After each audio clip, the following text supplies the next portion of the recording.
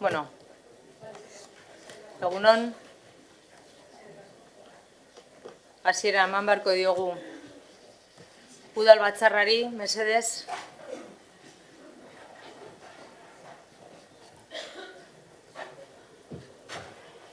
Egunon guztioi.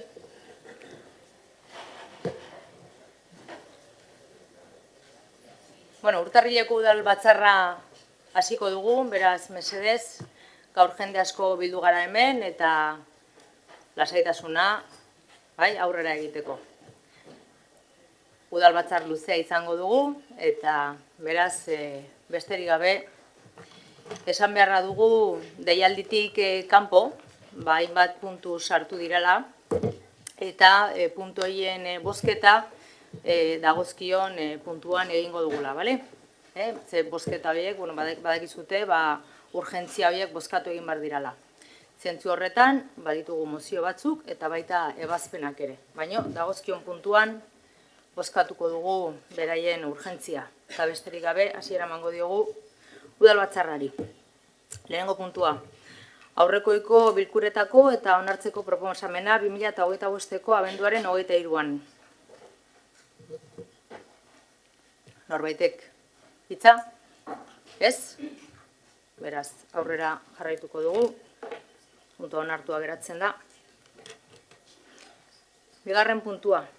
Andres Isasi musika eskolaren antolamendu eta funtzionamendu araudiaren hasierako onespenaren proposamena. Eskerrik asko, alkate Andrea. Batzordeak proposatuta honako hau proposatzen da. Lehenengoa, hasierako onarpena ematea Andres Isasi musika eskolaren antolamendu eta funtzionamendu araudiari espedientean erazkin gisa ageri den dokumentuaren arabera. Bigarrena, informazio publikoko eta entzunaldiko izapidea irekitzea interesdunentzat gutxienez 30 eguneko epean erreklamazioak eta iradokizunak aurkezteko Bizkaiako aldizkari ofizialaren iragarkiaren bitartez. Horrelakorik aurkeztuko balitz udalbatzak alegazioak eta iradokizunak ebaztea eta hala badagokio behin betiko onartzea. Erreklamazio horik edo iradokizunek aurkezten ez bada, behin behineko erabakia behin betiko hartuko dela joko da. Hasieran onartutako testua udalaren webgunean ikusi izango alda, behin betiko onartutako testua Bizkaiako aldizkari ofizialen argiratuko da. Eta egunon guztioi. Astu zait. Eguren Andrea. Eskerrik asko, alkate Andrea. Egunon guztioi. En este punto del orden del día traemos la propuesta de puntu honetan Antolamendu eta funtzionamendu araudi berri bat daukagu Andres Isasi musika eskolarako. Osoko bilkura honetara dakargu hasierako onespena emateko eta gero barne araubidea onesteko. Testu berri honen bitartez, eskolaren araudi esparrua eguneratzen da eta araudiaren aldaketetara egokitzen du. Azken urteetako aldaketetara. Batez ere, 74/2024 dekretuan jasotakora egokitzen du. Era berean, argi uzten du zein eskumen eta antolakuntza izango dituzten zuzendaritza taldeak, irakasleek eta ikasleek, eta gardentasun eta parte hartze printzipioak indartzen ditu. Hala, eskolari funtzionamendu esparru argiagoa eta eguneratuagoa ematen dio. Gogoratu beharra dugu, erregelamendu hau jada aurkeztu eta landu zela artezkaritza batzordean, Getxo Kulturaren artezkaritza batzordean, abenduan. Bukatzeko gogorarazi nahi dugu ez dela aurkeztu inolako emendakinik. Eskerrik asko. Norbaitek hitza?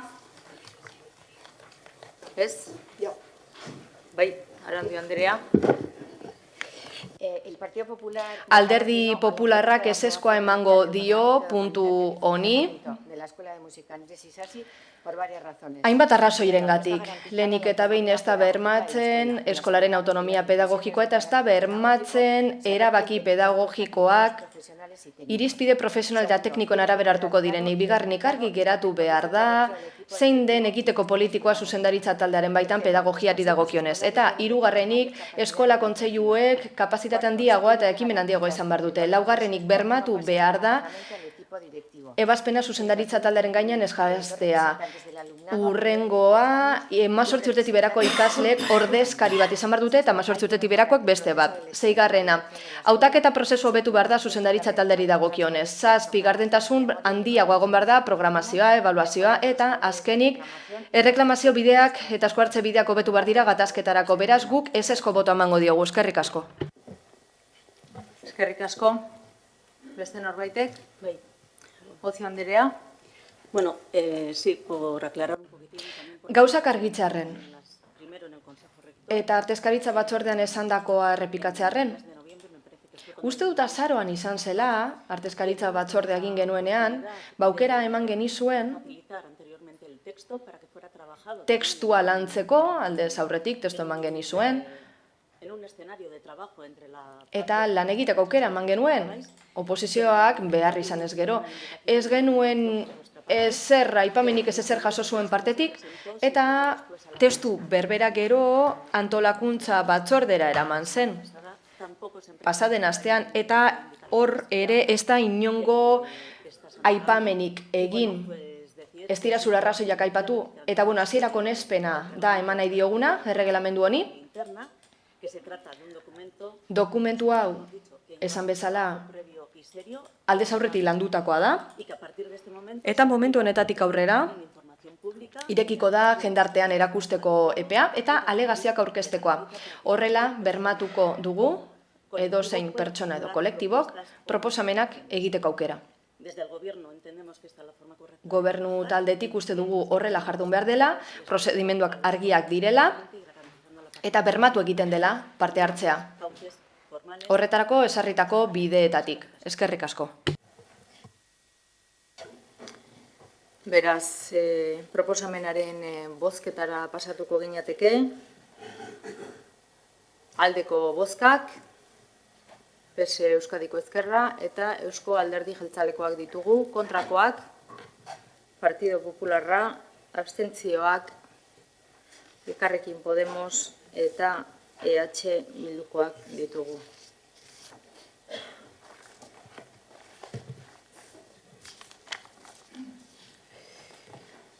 Honez beste, orain bai urgentziak bozkatu behar ditugu, badauzkagu ebazpen batzuk, ebazpen bat eta gero zinegotziaren karguari uko egitea, eta 2 mozio ere dauzkagu bozkatzeko, bai?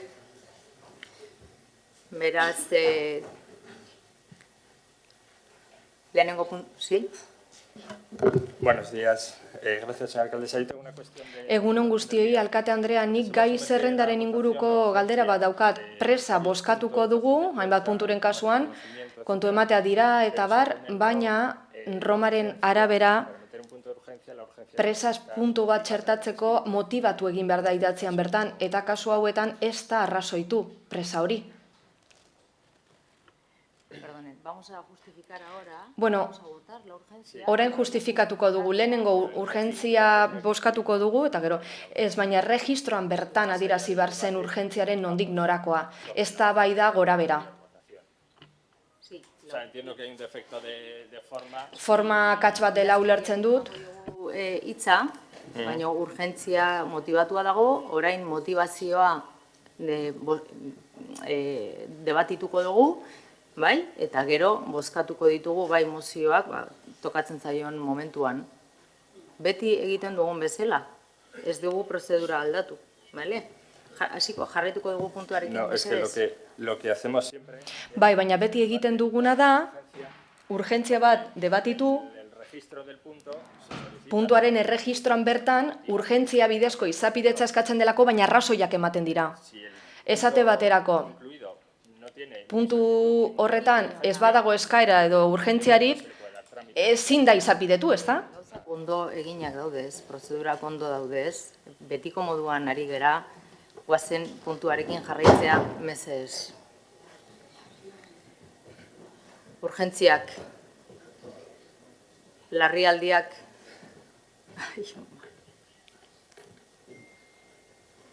idazkari jauna Anderea kasu honetan, ze idazkari berria dugu ere bai, idazkari Anderea argitu nahi duzu puntua mesedez. Bai, ez, alkateak esaten daben moduan, orain bozkatzerakoan motibatuko da urgentzia. Hori esaten du gure araudiak. Erderaz irakurriko dut, bale? Esaten du, su autor habrá de alegar y justificar la urgencia del caso. Y corresponde al... Kasuaren urgentzia justifikatu beharko da, Absoluta. Eta hori egingo da. eta gehiengoa onartu beharko. La urgencia se debatirá previamente. Urgentzia aldez aurretik eztabaidatu behar da. Está justificada y luego Hau da, justifikatuta egon behar da. justificada tendrá que estar por Justifikatuta egon beharko da idatziz. todas las mociones de urgencia que hemos metido la oposición. Presa mozioak txartu izan ditugunean, beti parrafotxo batean, urgentziaren nondinolakoak eman izan ditugu. No, no lo dice. Su autor habrá de elegir, de alegar... Egileak alegatu eta justifikatu beharko du kasuaren urgentzia. Oraintxe egingo dute. Ez orain eztabaidatuko da. Eta justifikatu baita. No sé por qué se tramita de urgencia. Ez daki zergaitzi tramitatzen den urgentziaz eta gero espedientzian ez du ezer jartzen. Y no hay ninguna duda que... Roma argia da, ez dago zalantzarik, horrela da, orain garrantzitsuena da, egileak alegatzea, justifikatzea urgentzia, eta hori sontze egingo da. que has presentado tú de urgencia... Zuk, presaz aurkeztu zu mozioaren kasuan, justifikatuko duzu orain baita ere. Idatzian egin izanak ez dio ezer gehiago gehitzen. Las daciones de cuenta que se van a someter hoy a la... Gaurko kontu emateak, urgentziaz aurkeztuko direnak, momentu honetan justifikatu dira Romaren 9. artikuluaren arabera. Egila justifikatu beharko du urgentzia. Eta egingo du. O sea, no hay interpretaciones posibles. Ezin da beste modu batean interpretatu artikulu argia da. Pero insisto, el documento Berriro diot. en ningún momento pide la tramitación y motiva la tramitación. Dokumentuan esaten da, ez da zer esaten dokumentuaren tramitazioaren zergatian inguruan. El caso, en ningún momento se dice que... Ez da esaten momentu bakar batean ere, dokumentuan lau arrazoi eman behar direla, edo lau lerrotan arrazoiak eman behar direla. Beste kontu bada mozioetan zuek egin duzuela, baina artikuluan irakurri dut eta argia da. La interpretación es clara. Interpretazio horrela da. Idazkari Andereak oso argi utzi dula, betiko prozedurak jarraitzen ari gera, ez dugu ezer aldatu, eta nik uste dut betiko lez, momentu honetan, urgentzia justifikatu egingo dugula. Beraz, hitza emango diot lehenengo gabazpenan urgentzia justifikatzeko Ocio Sí, Andereari. eskerrik asko alkate Anderea, pues está claro. Bueno, la urgencia de este punto... Bueno, argi dago puntu honen urgentzia, ez da? existente, ya que cuando se cerró el orden del día del pleno, de este pleno... Osoko bilkuraren erregistroa itxi zenean, a los que se refiere este punto, puntu honetan adierazten diren egitateak con posterioridad ez ziren gertatu, beranduago itxi ziren gai zerrenda itxi eta gero gertatu ziren eta horregaitik gardentasuna bermatzeko eta berehalakotasuna bermatzeko baita ere beharrezkotzat jo dugu presa sekartzea osoko bilkura honetara.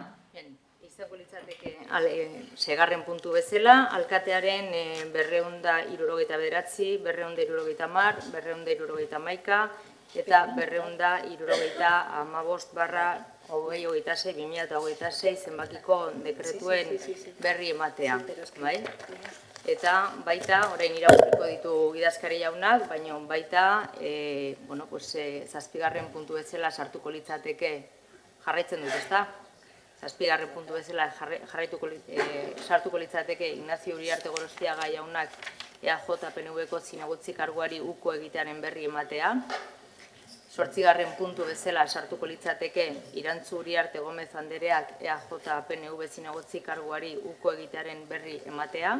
Eta bederatzigarren puntu bezala sartuko litzateke Inigo Urkitza Janez jaunak EAJ PNV zinegotzi karguari uko egitearen berri ematea. Hoiek izango lirateke, bai? Idazkari Anderea. Orain bosketa egin, beste bi mozio urgente dauz. Bale, botazioak, bale. Orduen bosketa orain banamanan. Beraz, segarren, bai. Gracias, señora alcaldesa. Yo quiero tomar la palabra para hablar de la moción de urgencia. Eskerrik asko, alkate Andreak, nik ulertzen du gobernu taldeak presa duela zinegotziak ordezkatzeko, baina osoko bilkura honetara ekarri zurrengora ekarri alzen, baina guk urgentzia guztiak honetziko ditugu, ondo ikusten ez badugu ere.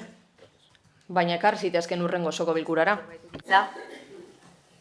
Benito jauna. Nik ulertzen dut hau dela presaren inguruko eztabaida, ezta? Yo por contestar a la última alusión, sí se está... Bueno, azken aipameni erantzuteko, bai gauzak beste modu batera egiten ari dira orain. Presasko registro guztiek eskaeran bertan, idatzian bertan, motivazio txiki bat barnartu behar dute. Gero, eztabaidatu zeinez, hori alde batetik, bestetik. No compartimos el motivo de la urgencia. Ez dugu ikusten urgentziaren zergatia. Inputatuko zinegotzien kargu ustea zari gara, kargu publikoa da, eta hori, kargu uste hori, dimisio hori komunikatzen denean egiten da, egikaritzen da. Gero, bestelakoa osteko prozedura formal bat da, egin behar da, baina ez da presaskoa. Hau da, hau izapidetu daiteke hurrengo osoko bilkuran. Hoi bezala, beste kargustekin egin izan den bezala.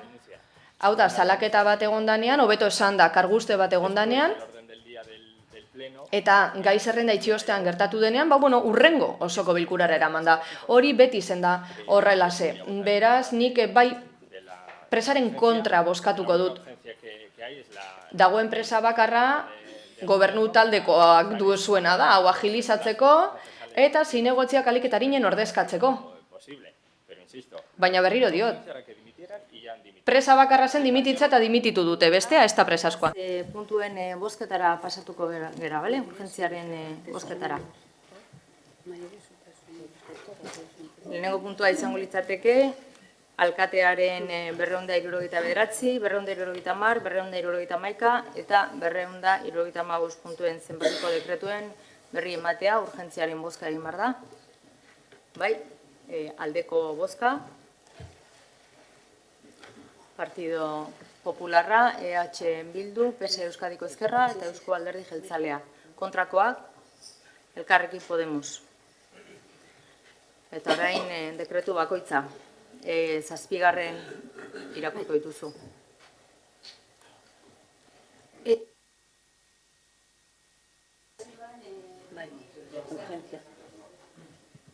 Orain bigarren botazioa, Ignacio Uriarteren. Bai hori, Ondo. Bai.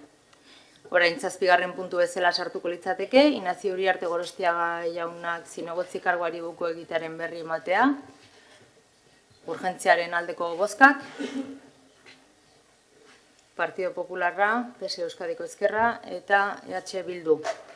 8. puntua, Irantzuri Arte Gomez Andreak zinegotzi kargoari uko egitaren berri A ver, que las abstenciones y votos en contra. barkatu. Eta eskarraro egiten zait. Kontra, Elkarrekin Podemos.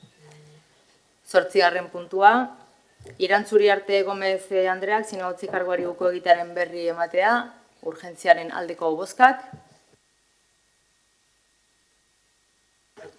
PS Euskadiko Ezkerra, Eusko Alderdi Jeltzalea eta EH Bildukoak ditugu. Kontra, Elkarrekin Podemos. Eta 9. puntua, Iñigo Urkitzaian jaunak, zinegotzi karguari uko egitaren berri ematea, urgentziaren aldeko bozkak, Partido Popularra, PS Euskadiko Ezkerra, Eusko Alderdi Jeltzalea eta EH Bildu. Kontra, Elkarrekin Podemos. Beraz, atalau itxita geratzen da. Eta kontu ematea onartua geratzen da. Orain mozioen urgentziara pasatuko gara, bale? Mozioen premiazkotasun beharra. 2 mozio ditugu, bat Bilduren mozioa dugu eta beste bat Elkarrekin Podemosen mozioak. Zeinek defendatuko du Rodríguez jauna? Bai, egunon. Bueno, urgentzia, gure ustez nahiko garbi dago, ostiralean ezagunutu genituen epailearen ebazpenak azterketa sakona eskatzen zuen, ezin ziren gauzak deprisa eta korrika egin, eta aldi berean, egia da, momentu horretan, guretzako ja mozioak sartzeko epea agortuta zegoena, udalak sartu zituenean. Eta hortaz aparte, esan egin behar da, guretzako premiazkotasuna badagoela, kasu guztietan batez ere, udal gobernuaren egoera nahiko latza delako, eta hori alik eta azkarren konpondu beharko delako. Beraz, como decía, la urgencia está justificada. Urgentzia justifikatuta dago.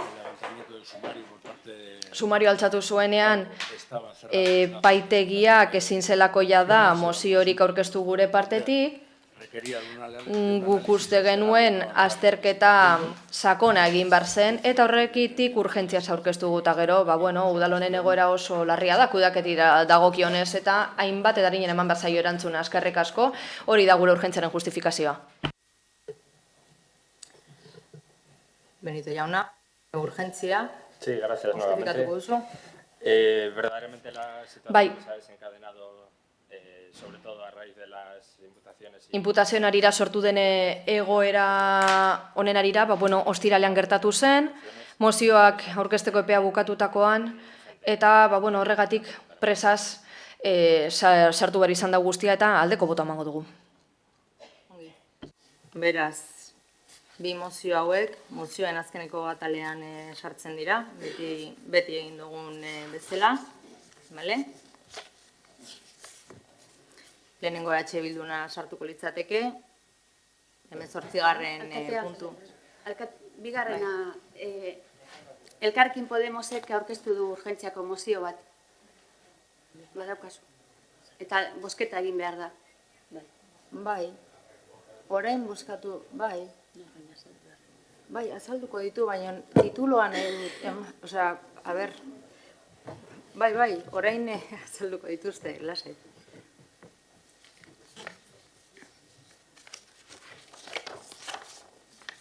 Orduan, lehendabizi sartuko da EH Bildurena, bai, eta gero Elkarrekin Podemosena. EH Bildurenak izango du 18. puntua, eta Podemosenak 19. puntua, bale?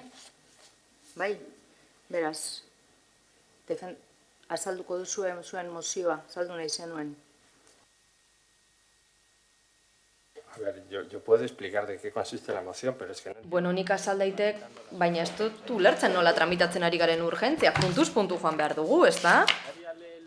Idazkaria puntua irakurtzen duenean, proposatzaileak arrazoitzen du, eztabaidatzen da, eta hurrengo puntura pasatzen gara. Puntu bat aurkezten da, gero konjunto egingo da, ez dugu ondo ulertzen.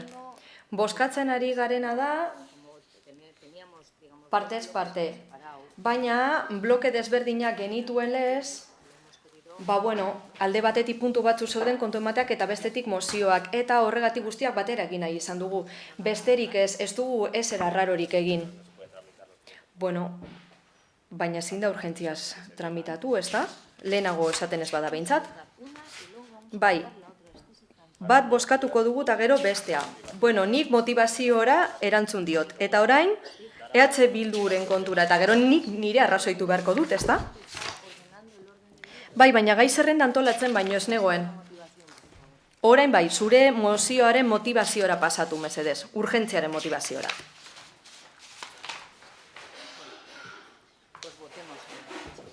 Bagoazen EH Bildurarena bozkatzera.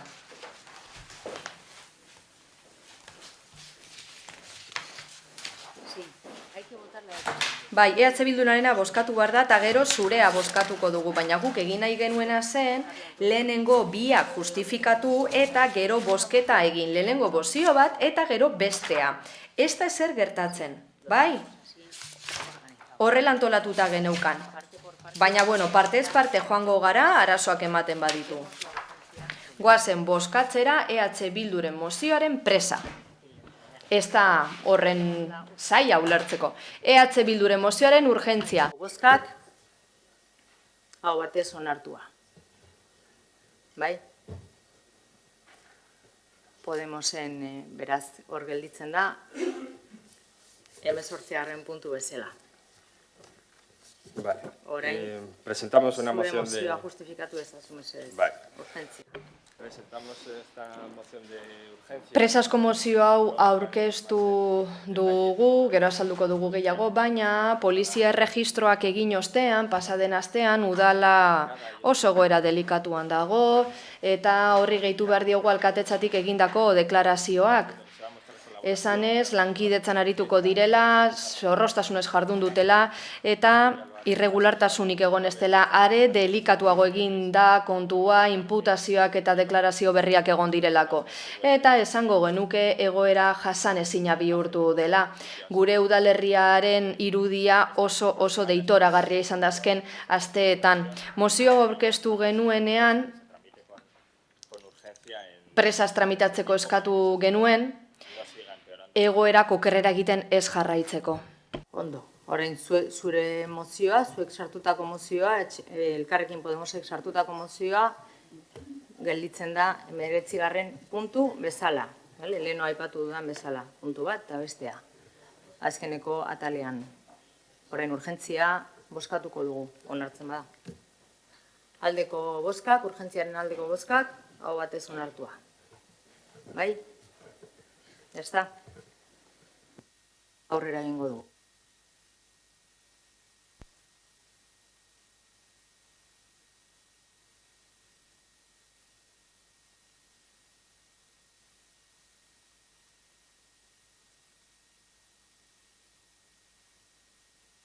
Pasatuko gara. Hainbat ebazpenen berri ematea aurrekontu gehigarrizko kredituz baliatuta aldarazi. Eskerrik asko, batzordearen proposamena hurrengokoa da. Kreditu gehigarrien bidezko aurrekontu aldaketaren ebazpen hauek jakintzat ematea. 2025 zenbakidun ebazpena 169.000 euroko zenbatekoarekin. Kreditu gehigarria 2025-23 Getxoko Udalaren 2024 eta 2027 legegintzaldiko planaren funtsezko edukiak zabaltzea eta herritarrei jakinarazteko aholkularitza ematea. 5.138-2025 zenbakidun ebazpena, 25.000 euroko zenbaketekoarekin, kreditu gehigarria 2025-24 arriskuen prebentzioarekin lotutako hainbat gastu finantzatzea. 5.160-2025 zenbakidun ebazpena, 65.000 euroko zenbaketekoarekin, kreditu gehigarria da 2025-25 udal birridaterako material elektrikoaren, burdindegiaren eta erakuitzaren hornidurak finantzatzea. 5.456-2025 zenbakidun ebazpena, 6.000 euroko zenbatekoarekin. Kreditu gehigarria 2025-28 iragintza arloko bigarren kapituluko hainbat gastu finantzatzea. 5.555-2025 zenbakidun ebazpena, 12.000 euroko zenbatekoarekin. Kreditu gehigarria 2025ko 29. Tailer mekanikoaren hainbat gastu finantzatzea. 5.555 2025ko zenbakidun ebazpena 25.008 euroko zenbatekoarekin. Kreditu gehigarria 2025ko 30. Bizkaitikek Getxoko udalerako errolda proiektuaren barruan egindako lanak eta ekintzak finantzatzea, baina ez ziren amaitu. 5.602 2025ko zenbakidun ebazpena 78.000 euroko zenbatekoarekin. Kreditu gehigarria 2025ko 30. Nahitaezko diru bilketa eta laguntza zerbitzua finantzatzea abetan. 5.676 2025 zenbakidun ebazpena 24.105,91 euroko zenbatekoarekin. Kreditu gehigarria 2025 32. Aldizkakoak ez diren udal laguntzak finantzatzea. 5.701 2025 zenbakidun ebazpena 50.000 euroko zenbatekoarekin. Kreditu gehigarria 2025ko 33. Getxo kulturako kasetak finantzatzea. 5.852 2025ko zenbakidun ebazpena 15.000 euroko zenbatekoarekin. Kreditu gehigarria 2025ko 34. Egonkortze prozesuen araberako dietak eta arkauterako bidaiak finantzatzea. 5.879 2025ko zenbakidun ebazpena 60.000 euroko zenbatekoarekin. Kreditu gehigarria 2025ko 35. Udalegoitzako lehen kapituloko gastuen finantzaketa. 5.893 2025ko zenbakidun ebazpena 12.000 euroko zenbatekoarekin. Kreditu gehigarria 2025ko 36. Tailer mekanikoaren hainbat gastu finantzatzea. 5.978 2025 zenbakidun ebazpena 1.100.000 euroko zenbatekoarekin. Kreditu gehigarria 2025ko 38. Zabaiako eta Torreneko Urguileko eta Algortako geltoki plazako berregokitze estetikoa finantzatzea. 6.025 2025 zenbakidun ebazpena 7.000 euroko zenbatekoarekin. Kreditu gehigarria 2025ko 39. Uglet 6 sistema eskuratzea. 6.271 2025 zenbakidun ebazpena 25.000 euroko zenbatekoarekin. Kreditu gehigarria 2025ko 40. Zuteak itzaltzeko foru zerbitzua 2025ko ekitaldia. Eta azkenik 6.317 2025 zenbakidun ebazpena 110.000 euroko zenbatekoarekin. Kreditu gehigarria 2025ko 41. Lehen mailako sareko ur hornidoraren finantzaketa. Norbait ekitza? Zelai Andrea? Bai, egun guztiei. Merkatzen diren kreditu gehigarri batzuk deigarriak dira benetan. Batetik, 1.100.000 euro daude, Zabaia, Torrene eta Teietze konpontzeko. Kale horietan, zehazki zer egingo den galdetuta, lurralde batzordeko presidenteak ez ekien zer erantzun, ez ekien zer eran, txukundu besterik ez. Eta bai, ondo, txukundu bai, baina nola. Zergatik 1.100.000 euro eta ez 2 milioi edo 1.000.000 bestalde, kreditu gehigarri hau, duela 3 hilabete sinatu da, zehazki jakin gabe zer egingo da horrekin, baina hori bai. 2026 urtean gauzatzeko. Eta, klaro, normalean, 2026ko proiektuak, 2026ko aurrekontuetan sartzen dira. Baina aurten, agerikoa denez, Getxok ez ditu aurrekonturik. Udal gobernuak arazotik arazora ibili da, eta bere lana txukun egiteko ez du denborarik izan. Jakin bazekiten urteetan lagundu izan duen alderdi popularrak ez zituela aurten lagunduko. Bideragun ez fidagarrien ondorioak dira hauek. Alderdi popularrak odola usaindu eta hauteskundeen hurbiltasuna, eta garo, hori ez da ona, baina EAJak alegina ere ez du egin. Aurrekontu proposamenik ez da egon. Baina hori bai, azken 3 hilabeteetan kreditu gehigarriak bai sinatu dituzte. 2.800.000 euro baino gehiago. Eta horrekin batera, aipatzearren badago beste kontu gehigarri bat, bereziki nabarmendu beharrekoa. Ia, 1.700 euro erabiliko dira gobernu lanaren zuriketa publikoan. Legegintzaldi plangintzaren komunikazioa deitzen diote, baina propaganda hutsa da. Eta egia esateko komunikazio on baten falta badauka udal gobernu honek, baina arazo larria dute kudeak eta esa. Hain kudeak eta txarra egin du komunikazioak ezin duela konpondu. Ez 1.700 euro, ez milioi bat ere.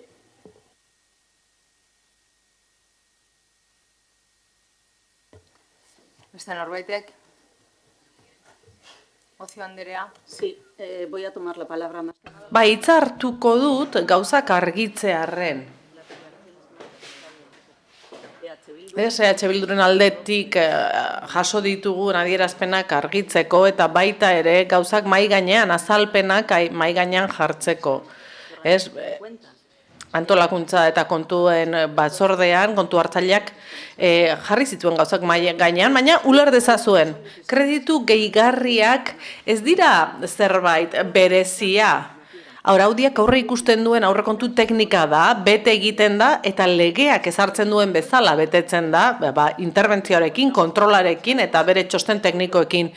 Testu inguru politikoa oso argia da, hauteskunduen aurreko urtean gaude eta horrek baldintzatu egiten ditu denborak eta adostasunak aurrekontu berri bat onartzeko. Eta hala ere, publikoki esan den bezala, alkateak berak ere hala esan du, gure borondatea edo borondatea da, behintzat, zirriborro bat aurkeztea, aurrekontuen zirriborro bat. Gainera, kreditu gehigarri hauek gure bide horriarekin betetzen jarraitzen ahalbidetzen digu eta ez geldirik eratzea udalerriarentzat garrantzitsuak diren proiektuak.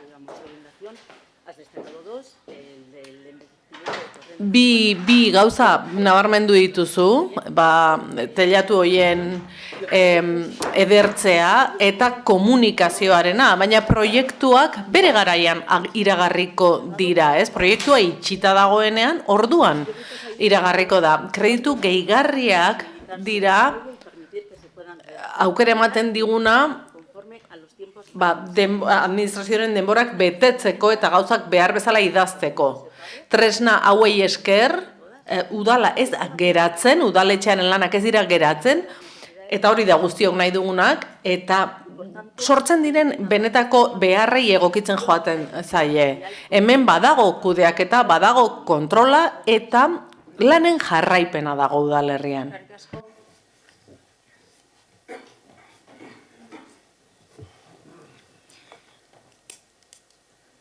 Laugarren puntura pasatuko gara. Laugarren puntua, kreditu finalista gaitzen bidez egindako aurrekontua aldatzeko hainbat ebazpenen berri ematea.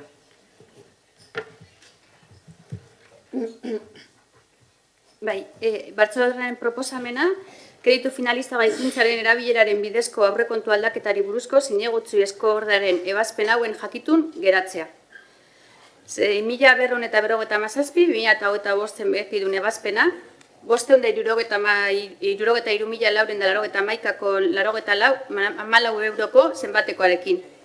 2025 0,5 F kreditu finalista gaitzea, urbanizazio prozesutik eratorritako beste jarduketa batzuk.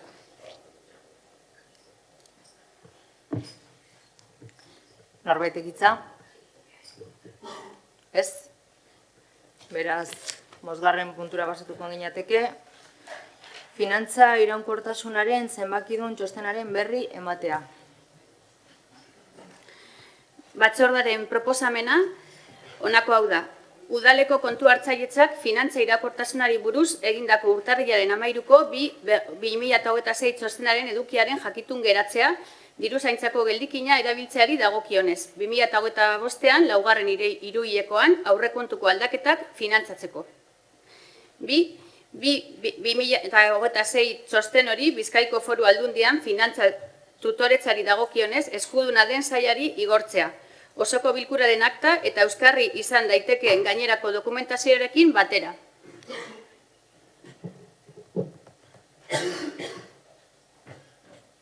Norbaitek hitza? hasiko gara txikitik gaundira. Benito jauna. Sí, gracias, señora alcaldesa. Eskerrik asko, alkate Andrea, berriz ere, Por parte de la intervención del ayuntamiento, de la interventora del ayuntamiento sobre el remanente. udaletxeko eskuhartzaileak txosten bat egin du, hor badaukagu gerakin handi xamar bat, ez? Agian, irudituko zaigu udaletxea edo udala, diru aurrezten ari dela, baina ez da ekonomia familiarra, ez? Baina, kasu honetan, erakunde publiko batek dirua edukitzea da aurreztea edo dirua metatzea, ez da seinale ona, horrek esan nahi du, behar duena baino gehiago sartzen dela dirua, edo egin dezakeena baino diru gehiago daukala. Eta ezinezkoa da hori ulertzea ikusten dugun egoera sozialarekin, ez? Ze nolako larritasuna duen adidez etxe bizitzaren egoerak. Muchos ejercicios de crédito suficiente para atender Orduan, necesidades sociales y necesidades kreditu horrek balio beharko luke bizilagunen beharrak asetzeko eta ez da hori egiten. que puedan llegar a Gero, ez dakigu zen nolako zehapenak edo iritsiko zaizkion udalari. Ze epai batek, epai judizial batek agian gerakin horren zati handi bat erabili beharko du. Tamalgarria litzateke hori, baina horrek esaten digu baita ere zer nolako hondamendia izan zen aurreko PGU hori. haya que hacer frente a las millonarias multas que nos pueda llegar por él con este. Baina, agian gerakinak, zigorrak edo ordaintzeko erabili behar ditugu. Beraz, nire ustez, gerakin hoiek erakusten dute udalau ez dela gai etxeko bizilagunen premiak asetzeko edo premia hori erantzuteko.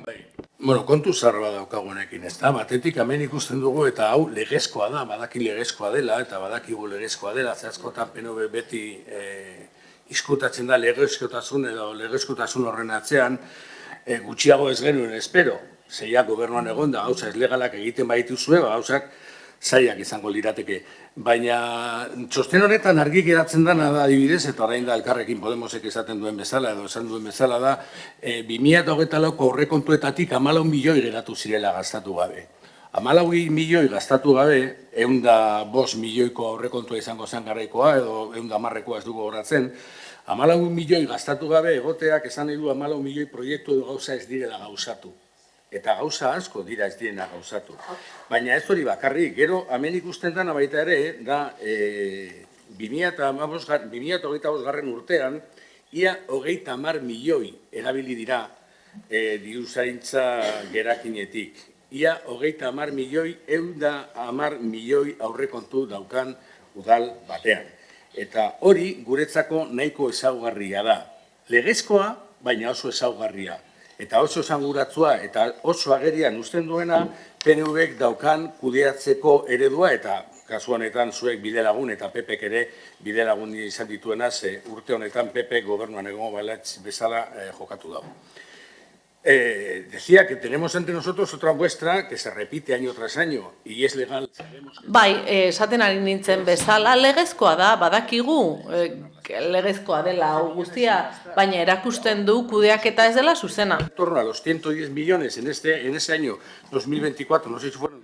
Beraz, 110 milioi euroko aurrekontua zuen garai hartan, 2024an, 14 milioi euro ez erabili izana, oso seinale txarra da, ez, adibidez, hiri autobusa, edo rampa horiek, ez da, inoiz egin funtzionatu ez dut direnak, edo izoztuta dauden diru laguntzak, kirol taldeentzat edo kultur taldeentzat, langile falta hirigintza arloan, langile falta etxe bizitza arloan, esku hartze eta ekimen falta etxe bizitza arlean, hori guztia da, udalak egin gabe utzi duena, eta ez da bakarrik 14 milioi aurreztu dituela.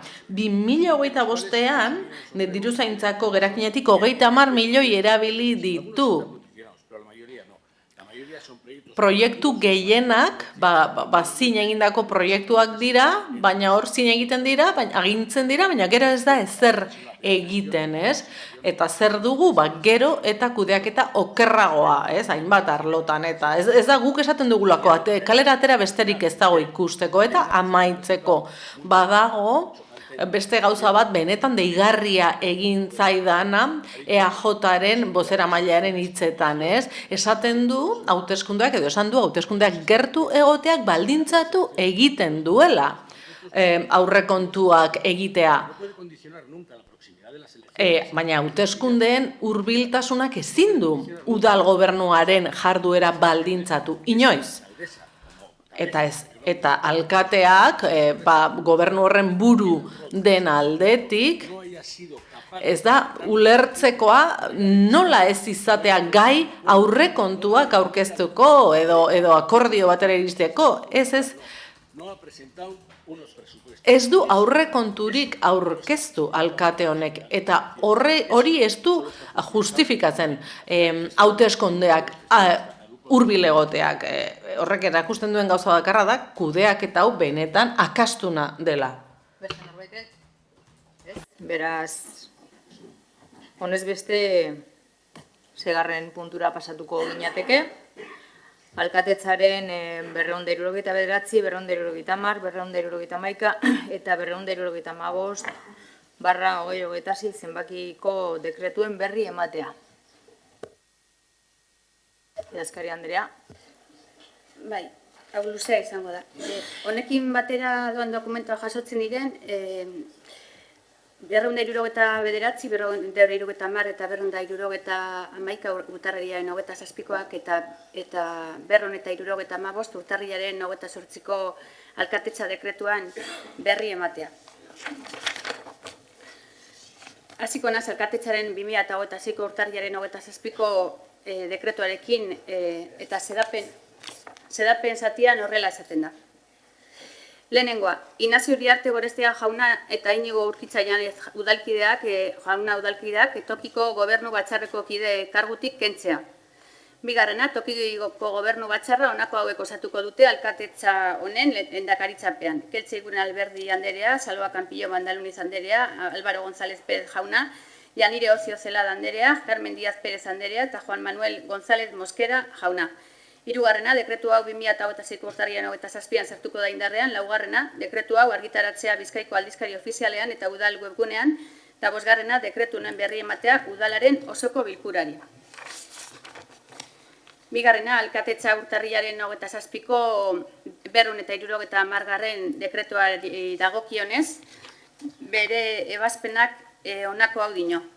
Lehenengo, alkatetzaren 2025ko urriaren 17ko 5.393/2025 dekretuan, arlo eta zerbitzuetako arduraden izateko udalkideak izendatzeari eta gastu programen arduraden politikoak izendatzeari buruzkoa, lehen taula aldatzea, honako zehaztapen hauen ondorioz. Irantzuri Arte Gomez udalkidea, tokiko ekonomia sustapen arloko eta turismo informazio eta sustapen eta euskara zerbitzuko arduradun titular, eta gobernu irekirako eta modernizioko eta gaitzolan zerbitzuko zinegotzi arduran ordezko kargutik kentzea. Inazio Uriarte Gorostiaga udalkidea, kontu hartzailetza orokorreko eta bide publikoko kudeak eta zerbitzuko zinegotzi arduran titular, eta langileria eta antolaketa diru zaintza, tokiko ekonomia sustapen herritarren segurtasun eta idazkaritza nagusiko arloetako, eta informazio eta sustapen turistiko zerbitzuko arduradun ordezko kargutik kentzea. Inigo Urkitza Janez udalkidea, langileria eta antolaketa eta diru zaintza arloetako eta ingurumen zerbitzuko arduradun titular eta kontu hartzailetza orokorraren arloko arduradun ordezko kargutik kentzea. Gorka Mostajo Galduroz udalkidea izendatzea, gobernu irekirako eta modernizaziorako arloko ordezko arduradun. Salva Campillo Mandaluniz udalkidea izendatzea herritarren segurtasun arloko ordezko arduradun. Yanire Ocio Zelada udalkidea izendatzea idazkaritza nagusiko arloko ordezko arduradun. Carmen Díaz Pérez izendatzea herritarren segurtasun arloko zinegotzi ordezko arduradun. Alkatetzak zuzenen hartuko ditu bere gain langileria eta antolaketa, kontu hartzailetza orokorra eta diru zaintza eta ekonomia sustapeneko arloak, getzolango zerbitzuen ardura Juanma González Mosquerari dagokilarik. Eta gero agertzen dan taulan txertatzen dira aldaketak. Dekretu hau argitaratzea Bizkaiko aldizkari ofizialean eta udal webgunean eta dekretu honen berri ematea udalaren osoko bilkurari. Hirugarren dekretua alkateatzaren urtarrian 27ko 271 dekretua da, eta bere zedapena dino eragabinik gabe ustea Inazio Uriarte Gorostiaga kooperatiboari tokiko gobernu batzarreko kide zen aldetik zegokion dedikazio esklusiboa. Bigarrena, eraginik gabe ustea Inigo Urkitza Janez kooperatiboari tokiko gobernu batzarreko kide zen aldetik zegokion dedikazio esklusiboa. Hirugarrena, eraginik gabe ustea Irantzu Uriarte Gomez korporatiboari esleituta zeuzkan dedikazio partzialak arlo helmendeko bi zerbitzuren zinegotzi ordezkari gisa. Laugarrena, alkatetzaren urriaren 18ko 5.385/2025 dekretu aldatzea, Getxoko udaleko udalkideen dedikazio eta ordainsari erregimen onartzen duena. Eta aintzetitzatoko korporazio dedikazioak erantzitako dokumentuan jasoko dira, eta taula dago jarraian. Seigarrena, dekretu honek ez dakar dedikazio korporatiboen gehikuntzarik, ez eta gasturen gehikuntzarik ere aurreko gorerekin alderatuta. Zazpigarrena, dekretu hau 2026ko urtarrilaren 27an sartuko da indarrean, eta 8garrena, dekretu hau interesatuei langileria eta altolak eta kontsuhartzaile eta diruzaintza arloei jakinaraziko zaie eta Bizkaiko aldizkari ofizialean eta udaleko webgunean argitaratuko da.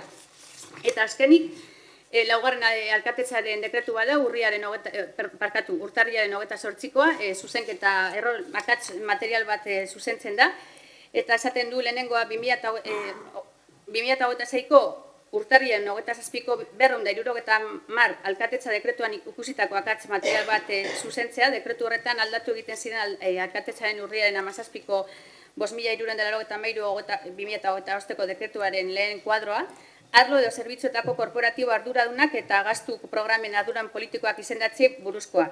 Esaten zuen, euskerazko aldean, esaten zuen Cesar al Corporativo Inigo Urkitza como responsable titular de las áreas de personal, organización y tesorería y del Servicio de Medio Ambiente y como responsable de la Dirección General. Eta baita esaten zuen Carmen También decía arloko zinegotzi ordezko arduradun. Aldatu behar da eta esan behar du euskeraz Inigo Urkitza Janez udalkide langileria eta antolaketa eta diruzaintza alroletako eta ingurumen zerbitzuko arduradun titular eta kontu hartzailetza orokorraren arloko arduradun ordezko kargutik kentzea eta bigarrenik Carmen Díaz Pérez izendatzea Getxolan zerbitzuaren zinegotzi ordezko arduradun.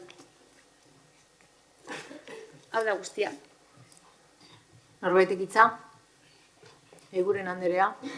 Eskerrik asko, alkate Andrea. En este punto del orden del día, que gai zerrendaren puntu honetan, larritasunez sartzea justifikatu da, eta hoen bitartez, udalbatza honi jakinarazten dizkiogu aldaketak batez ere irakurri den bezala, edo irakazkariak irakurri duen bezala, dekretuetan bertan idatzita dagoenari dagokionez. Eta horrela, ahalik eta azkarren egin dugu, gardentasuna izan dadin, ahalik eta handiena.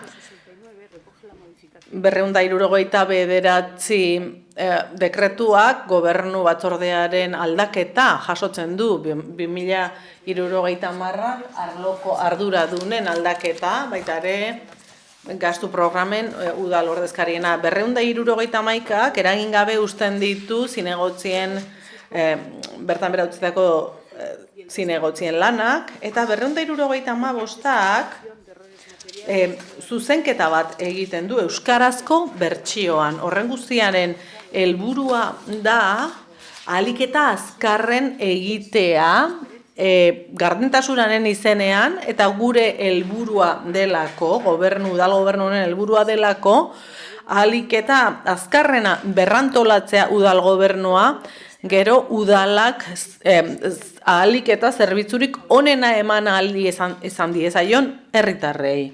Eskerrik asko. Eskerrik asko. Andrea jauna.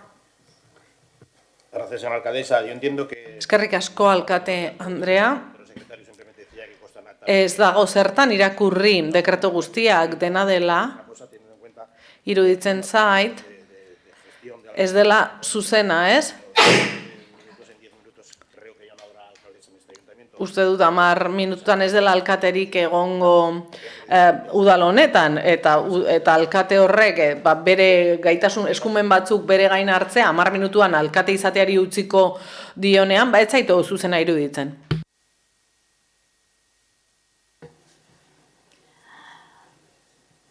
Besterik gabe, 7. puntura pasatuko ginateke, idazkari Andrea. Eskerrik asko. 7. puntua da Inazio Uriarte Gorostiaga jaunak Eusko Alderdi Jeltzalea PNV zinegotzi karguari uko egitearen berri emotea. Eta dino, Inazio Uriarte Gorostiaga jaunak udal honetako zinegotzi kargoa uko egitearen berri jasotzea. Eta bigarrena, erabaki honen ziurtagire hauteskunde batzorde zentralari igortzea hautetsi izarearen egiaztatze gutuna egin dezan dagokion hautagaiaren alde. Norbaitek hitza? Ez? Beraz, 8. puntura pasatuko ginateke. 8. puntua, Irantzu Uriarte Gomez Andreak Eusko Alderdi Jeltzalea Partido Nacionalista Vasco zinegotzi karguari uko egitearen berri emotea. Lehenengo puntua, Irantzu Uriarte Gomez Andreak udal honetako zinegotzi kargua uko egitearen berri jasotzea eta bigarrena, erabaki honen ziurtagirea hauteskunde batzorde zentralari igortzea hautetsi izaeraren egiaztatze gutuna egin dezan dagokion hautagaiaren alde. Norbaitek hitza? Ez, beraz, 9. puntura pasatuko ginateke. 9. puntua, Inigo Urkitza Janet jaunak Eusko Alderdi Jeltzalea Partido Nacionalista Vasco zinegotzi karguari uko egitearen berri ematea. Lehenengo puntuan, Inigo Urkitza Janak udal honetako zinegotzi karguari uko egin diola jakitea. Eta bigarrena, erabaki honen ziurtagire hauteskunde batzorde zentralari igortzea hautetsi izaeraren egiaztatze gutuna egin dezan dagokion hautagaiaren alde. Norbaitek hitza? Ez? Beraz, mozio eta interpelazioen atalera pasatuko ginateke. 10. puntu bezala geldituko litzateke, Popular Udal taldearen mozioa Getxoko alkateari dimisioa burutzekoa.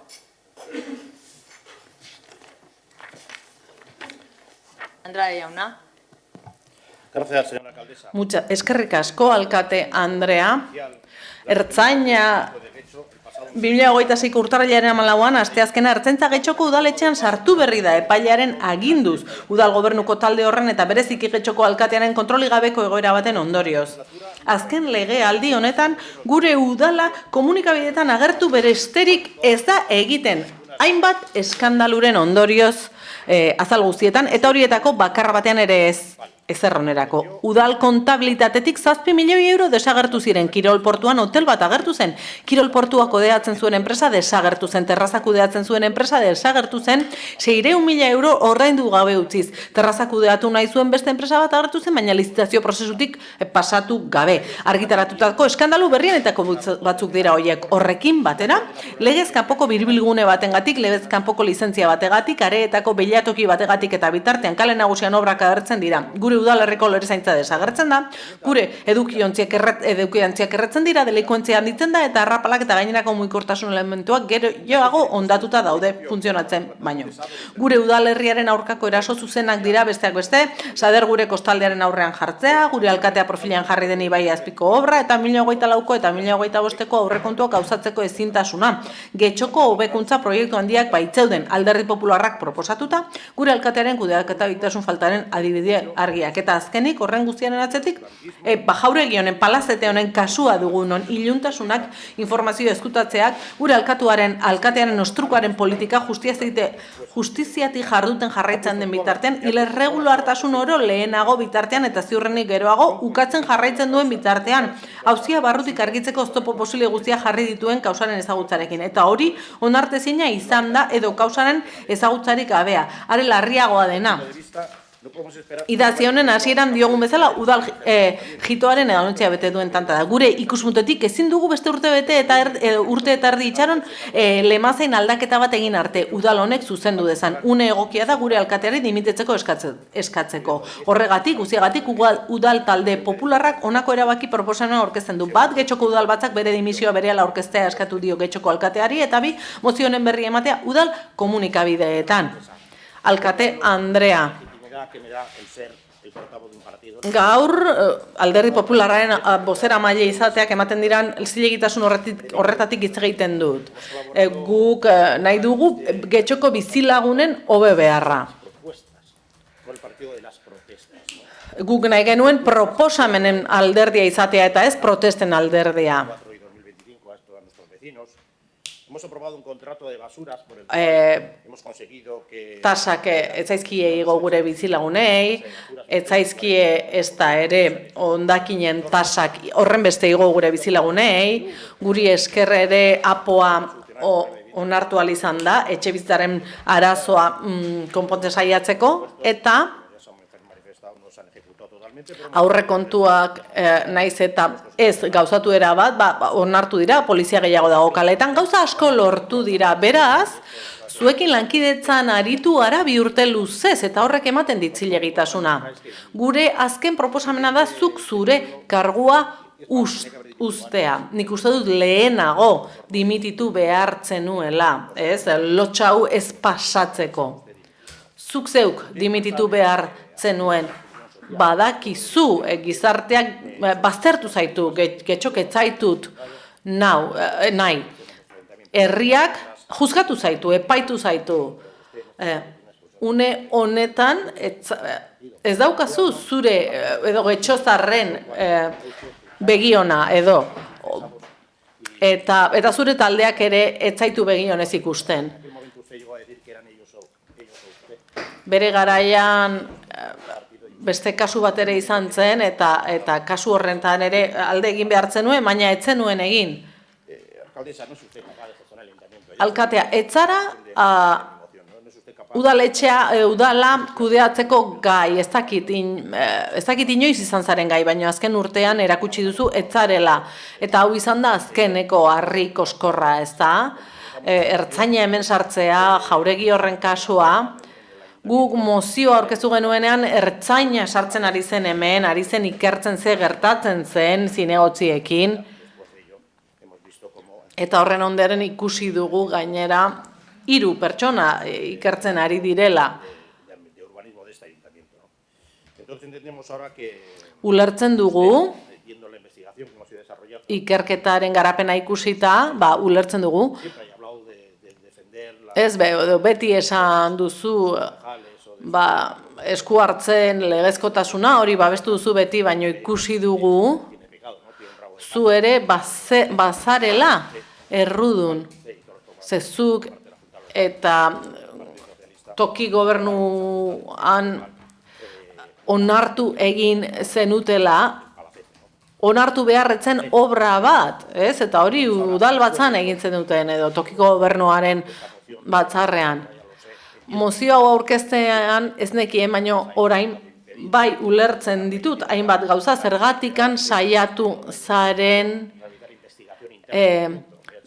ikerketa horiek geratzen, ez eskatu izan dugunean barrutik ikertzea udala, beti ez esan diozu.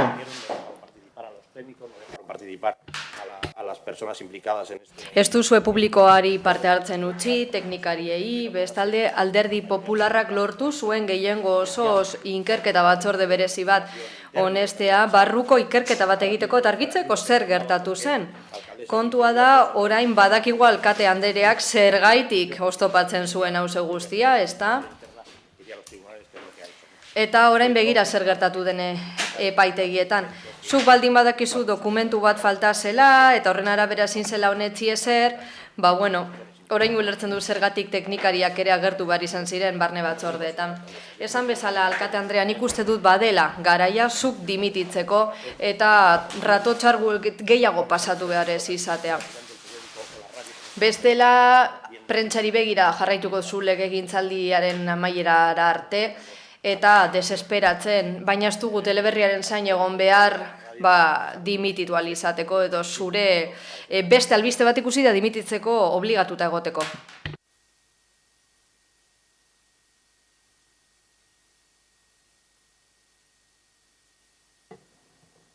Benito jauna, hitza hartuko zu.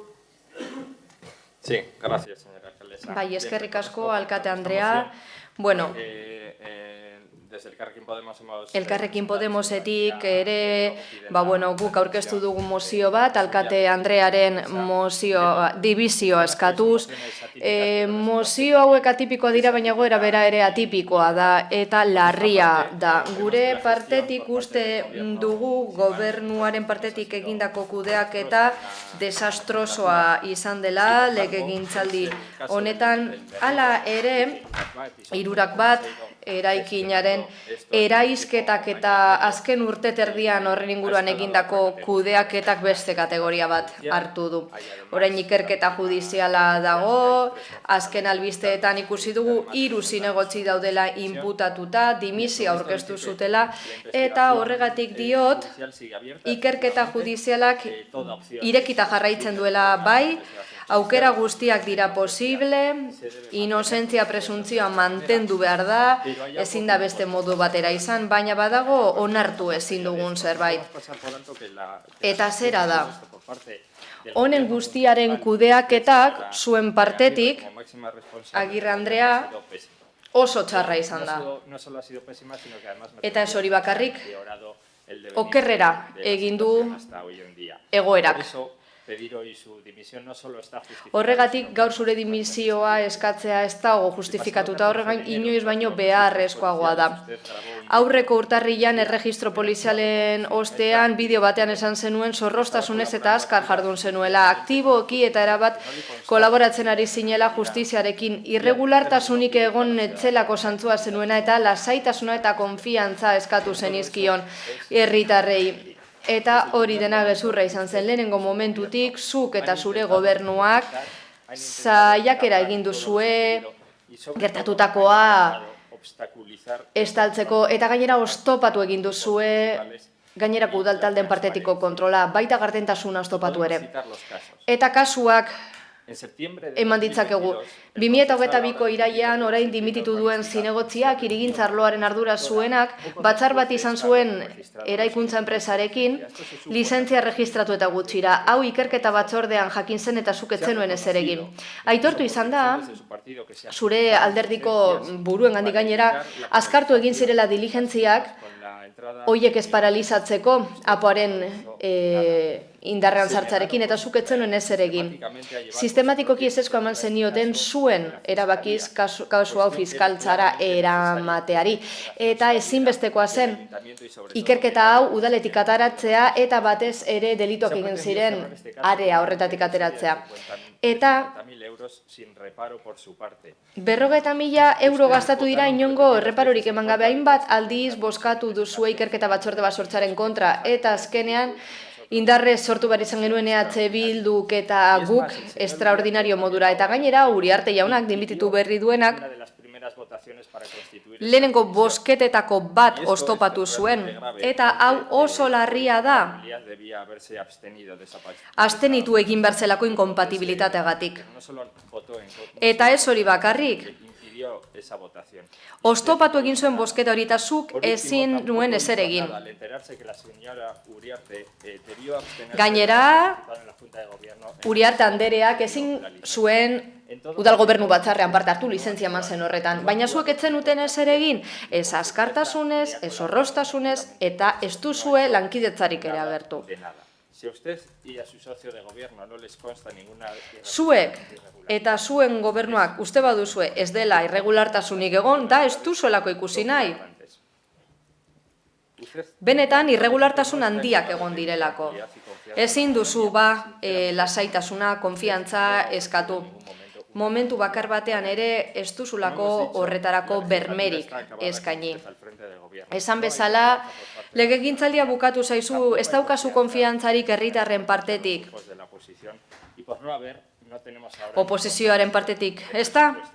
Eta aurrekontuen gai hau datorkigunean gutxiago paralisi osoa daukagu udal honetan.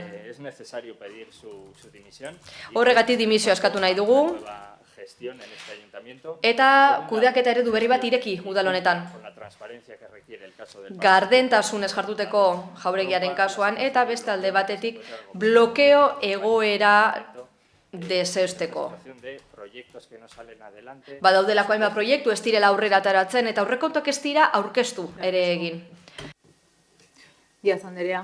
Eskerrik asko, alkate Andrea, egun denori, ongi etorri, Larraitz. El Partido Socialista... Alderdi sozialistak zera esan nahi du lehenik eta behin, argi eta garbi. Babestutako eraikin bat, eraisten bada Getxon, udal baimenaren kontra eginez oso larria da, ez du beste kalifikaziorik, argi dago honek kezka handia sortu duela herritarren. Artean, ondareari eragindako kaltea konponezina da eta beraz, krisi instituzional larria daukagu eta aurregin behar diogu seriotasunez eta zorroztasunez. Beraz, zuzenbide estatuan egin behar den lehenengoa da ikerketa judiziala erabat errespetatzea. Aliketariñen argitzeko gertatu den guztia eta ondori guztiak argizateko. Baina hain zuzen ere, justiziarekiko errespetuagatik osoko bilkura hau ezin da tribunal bihurtu. Ezin da epaitegi paralelo bihurtu eta argi eta garbi diogu. Gure ustez alderdi popularraren mozioaren helburua ez da gauzak argitzea edo kontrol gehiago egitea. Helburua da erabateko dimisioa berehalakoa erabiltzarma politiko modura, egoera judizial larria aprobetxatuz. Eta momentu honean gainera alderdi guztiek ez dute aitorpenik egin. Getxon badaukagu gauza bat ezin duguna alde batera utzi. Egoera anomaloa dugu autu judizialak, egon dira, pertsonatu dira zenbait alderdi politiko, eskubide eta zilegitasun oso akusazio partikular modura aurkeztu dira, eta gainerako jakin izan duguna prentsari egindako filtrazioen bitartez izan da, baina ikertzen ari diren pertsonek ez dute inongo jakinarazpenik jaso eta ezin izan dira defenditu normaltasunez. Eta ikusi dute beren izena bizenak argitaratu direla eta delituak eta ondorio penalak ere gotzi zaizki, hori oso larria da. Eta horrek okertu egiten du erakundaren ganako konfiantza. Horregatik ez dugu inongo epaiketa paralelorik egingo. Poliziak eta justiziak investigatu behar dute. Hoiek epaitu behar dute, amaiera arte. Gaztelaniaz esaten den bezala ze, kaiga kien kaiga. Arduradun guztiak aurkitu nahi ditugu eta alderdi sozialistatik ere nahi dugu hori argi geratzea zinbestekoa delako herritarrentzat. Alderdi sozialistak ni ordezkari nahuela ez da kooperatiba baten parte ere ez du inongo interes pribaturik izan asunto honetan. Alderdi sozialista udal gobernu batzarreko parte da, birgaitze lizentzia bat eman zenean 2022an, baina gero lizentzia horren kontra egin zuen kooperatiba horrek, inongo lizentzia gabe. Eta hori horrela da. Hala, defendatzen dugu tokiko gobernu batzarreko kide modura egindako lana. Guk araudiaren arabera jarraitu ditugu pauso guztiak, administrazio txosten guztia kontutan hartuta. Administrazio espediente guztiak onesten direnean tokiko gobernu batzarrean txosten teknikoek babestuta egiten da. Begokiden prozedura jarraituz. Horrek ez du esan nahi, begiak itxi ditugunik edo ezer justifikatzen ari garenik. Ez dugu egingo, inoiz ez dugulako egin da berriro ez dugula egingo.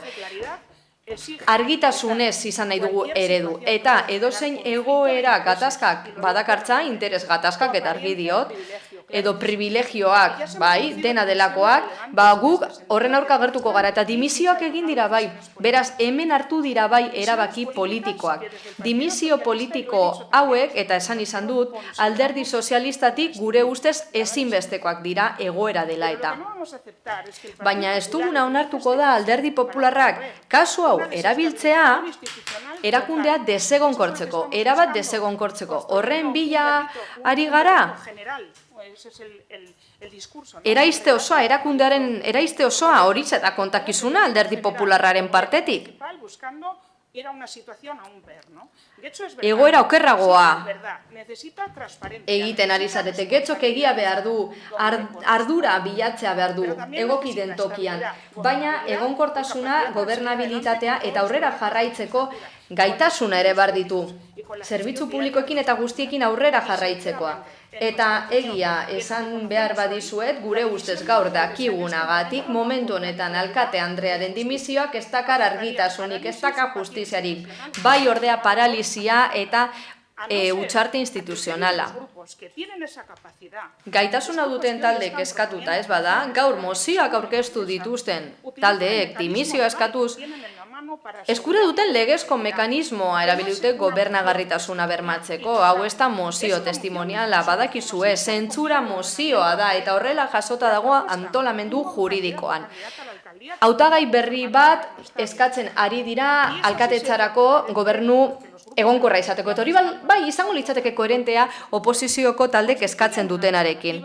Alternatiba bat eskaini. Uste badin baduzue, hau egokia ez dela, baduzue alternatiba emateko eskubidea. Baduzue, horregatik guztiagatik alderdi sozialistak mozio honen kontra bozkatuko du ez delako getxo babesteko mozioa. Mozio hau getxo erabiltzekoa da. Norberaren eta alderdi popularren interesen mesedetan. Eskerrik asko. Eskerrik asko. Bidosola jauna. Eskerrik asko. Bueno, gaur hemen denok dakigun bezala, getxoko alkatearen dimisioa eskatzen duten mozioak eztabaidatzeko ditugu.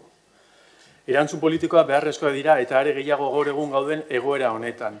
Baina erantzukizun politikoak ardura politikoen ikuspuntutik hartu behar dira. Eta hori argi utzi behar dugu. Hain zuzen ere, herritarri zor diegun errespetuagatik, ezin dugu inkoherentziatik, oportunismotik, sinesgarritasun politiko faltatik aurkeztutako mozio bat babestu. Izan ere, mozio honen arazoa ez da zer eskatzen duen, baizik eta nork eskatzen duen eta nondik eskatzen duen. El Partido Popular Alderdi Popularrak gaur osoko bilkura honetan udal gobernuaren fiskalizatzaile handi gisa jarri nahi du bere burua gertatutako guztitik kanpo egongo balitz bezala. Bat-batean udal honetan kudeaketa kontrol eta gardentasun arazo larria daudela deskubritu duen kanpoko aktore bat balitz bezala. Baina realitatea, eta hemen gauden guztio badakigu, oso bestelakoa da. Alderdi Popularra izan da legealdi osoan gobernu honen makulu politikoa. Legealdi honetan badakigola izan dela eta gainera bata bestearen atzetik onartu izan dituzu aurrekontuak. Begiak kliskatu ere egin gabe. Eta ez hori bakarrik, funtsesko erabaki garrantzitsuak babestu dituzu agintaldi honetan eta laburbilduz gobernuaren parte izan zarete zuek ere. Zuen laguntza handirik gabe, egun gogorara eraman gaituzten txapuz asko etzirelako gauzatuko eta ez gineatekelako egoera honetan egongo. Alderdi Popularra ez da legegintzaldi honetan oposizioa izan, ez zarete oposizioa izan, ez zarete kontrapisua izan gobernuarentzat. Besterik gabe, makuilu politiko izan zarete eta horrela jarraitu du aurrera gobernu honek. Eta orain kontrolik eza, eskandaluak, iluntasuna aipatu dituzue, baina eskuartu bertzenean ez zarete horregon, ez duzu ezer ere egin. Batez ere, gaur gertatzen ari den honetan, dimisio eskaera honetan. 3 baten kasu honetan. Baina argi geratzeko, gogoratu behar dugu, Elkarrekin Podemosen bozeramaileak esan bezala, 2024ko irailean ezezkoa eman zenioten guztio baliatzen ditugun baldintzetan espedientea kontsultatzeari. Ezarritako baldintzei, mundu guztiak baliatzen dituen baldintzei. Etzenueten babestu, berri dut, etzenueten babestu fiskaltzara joataren aukera eta horrela gobernu taldearen ezezkoari indarra eman zenioten. Barre egin zenuten horren kontura, 2024ko urriko osoko bilkuran. Gainera, etzenuten babestu udala akusazio partikular modura epaiketara joatea, eta berriro indarra eman zenioten gobernu taldeari. Gobernu taldeari babesa eman zenioten, beraz, laburbilduz, hemen zarat handia eginda, baina gero gauza gutxi. Eta orain diozue, hau dela edalontzia bete duen azken tanta, baina informazioa ukatzen ziguten bitartean, gobernuaren aldetik blokeatzen gintuzten bitartean, gertaerak argitza eragozten zen bitartean, Alderdi Popularrak beste alde batera begiratzen zuen, eta gobernu taldea bere botoekin sostengatzen jarraitzen zuen. Horregatik guztiagatik argi dago zuen mozioak ez duela ezer argitu nahi. Legealdi honetan zuen papera berridaztea edo indartzea baino ez du bilatzen. Kamerak eta titularrak ditugun honetan zuen aurpegi politikoa garbitu nahian, hori da zuen helburua, eta gainera ekintzekin erakutsi duzue. Eta zuen diskurtsoan erakutsi duzue. Baina goera honetan komeni da esatea legealdi osoan zara aurrekontuak onartzen joan dena, apo eta erabaki garrantzitsuak babestuz joan dena Alderdi Popularra izan dela.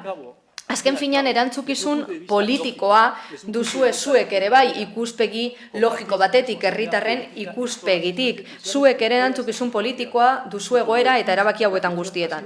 Eta esaten duzuen bezala kudeaketa desastre bat izan da. Zuek ez zaudete desastre horretatik kanpo, zilegitu duzuelako. Eta zilegitasunaz ari garela. Guretzat, ez duzu inongo zilegitasunik zuen ibilbide osoan egindakoagatik. Eta horregatik, zuen mozioaren kontra bozkatuko dugu. Dena den, aurka bozkatuaren horrek ez du esan nahi, gaur dimisioaren kontra bozkatuko dugunik. Eskerrik asko. Ocio Andrea. Eskerrik asko, alkate Andrea. Bien, la moción que hoy presenta el Partido Popular... Ondo, gaur alderdi popularrak ekarri duen mozioaren helburua ez da ezer argitzea edo udalkudaketa hobetzea. Helburua da desgastatzea, kakasartzea eta politikoki aprobetxatzea egoera konplexu hau. Eta esan beharra dugu, hasieratik, inongo bueltarik eman gabe. Mozio hau oportunismo politikoa da. Akatz, inongo probari gabeko akatzak eta bar ekarri dira ona titularretarako, interesetarako. Zuek, ez atoze kontrol demokratikoa eskatzera, baizik eta zarata egitera.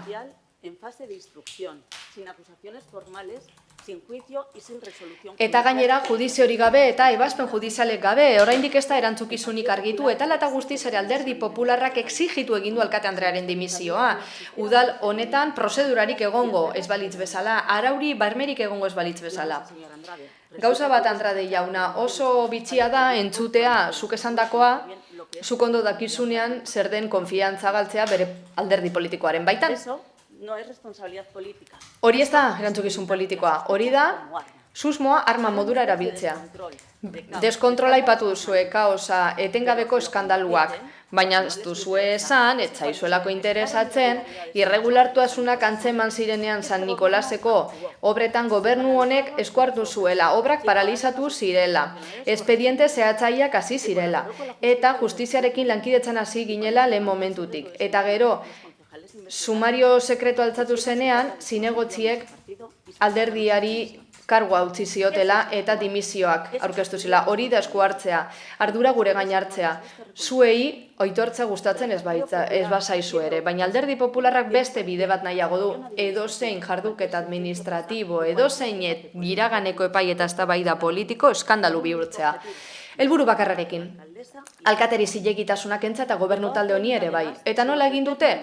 Ba inongo alternatibarik eskaini gabe, getxorentzat. Ez dago proposamenik, irtenbiderik, beste proposamenik konsigna bat, dimititzea alkate Andreak. Ba zera esango dizuet, argi eta garbi, dimisio bat ez da keinu simboliko bat, edo atzera egingarria. Erakundean oso ondorio potentea dakartza. Eta hoiek indarrez hartzea, oinarri politikori gabe, okerrera egitea da konfiantza publikori dagokionez eta erakundeentzat kaltegarria da. Zue titularrak nahi dituzuen bitartean errealitatea beste bada. Gobernu talde honek apoa honetsi du. 2 hamarkadatik gora zain genera matzan. Martiturriko enpresa parkea sustatzen ari gara enplegua eta jarduera ekonomikoa sortzeko. 300 etxebizitzatik gora babestu ditugu. Eta 3tik 2 publikoak izango dira. Mugikortasuna hobetu dugu, irisgarritasuna, espazio naturalak babestu ditugu, aizkorri tartean. Kirol instalazioak indartu ditugu, fadura tartean. Eta musikebarrirekin bizitza eman diogu getxori. Horixe da gobernatzea. Zuei molestatzen dizuen arren. Eta azken gauza bat esango dizuet. Ardura politikoa ez da gobernatzen duenarena bakarrik. Oposizioan daudenena ere bada. Hoiek ere badute ardura esandakoa neurtzeko eta ekimenak ere neurtzeko. Izan ere erabaki politikoak oposiziotik hartzen direnak ere hoiek badituzte ondorio errealak erakundarengan, pertsonengan eta herritarren konfiantzarengan. Zentzu horretan, argi esan beharra dago hau. Alderdi popularrak dimisio arma politiko bihurtu du. Eta eskatzen du oposizioan dagoenean, baina gero norberari tokatzen zaionean, ospa. Kontrol demokratikoa egin behar da zorroztasunez, proportzionaltasunez eta zentzuz. Eta hori da gaur egun mozio honetan ikusten ez duguna. Horregatik guztiagatik, EAJ-tik, ardura instituzionalez jokatzen jarraituko dugu, zaratarik egin gabe, desgasterik egin gabe eta beti prozedurak eta bermeak errespetatuz. Eskerrik asko. Eskerrik asko, Andre jauna. Bigarren txanda. Bai, eskerrik asko. Supuesto escándalo, dice. Bueno, ustezko eskandalua diozue. Hemen ikusten duguna ikusita ez dakinikoa ustezkoa den, benetako eskandalua baizik. Esan bezala alderdi honek zilegitasunetik hitz egiten du. Zuekin lankidetzan aritu izan gara gauza onak lortzeko zuk ez duzulako egin, lankidetzan aritu gara 2 urte eta piku, baina eskandalo hau izan da eskandalorik handien udal honetan. Eta horra guke, instantzia judizialak zozetarako daude, guke ez gara hor sartuko. Ahí veremos la responsabilidad que tienen todos ustedes en lo que ha sucedido y los que no están aquí. Ikusiko, bertan, epaiak ikusiko zer gertatzen den. Hay responsabilidad política puede tener una alcaldesa que es responsable de unas personas que han cometido unos supuestos hechos delictivos. Eta ustezko delituak egon badira ikusiko dugu. Ertzaintzaren arabera egon dira delituak eta ikusiko dugu gero epaileak zer dioen. Proba jaso dituzte eta. Alkate Andreak badu ardura politikoa. Alderdi politikoak berak postuan utzi du gainerako konfiantza galdu dugunean. Esan bezala, dimisio proposamena argia da oso plano berri bat. Deitzen dugu eta hemen bozeramaile berri bat onartzen dugu. Izan ere nik ikusten dut Bilduk dimisio eskatuko duela, baina gaur ez dugu inon ikusi. Ez dugu ikusi egon denik dimisiorik momentu honetan, Bilduk ez dugu ikusten idatziz dimisiorik eskatu duenik, nik ez dut inon ikusi. Nonbaiten egongo da. No ha hablado nada de la alcaldesa, solo ha hablado del Partido Popular. Hemen alderdi popularraren inguruan baino ez da aritu, eta ez alkate Andrearen inguruan, Bilduk. Bihar titularretan agartzea baino ez duzuen nahi. Eta gero azaldu beharko diezu bizilagunei zergaitik ez duzuen nahi alkate Andreak dimititzea. Gero esango duzue Podemosen mozioa babestuko duzuela, eta bar. Baina beti bezala, gero, alkate Andrea salbatuko duzue egiaren momentuan. Izugarrizko papela egiten ari zarete udal honetan. Baina getzok, ez dizue hau barkatuko. Ez dizue barkatuko, gauzak ondo kudeatzeko aukera izan duzuelako eta ez duzu egin, oztopoa jarri dituzue. Kirol portuaren kasuan ere, kesatu egin zarete, baina gero boskatzen duzue, ba. Gero horretaz gain bebai ezarete horregon, beste erabaki politiko garrantzitsuak hartu behar izan direnean Romon, gero azkenen gauza bat esan eta beste gauza bat egiten duzue. Beraz, beti modu txarrean jarduten. Baina, ikuste dut gero horren trukean postuak lortzen dituzuela.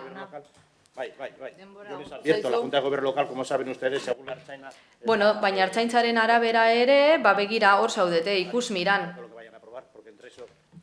Eta ez dut uste honetziko denik zuen mozioa, baina legalizazioa, obren legalizazioaren mai gainean zerbait dagoela. Eta kontok eskatu tokiko gobernu batzarrari. Benito jauna. Sí, gracias, señora alcaldesa. Eskerrik asko, alkate Andrea. Bueno, nik uste dut mozio honetan adierazitakoarekin bat gatozela, baina honek ez dio inongo onurarik ekarten.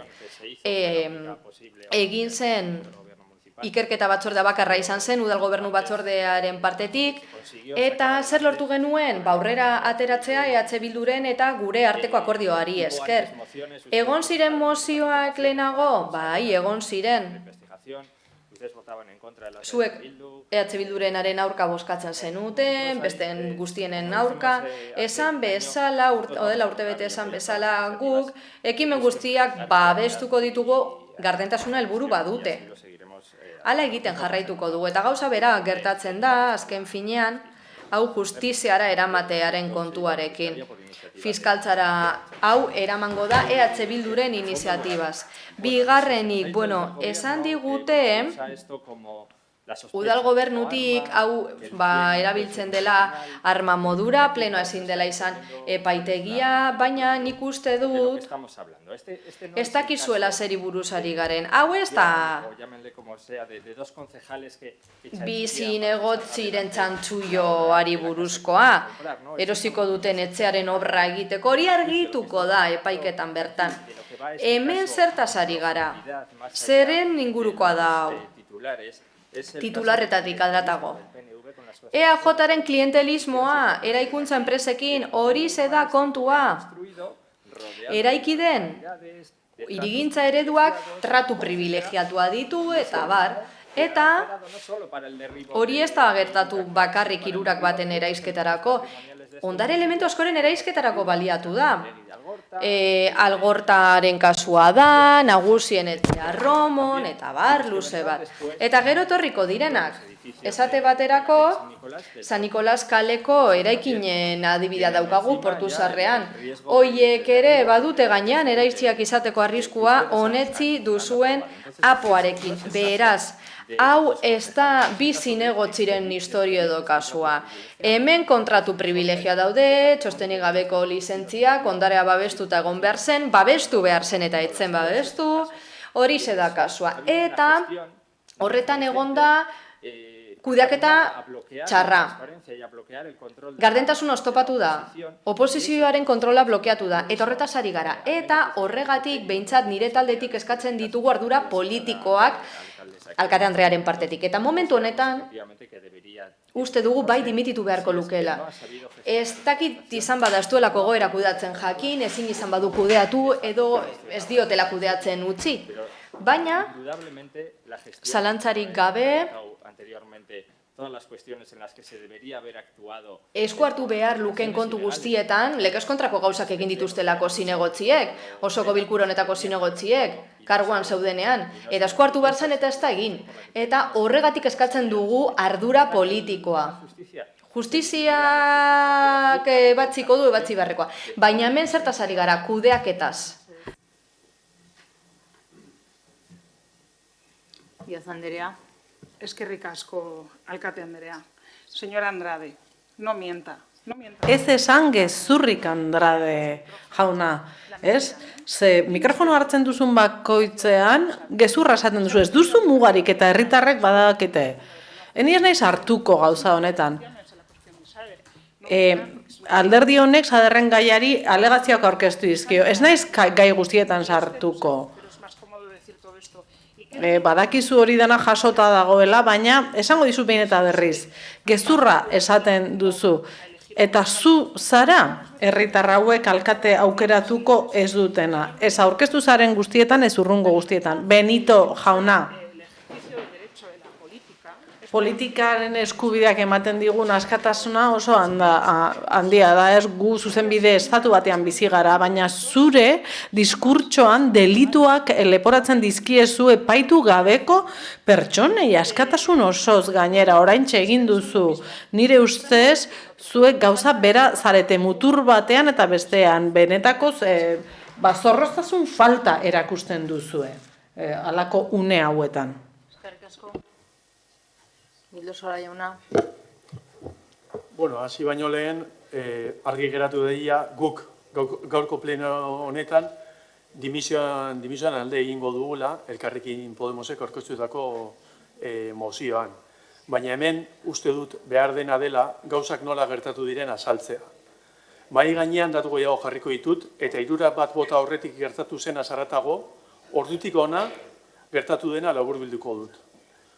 2024ko abuztuaren 2an, udaltzaingoa legez kanpoko eraispenaren akta egin zuen. 2024ko abuztuaren 5ean, enpresak eraispenari buruzko idazki bat aurkeztu zuen bere alegazioekin. El 9 de agosto de 2024, EH Bildu...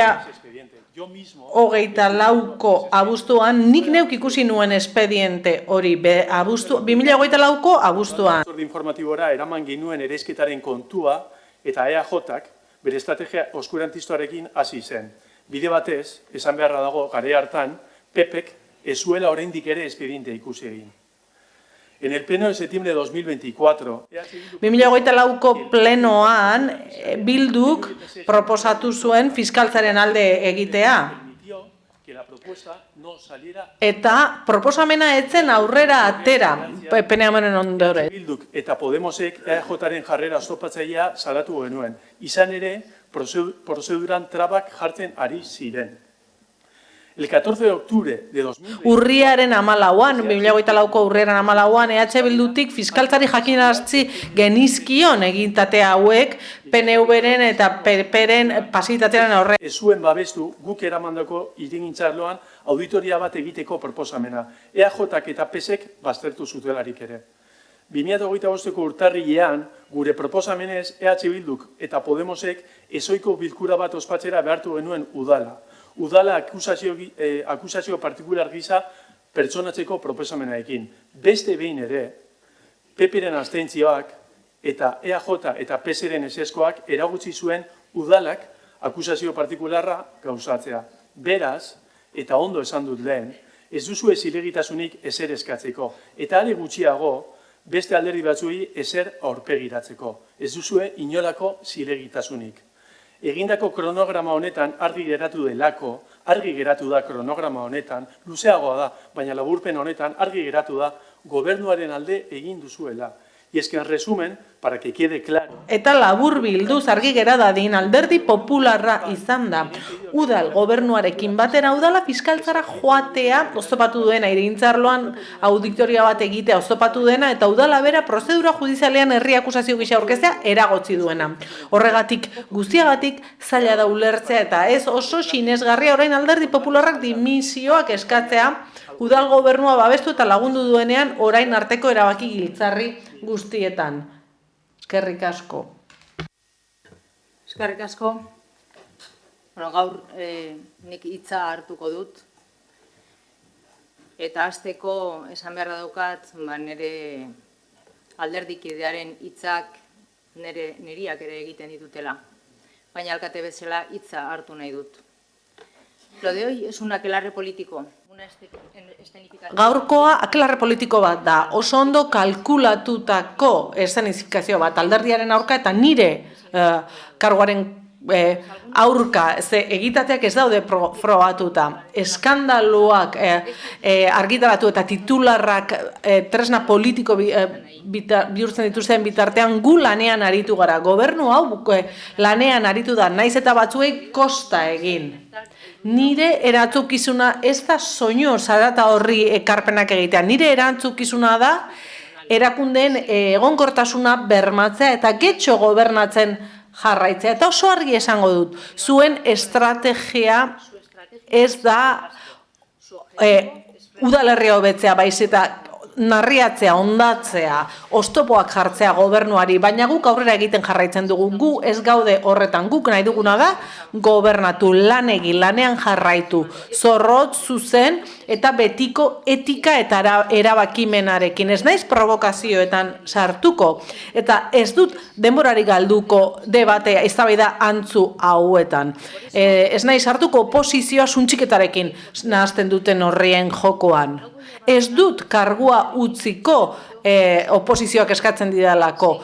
Ez dut nire kargua utziko zarata horren izenean. Nik legitimotasuna dudan bitartean hemen jarraituko du nire erantzukizuna gauzatzen betiko konpromisoarekin, betiko gogoarekin. Ez da zarata elikatzea. Ez da deskalifikazioetan sartzea ere.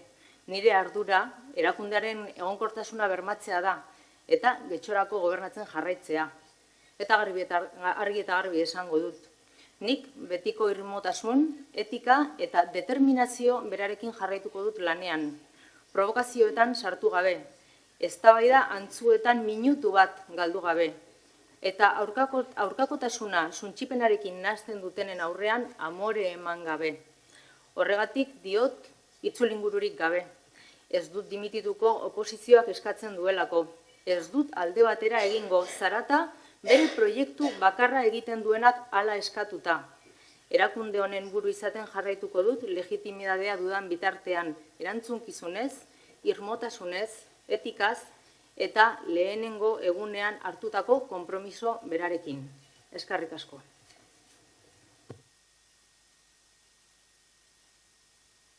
Honez beste, mozioaren bozketara pasatuko gara.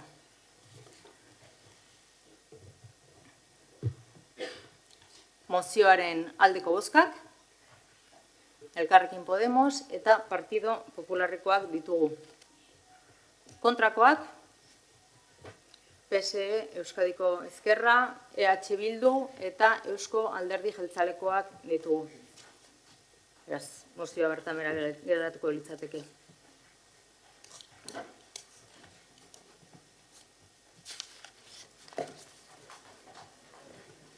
Honez beste, 11. puntura pasatuko ginateke, Popular taldearen mozioa Hobekuntzak San Nikolas liburutegiari buruzkoak.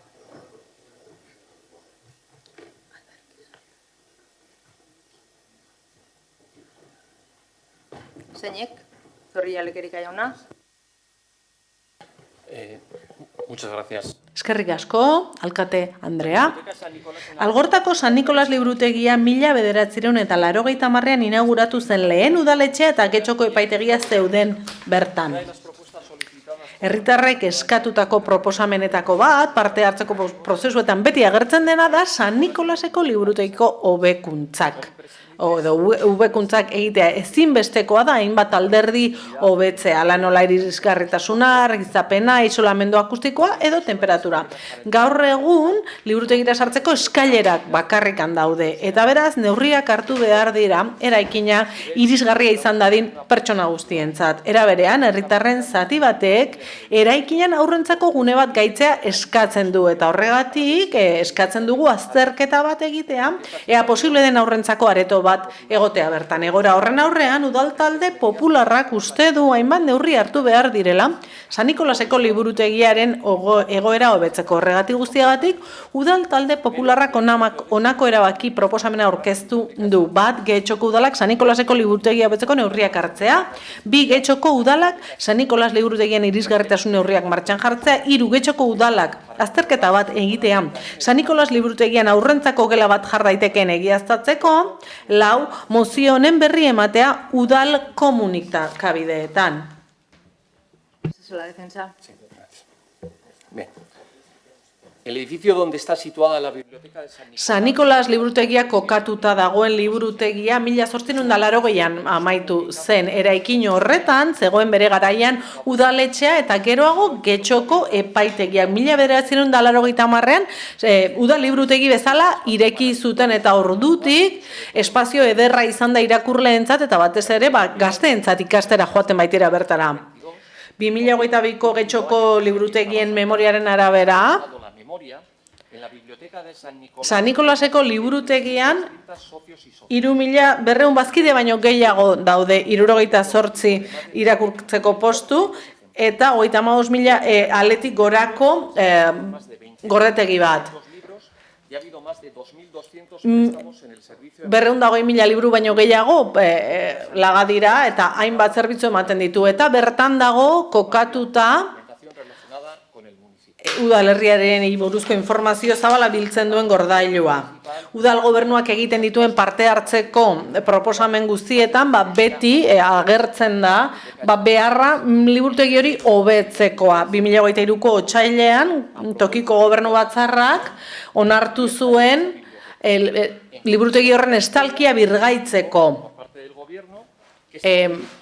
proposamena. Proiektu hori 5 jarduketa lerroren lehena zen. Liburutegi horretan hobekuntzak egiteko lehenengo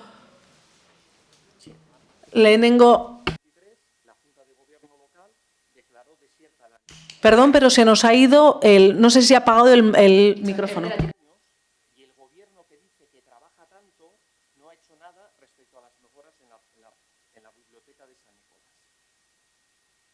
Siguen existiendo las mismas carencias. No hay un ascensor para que personas con silla de ruedas o con movilidad reducida puedan acceder al edificio.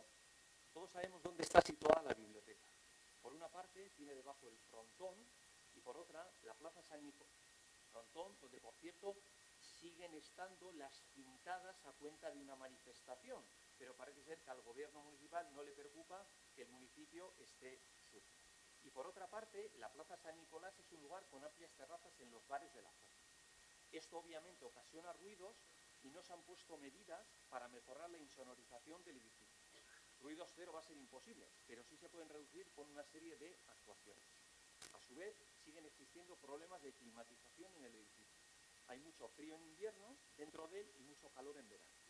Por otra parte, hay que recordar que uno de los puntos del acuerdo presupuestario del ejercicio 2025 hacía mención a la utilización de la plaza Biotxalai con módulos para aulas de estudio.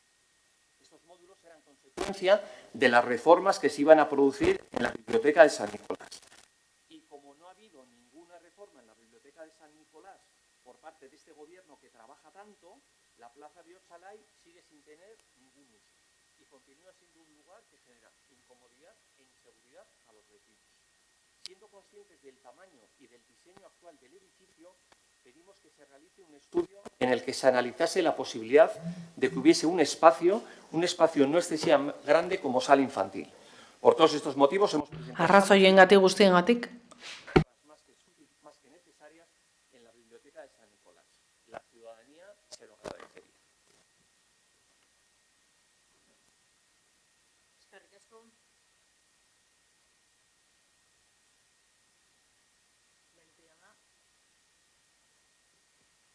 Bueno, es evidente que las necesidades de la ciudadanía siguen, a pesar de todo este revuelo, y también las necesidades de actuar en ciertos espacios o edificios municipales como la Biblioteca de San Nicolás. Beraz, argi dago, esku hartzeak egin behar direla, batez ere liburutegian, ez guztiok ezagutzen dugu liburutegia hau, oso leku berezia da, Algortako auzoarentzat. Hainbat zerbitzu eskaintzen ditu, ez? Ba, ikasketa gela, liburutegi zerbitzua, baina batez ere, auzoaren bihotzaren zati da, eta gainera oso eraikin emblematikoa da. Hor San Nikolasen plazaren buruan, plaza hori ondatuta dago gaur egun, bertan egintzen, duela urte asko egintzen esku hartzeagatik, ez? Itxura, plazaren itxura aldatu zen, inguruko arkitekturaren testu ingurutik atera zen, eta gainera kendu egin zitzaion kioskoa, beraz esku hartzea izan zen, beste akats urbanistiko bat, ez da, edo diseinu akats bat, eta horretan dirau akats horrek. Alderdi Popularraren eskakizunarekin bat, gu ere bat gatoz, ez? Aurrekontu parte hartzailetan askotan eskatu da liburutegi hau berritzea. Vivo y útil, hay cosas que debemos ir actualizando o mejorando con el paso del tiempo. El equipo de gobierno se comprometió en este plan, en el plan de legislatura, de esta legislatura, en febrero, Otsailean, la biblioteca. En febrero del año pasado, iazko otsailean galdetu genuen zertan zen kontu hau, kulturako batzordean, eta Están diciendo desde la cabina que hay problemas con las escuchas. Konpondu duzute? Bai? Jarraitzen dugu aurrera orduan? Venga, ba. Jarraitu zazu aurrera, mesedez. Sí, sin problema. Eso, en febrero preguntamos... Otsailean galdetu genuen nola zegoen egoera, nola zegoen legegintzaldiko proposamena liburutegia onartzeko. Esan ziguten oraindik ez zegoela proiekturik, ez dakigu aurrera pausorik eman den gai honetan, seguruna ez, baina ez zaigu horren berri eman. Ze esku hartze behar dira? Begibistakoena irisgarritasunarekin, mugikortasunarekin loturikoa da. Esan duten bezala, gaur egun sartzeko eskailera daude, barruan ere komunera joateko eskilera daude, ez dago igogailurik eta ez dago arrapala egokiturik mugikortasun murriztua duten pertsonentzat. Eraikina ikusita, eraikinaren ezaugarriak ikusita, eta eraikin babestua dela aintzat hartuta, ez dirudi erraza igogailu bat jar daitekeenik edo jartzerik bertan. Agian fatxadaren kanpoaldetik, baina eraikina babestuta dago, beraz, bai, ez dirudi gai erraza. Baina legezkotasunarekin betetzearren eta guztiontzat irisgarria izan dadin, iruditzen zaigun, gai hau aztertu egin beharko litzatekeela, hau da, igogailu bat jartzeko aukera. Luego se menciona la cuestión de que incluya una zona para niños y niñas. Bueno, sabemos que la biblioteca solo tiene un espacio único. Liburutegiak espazio bakarra dauka, ikasteko, irakurtzeko, eta dagoen bezala zaila da igogailu bat jartzea, eta zaila dirudi baita ere bertan aurrentzako areto bat jartzea. Baina hori ere aztertu egin beharko litzateko eta beste aukera errealizago batzuk ikusi. Liburutegian jartzen du 18 urtetik beherakoek ezin dutela sartu, baina beste liburutegi askotan ikus ditzakegu 18 urtetik beherako ikasleak, batxilergoko ikasleak edo selektibitaterako ikasten dutenak, beraz 18 urteko muga hori oso zorrotza iruditzen zaigu. Eta txikiagoak ere sartu ahalko lirateke, heldu batekin badoaz, liburuak irakur ditzaten, edo etxeko lanak egin ditzaten, iruditzen zait, zabaldu litekeela sarbide adin hori. Beraz, mozioaren oinarriarekin ados gaude, badakigulako bizilagunek behin eta berriz eginiko eskaera izan dela, eta iruditzen zaigu behintzat bi azterketa horiek edo bi gaiak aztertu beharko liratekeela. Dirago Andrea. Eskerrik asko, alkate Andrea. Desde el Grupo Municipal Socialista queremos... Alderdi sozialistak argi utzi nahi du hasteko badakigula berritu egin behar dela San Nikolaseko liburutegia. Guztio gaude ados, gobernu talde honek ondo identifikatu du eta gaina legintzaldiko planaren zati da. Jarduketa hau markatuta dago 14. erronkan. Beraz, ez da proposamen berri bat, ez da arrotza, gure gobernuak udal liburutegien hobekuntzaren alde egiten du. Baina ez ezagun ahaztu plangintza baten mende gaude. Eta orain arte eginiko lana ere balioan jarri behar dugu adibide oso garbi bat da Biamonte, han obra garrantzitsu batzuk amaitu ditugu. Eta ez gara ari katalogo edo liburu gehiago hitz egiten baizik eta eraikinaren erabateko hobekuntzan. Instalazio gehiago eta hobeak, espazio modernoagoak eta irisgarriagoak herritarrentzat. Eta balioan jarri nahi dugu baita ere, Romoko kulturetxea, eraikin berri bat da, eta bi solairu oso ditu kulturari eskainiak, eta liburutegi zerbitzuei. Badakigu San Nikolaseko liburutegian argiztapena, irisgarriatasuna eta espazioen egokitasuna landu behar dela, baina horrez gain milaka liburu eta material eraman behar dira leku batetik bestera. Los libros, de la reorganización del personal, coordinación con el resto de la programación cultural y todo esto exige planificación, fases definidas y... Horrek guztiak plangintza eskatzen du eta faseak ondo definitzea.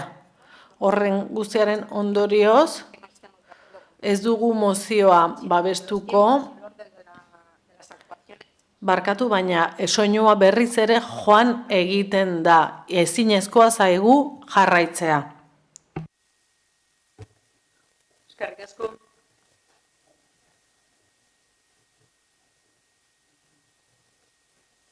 Zorri, Alekirika jauna. Balañano jauna. Bai, egunon guztioi eta ongi etorri Larraitz.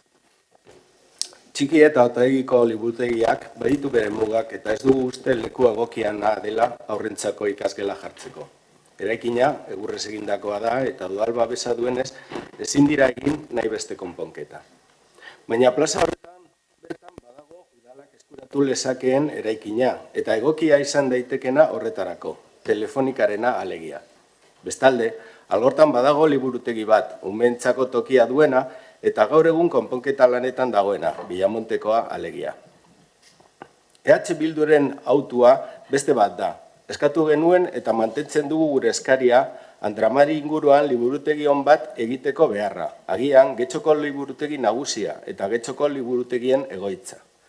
Horrekin batera, behin baino gehiagotan esan dugu, beste auzo batzuek kultur ekipamendu txikia behar dituztela, eta bereziki aurrentzako liburutegi txikiak eta eskolagelak. Zubileta, Santana, Aldapa, Neguri Langile, horiek dira baztertuta dauden auzoak, algorta zentrismo eta areta zentrismogatik, eta hori da gure autua. Eskerrik asko.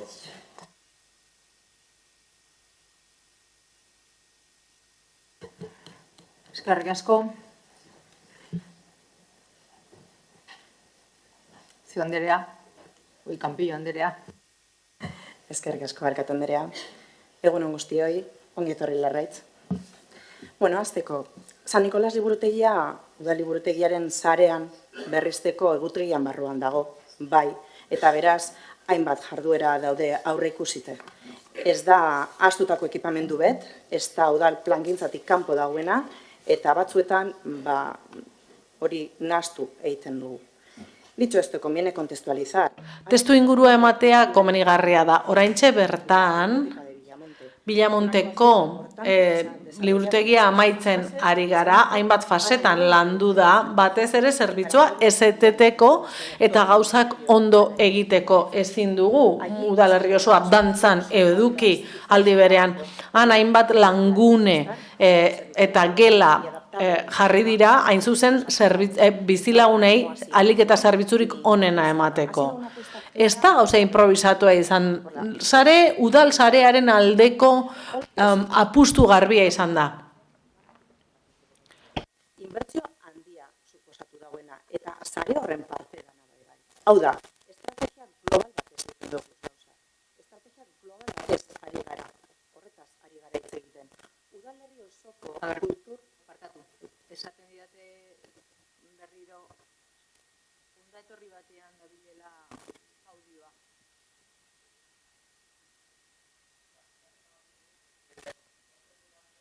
Bai, badakit. Gaur ez dira betiko baldintzak, beraz. Pazientzia pixka bat eskatuko dizuet.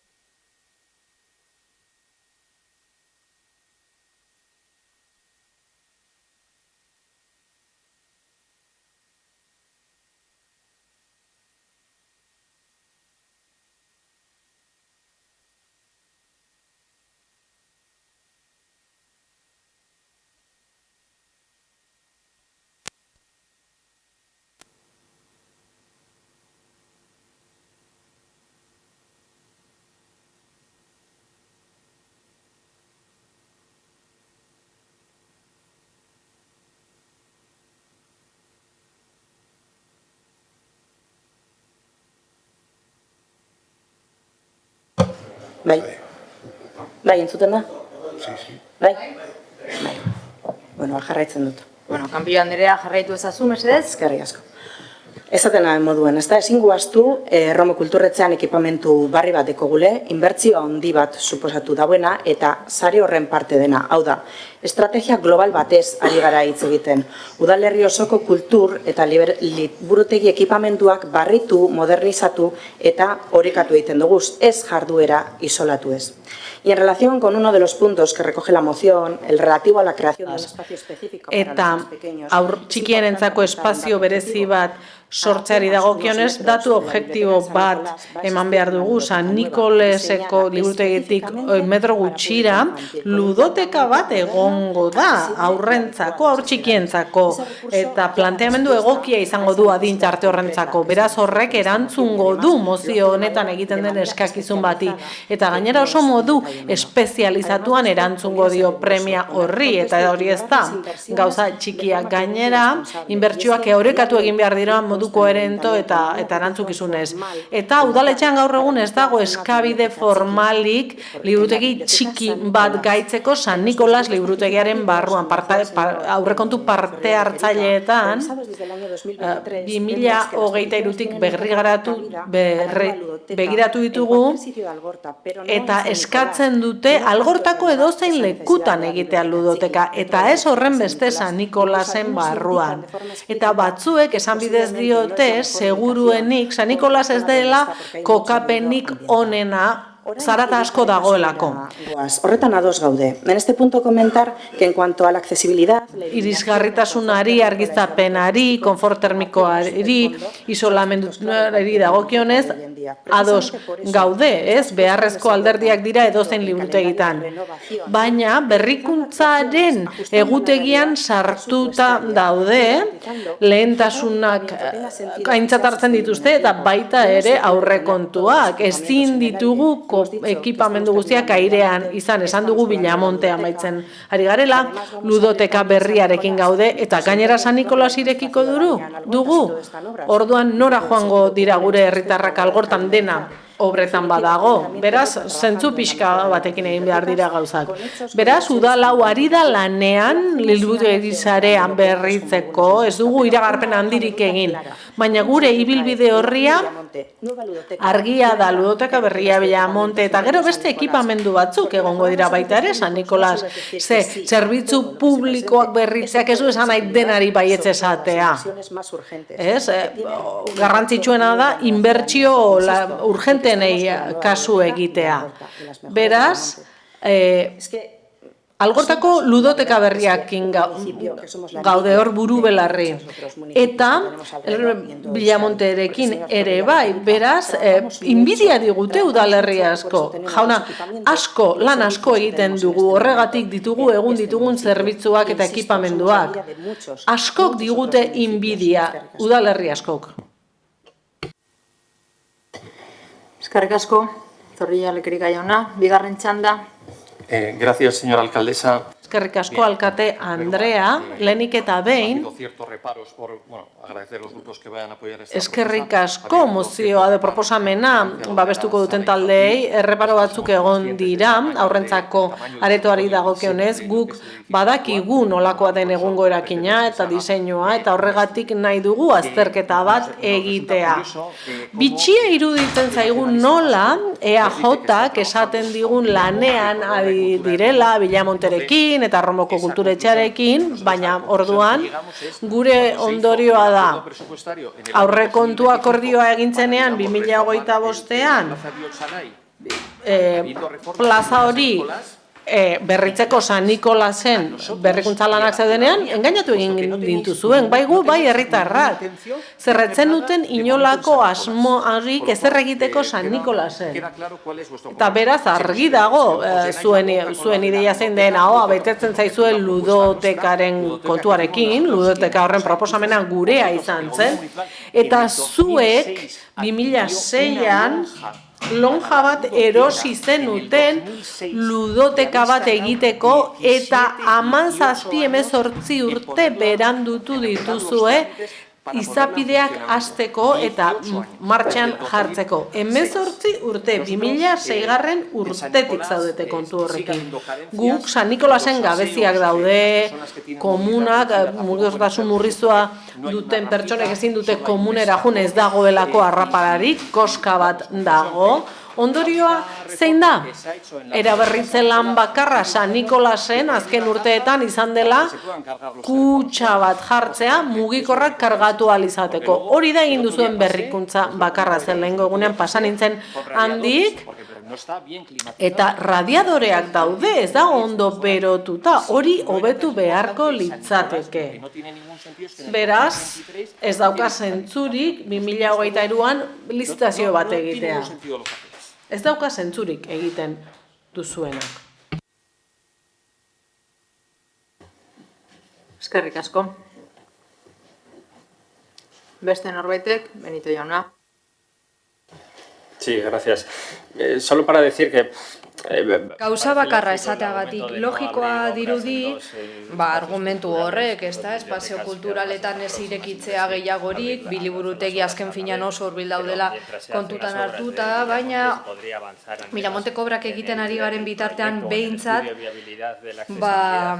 bideragarritasun azterlana egin daiteke San Nikolasen kasurako, hain zuzen ere, hori Alderdi Popularreko zinegotziak adierazi du. Espazioa ezin gara etengabe behar izan berrietara egokitu gabe egon, uste du gure udala gai dela obra bat egiteko eta aldi beran hurrengoa proiektatzeko, hori guztia aldi berean. Bestela gaizki goaz. Y luego por poner también, una última cuestión, por poner también el parche antes de la herida. Eta gero, partzea ez dugu jarriko ez da zauriegin baino lehenago, bibliotekako, espazio interiorra, mobiliarioa, dekorazioa, bueno, bat dator lekuaren beraren antzinatasunarekin. Berritzeko lanik aurreikusiko badugu, bai eskatzen dut aldez aurretik hori kontutan izateko arren. Izan ere, ikusi ditugu beste interbentzio batzuk, gobernu taldearenak, udalarenak eta hoietan, azpimarratu izan da, zerbait berria mostrenkoa sar daitekelak inguru klasiko batean.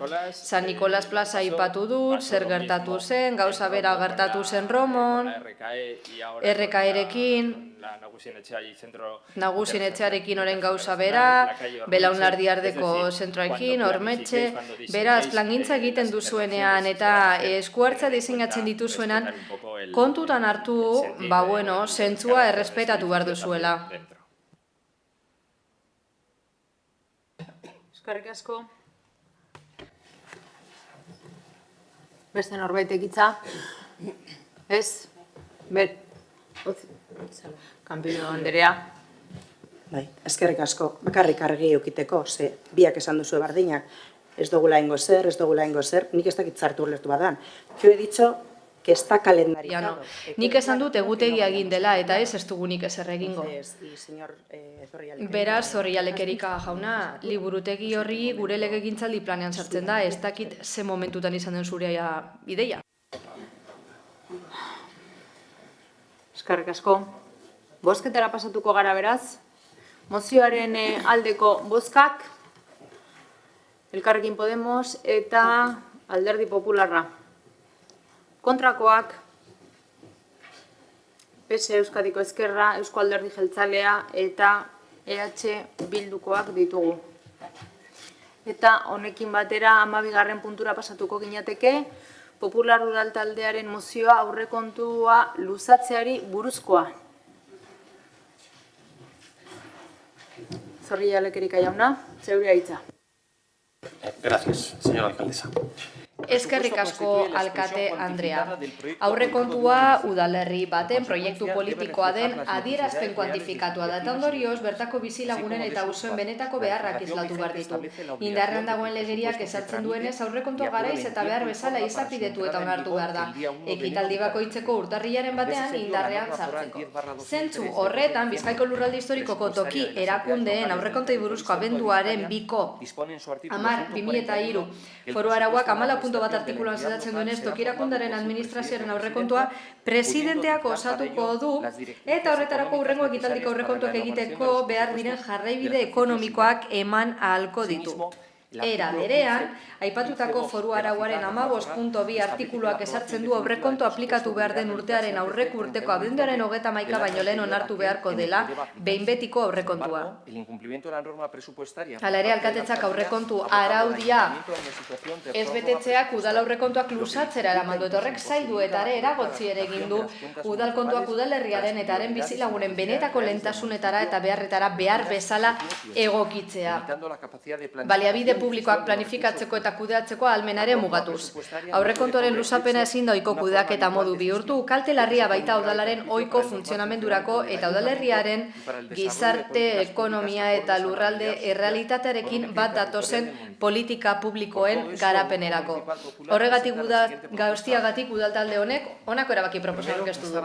Bat, alkateari eskatzea berehala aurkez dezala udalaren 2026ko aurrekontu orokorren proiektua. Indarrean dagoen legeriaren arabera izapidetu hobetu eta onartuko dela bermatzeko. Bigarnik, erabaki honen berri ematea udal komunikabidetan. Aunque no sea excesivamente largo Bueno, el texto que... testua bera ez da oso luzea, hala eta guztiz ere uste dugu haize argia dela eta ez dela beharrezkoa gauza gehiagorik esatea. Esan bezala, udal foru arauak jarrita hor arabera, eta udal erregelamenduaren arabera, alkatetzaren edo alkatearen eskumenekoa da aurrekontu proposamena egitea. Baina gaurko egunez oraindik ez da aurkeztu Getxoko udalaren proposamena. Aurrekontu luzatuak izateak ralentizatu egiten du gure jarduteko modua eta gainera alderdi popularretik askotan esan izan dugu udal gobernua ez dela oso eraginkorra aurrekontua gauzatzari dagokionez, egindako trampak gora bera. Likidazioaz ari garen bakoitzan, trampak egiten baitituzte. Gure bozeramaileak beste inbertsio batzuk aipatu ditu, eta horiek ere udal gobernua bezala paralizatuta daude. Bestalde batetik, aurrekontua luzatuta daukagunez horrek diru laguntza nominatiboi eraginaldie. Beraz, egon litezke zenbait atzerapen hoien kontzesioan. Gaur bertan osoko bilkuratik pasa dugu kreditu gehigarri bat, herritarrei funtsezko edukien berri emateari buruzkoa. Udal gobernuak dirua horretan gastatzen du. Hala eta guztiz ere ez duen aurkeztu da aurrekontua bera. Eta edozein udal normaletan legegintzaldeko plana garatzeko aurrekontu bat izan behar da. Baina hemen ez daukagunez, horrelaxe gaude. Aurrekontua egitea da udal ororen lehenengo egin beharra.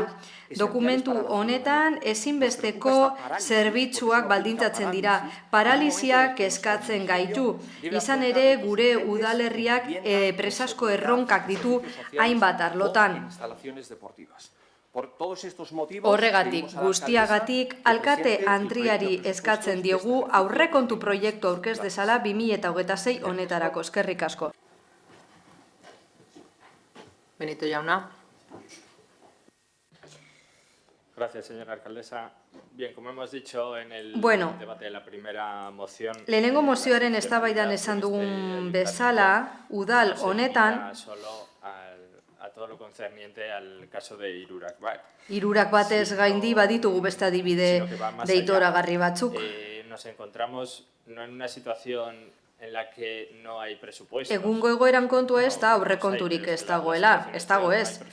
Baina, ez dago aurrekonturik, ez delako proposamen bat ere aurkeztu, negoziatzeko, eztabaidatzeko, bozkatzeko eta honesteko akordioa lortuz gero. Horrek, foru araua ez betetzea dakar, baina utzikeria da gobernu taldearen partetik baita, eta batez ere utzikeriaren seinale da, emandako informazioaren arabera batzordetan zein osoko bilkura honetan, kalkulatu egin delako interesekin, hauteskunde interesekin, eta Ocio Andereak aurreko eztabaidan esan du, badakiela, eragina dutela hauteskundeek, eta hau izango dela azkenengo legegintzaldi osoan, niri harritu nau ikustea gobernu taldea dela, prekampaina estreinatu duena, hauteskunde baino urte eta erdi lehenago. Beraz, blokeatuko duzue urte eta erdiz prekampainarekin udalau? Ez duzuelako zuen funtzioa bete ere egin? Aurrekontuak aurkeztu ere ez dituzu egin? Zer ulertu behar dugu beraz? Guzti honetatik. Behar bada, uste duzu ezin dela akordiorik lortu, baina hori zuen agenda elektoralistan dago, eta azkarregi da niretzat hori egiten hasteko, kalkulo horiek egiten hasteko. Edo ulertu behar dugu gobernu taldea blokeatuta geratu dela, proiekturik gabe, norabiderik gabe, hori dirudi. Erabaki honekin udala eta udalerria kondenatzen ari zarete. urte terdi geratzen zaigu blokeoan, aurrekonturik gabe behar izanak asebetetzeko. Modu vegetatiboan geratzen gara. Eta zerk lagunduko gaitu, aurrekontu aldaketekin. Hoiek eginez joango zarete, araudiak albidetzen duen bitartean, eta badirudi horrekin aurrera egiten jarraitu nahi duzuela. Aurrekontu berriak aurkeztuta negoziatu ordez.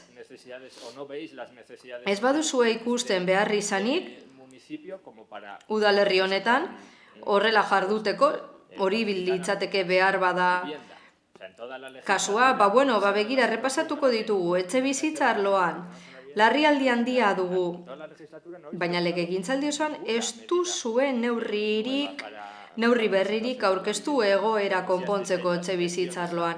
Diru laguntza batzuk daude, jabeentzat, deitoragarriak, erabat, baina ez dituzue gauzatu ere egin. Langileriaren kasuan, oraindik ere baditugu hainbat arlo, langile nahikorik ez dutenak, hirigintza esaterako, gizarte zerbitzuak, eta esan beharra dago.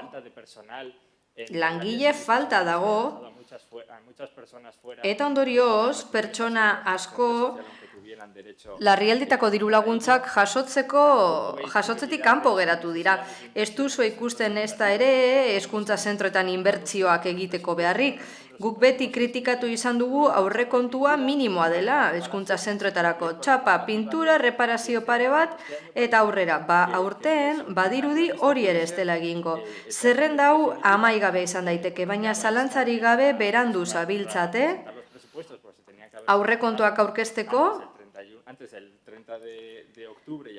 urriaren 30 baino lehenago aurkeztu behar zirelako eta abendurako honetzi, baina gutxienez eskatu nahi dut behintzat aurkezteko, lehenengo hiruileko honetan honetzi alizateko eta modu vegetatiboan ez egoteko.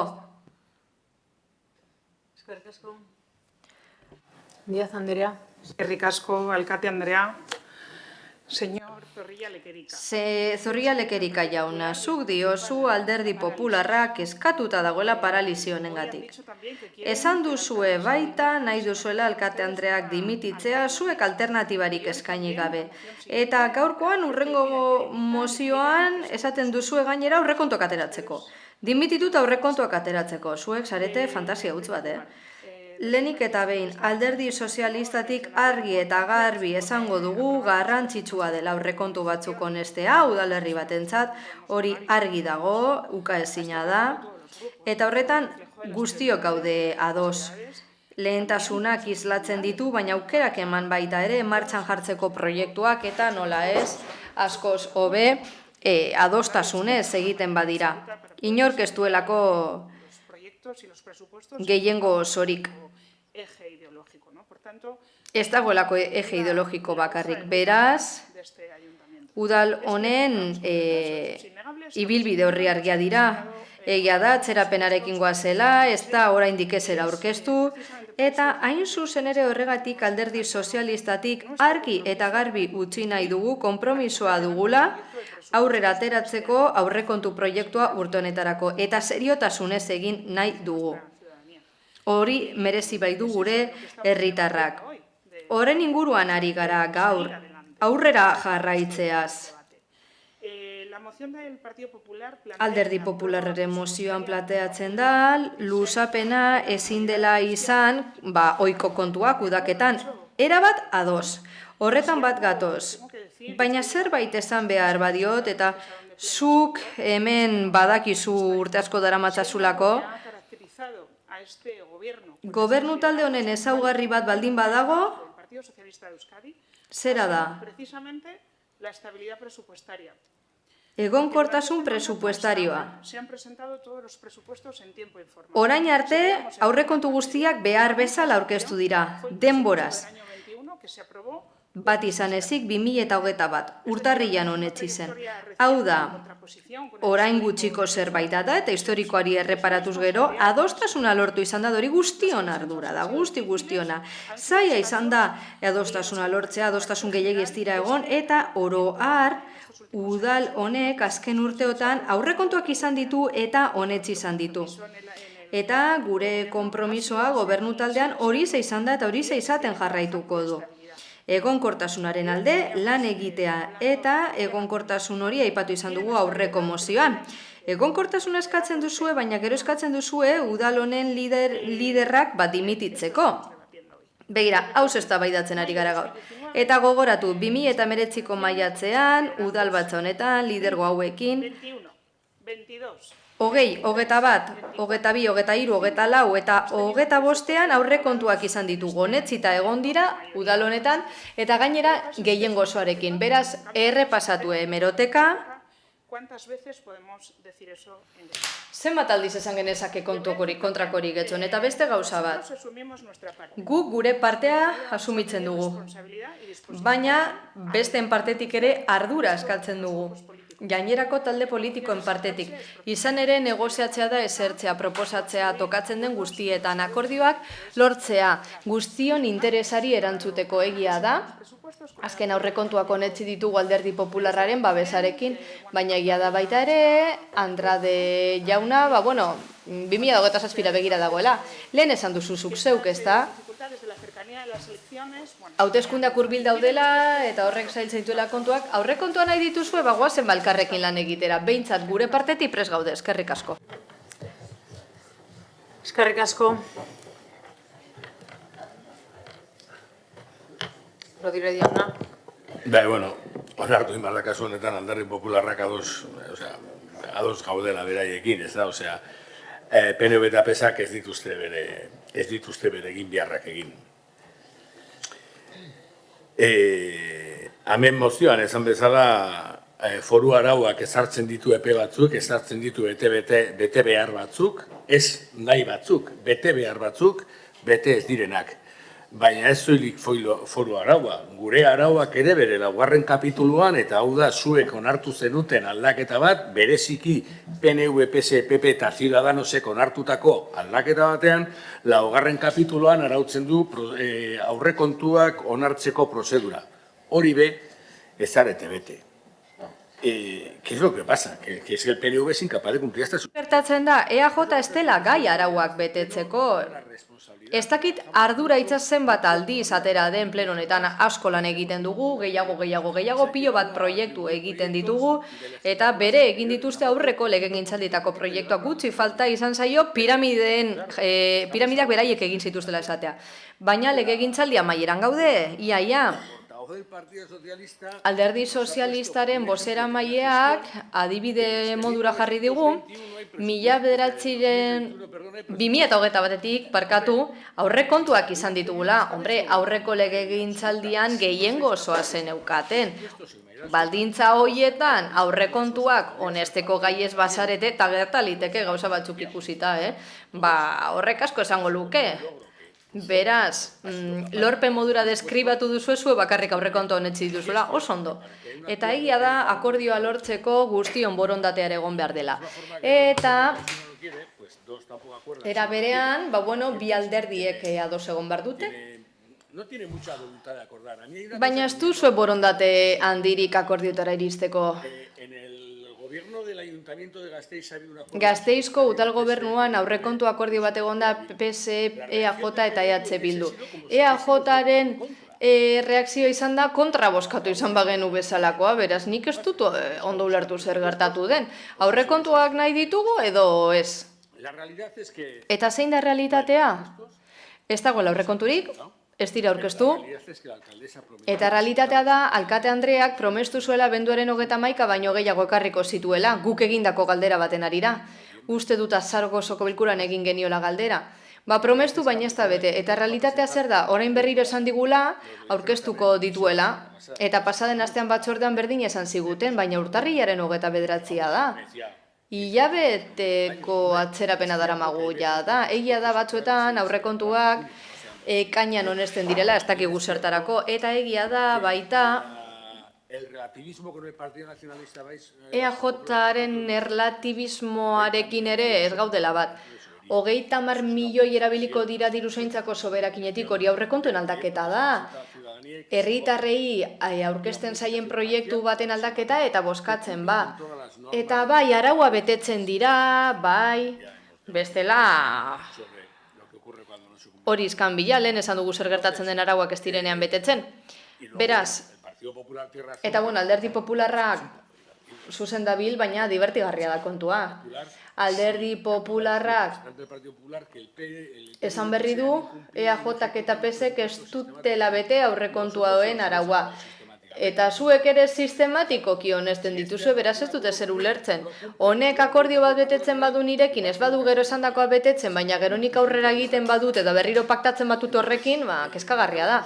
Beraz, aurrekontua behar ditugu? Bai. Alkate Andreak aurkeztu behar ditugu? Bai. Berandu dabil argi dago.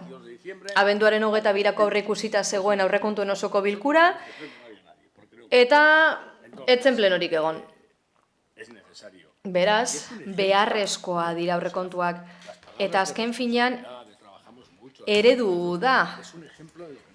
Egiten ez denaren adibide da. Hemen gauza asko esan dira. Nik adibide bakar gogoratuko dut. Txorakeria dirudi, baina ikonikoa da. Putzu bat darama toki berean, eskola baten sarreran urte eta erdi, ez da konpondu. Izugarrizko putzu bat. Eta horrek erakusten du zein den jarrera. Eta eskolak eskatu izan du konpontzeko. Aurreko ekainean eskatu zuen. Beraz horrek argi erakusten du udal honek nola funtzionatzen duen, hala da. Zergatik ez duzu aurrekonturik onartu publikoki esan dute. EAJaren bozeramaileak ez dute aurkeztu elektoralki bestelako momenturik egokina beraientzat. Esan dute hauteskundeak datozenez oso zaila dela honestea. Baina bakizu zer den zaila?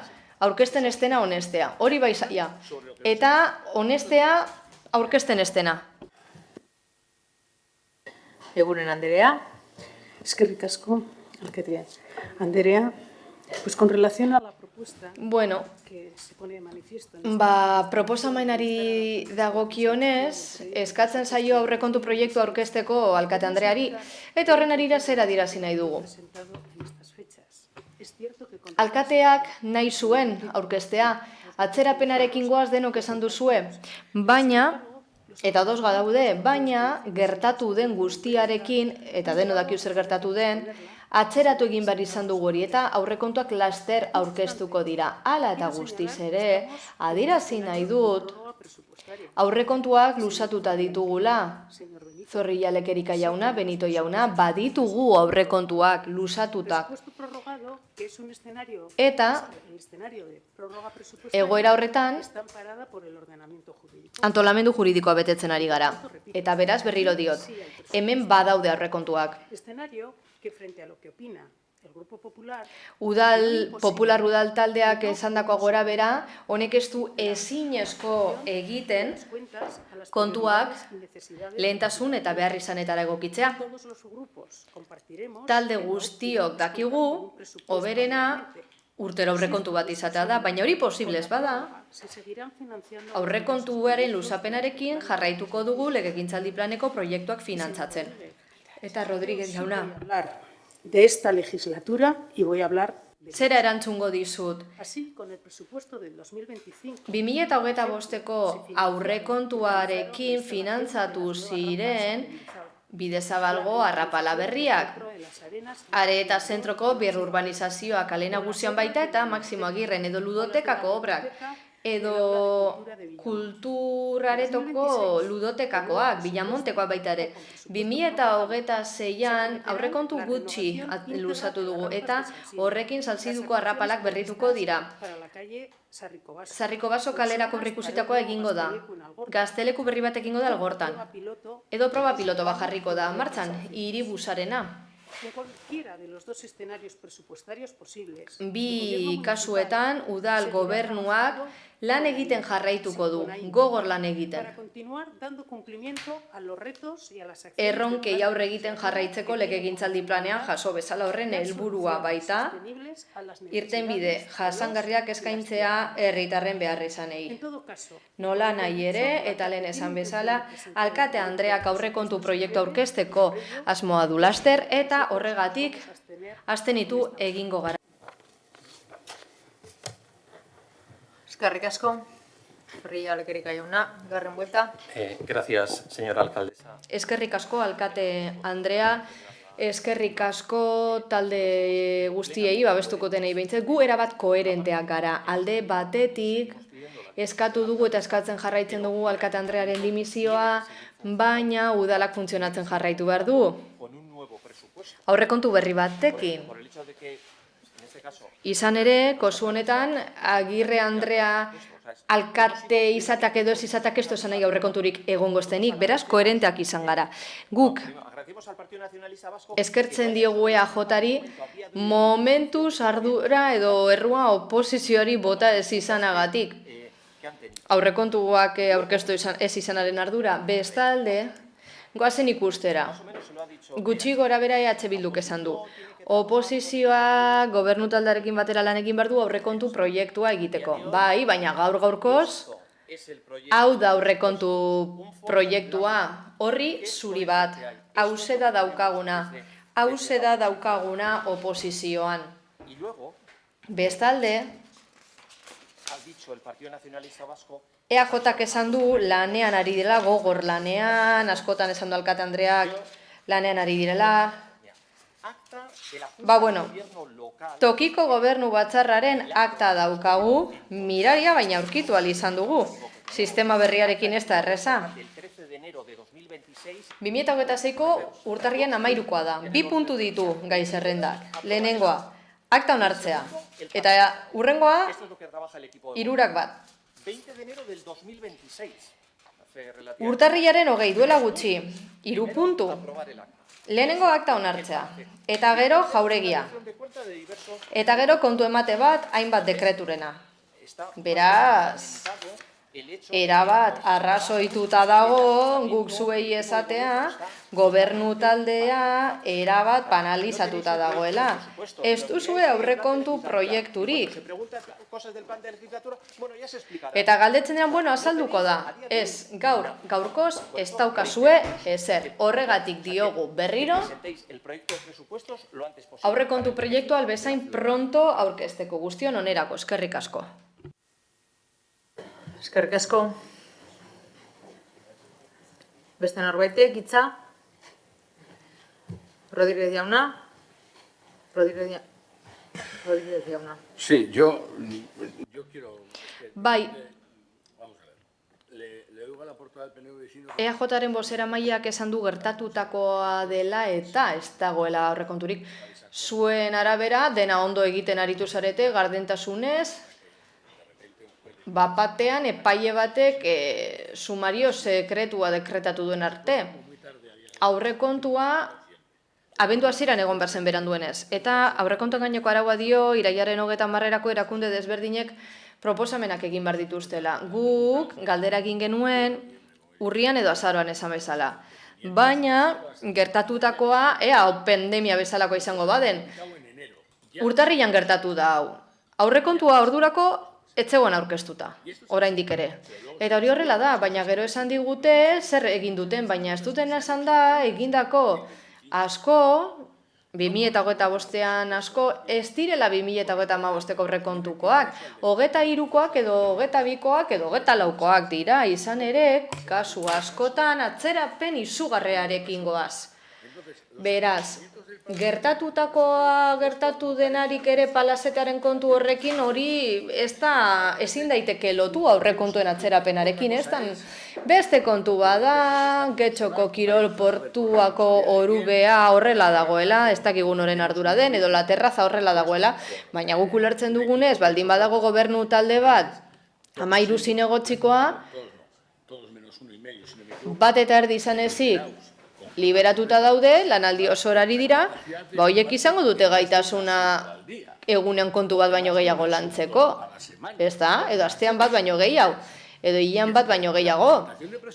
Aurrekontuak aurkeztea ez da hautazkoa, ez da zerbaitekin betetzea, asmoz edo ez. Ez aurrekontuak aurkeztu behar dira foru arauak ala diolako. Beraz, ulertzen dugunez, udalak eta gobernu taldeak alden guztia egin behar dute arauean ezarritakoa betetzeko. Aurrekontuak aurkezteaz ari nago, ez nabi negoziatzeaz, edo boskatzeaz, edo akordioa lortzeaz. Aurkezteaz. Eta daukagun gauza bakarra da dokumentu bat. Bertan esaten da luzatuko direla aurrekontuak, ze parte txertatuko diren, eta 5.326.000 euro jaitsiko dela. gastuari dagokionez.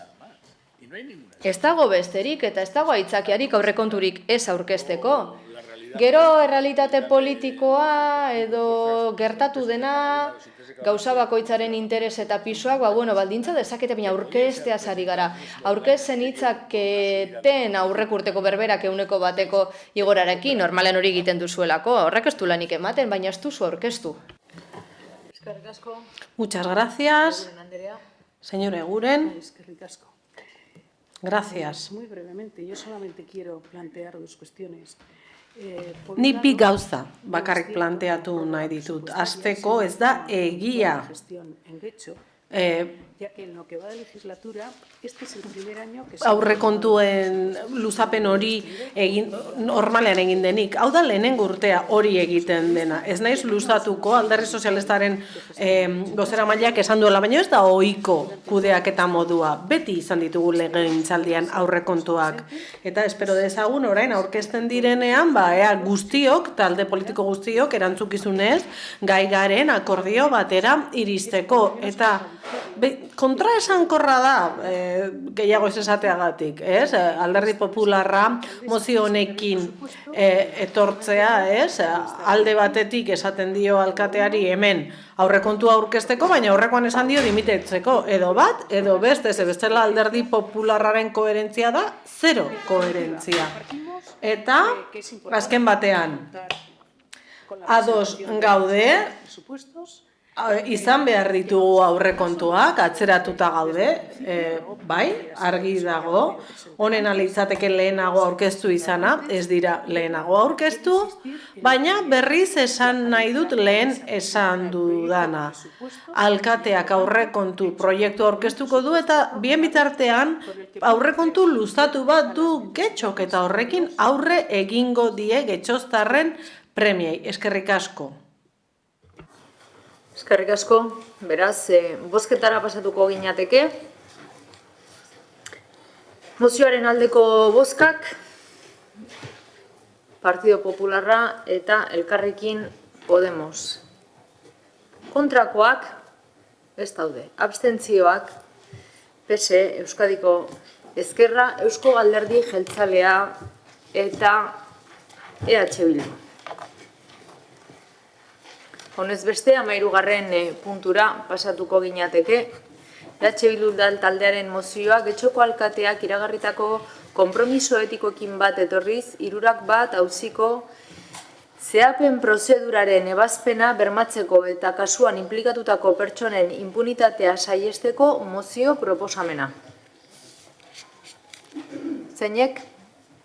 Rodríguez jauna, zeurea hitza. Bueno, egia esateko mozioa aurkeztu genuenean beste egoera bat zen, ez dakit nahi duzuen mozioa irakurtzea edo ez, baina gure asmoa da, gure uste dugu mozionek horrein ez diola zer ekartzen gaiari, gaian nahiko txutxegin dugu, nahiko txutxegingo dugu, beraz gure asmoa da mozioa erretiratzea. Nahi baduzue irakurtzen dut eta defendatzen dut eta gero erretiratzen dugu, baina hori da gure asmoa.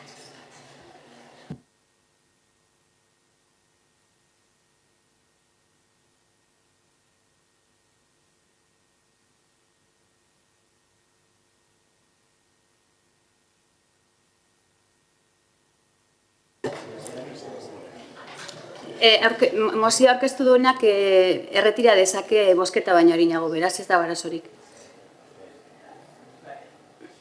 Beraz, bertan bera gelditzen da mozioa.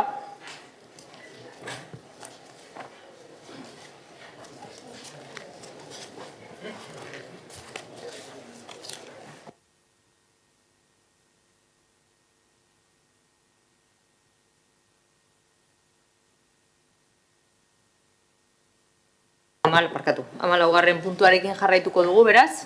Bai, EH Bildu taldearen mozioa, Algortako etorbideko gasolindegi zaharra eta udaletxe arteko tartearen segurtasuna eta irisgarritasuna hobetzeko mozioa proposamenari buruzkoa.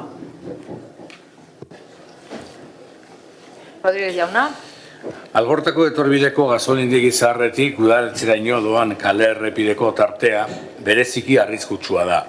Bai oinezkoentzat, bai txirrindularientzat, bai ibilgaileentzat ere.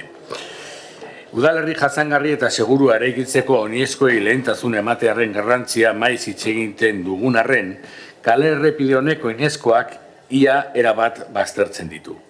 Espaloiek ez dituzte irisgarritasun gutxieneko neurriak betetzen, oinezkoak ibilgailu eta autobusen oso hurbil ibiltzera behartuta daude, eta ez dago gurpildun aulkiak, aurrentzako orgak edo mugikortasun murriztua duten pertsonak segurtasunez igarotzeko adina lekurik, eta ondorio segurtasun bermerik ere ez. Ez da arazoa plazaratzen dugun lehen aldia. Hala ere, urteak igaro arren, egoerak bere horretan jarraitzen du, arriskuak areagotu egiten dira. Bertako bizilagunek behin eta berriro eskatu dute irtenbide bat, kale errepide tarte honek berehalako esku hartzea behar duelako. Istripuak gertatu diraida. Autobusek etxe bizitzen balkoien edo teiatu egalei jodietenean. Izan ere, kontrako norabideen doazen bi autobus elkartzen direnean, geldirik geratu behar izaten dute bidea estuegia delako. Egoera horrek ere, okerrago egiten du trafikoa askotan autobusak autoen aurrean gelditzera behartuta egoten direlako. Horrez gain, nabaria da tarte horretan ibilgailuen abiadura handiegia dela, bai autobusen kasuan, bai autoen kasuan. Gure ustez, ezinbestekoa da, kale errepide horren eraldaketa sakona. Oinezkoek lehentasuna izango dute espazioa bihurtzea, txirrindularintzako tokia sortzea eta batez ere irisgarritasuna eta segurtasun modu eraginkorrean bermatzea. Horren bestez, Getxoko udaleko osoko bilkurak honako erabaki hauek hartzen ditu. Udal gobernuak berehala abieraziko ditu, Algortako etorbideko gasolindegi zaharra eta udaletxe arteko tartean oinezkoen irisgarritasuna eta segurtasuna bermatzeko beharrezkoan diren lanak eta izapide administratiboak, gasolindegi zaharretik udaletxeraino doan tartea norabide bakarreko errepide bihurtzeko aukera aztertuko duen azterlan teknikoak egitea, eta egokitzapen lana gauzatu arte eta prozesuak irauten duen bitartean udalak honako berehalako neurriak hartuko ditu. Kale errepide tarte hori oinezkoen lehentasunezko gune izendatuko da eta horretarako seinale egokiak jarriko dira bi muturretan. Gehieneko abiadura 20 km/h murriztuko da. Abiadura moteltzeko eta trafikoa lasaitzeko beralako neurriak ezarriko dira. Akzeso espiaz esanekoa jarriko da. Udalak harremanetan jarriko dira tarte horretatik igarotzen diren autobus linea guztiekin euren ibilbidea aldatzeko aukera aztertzeko.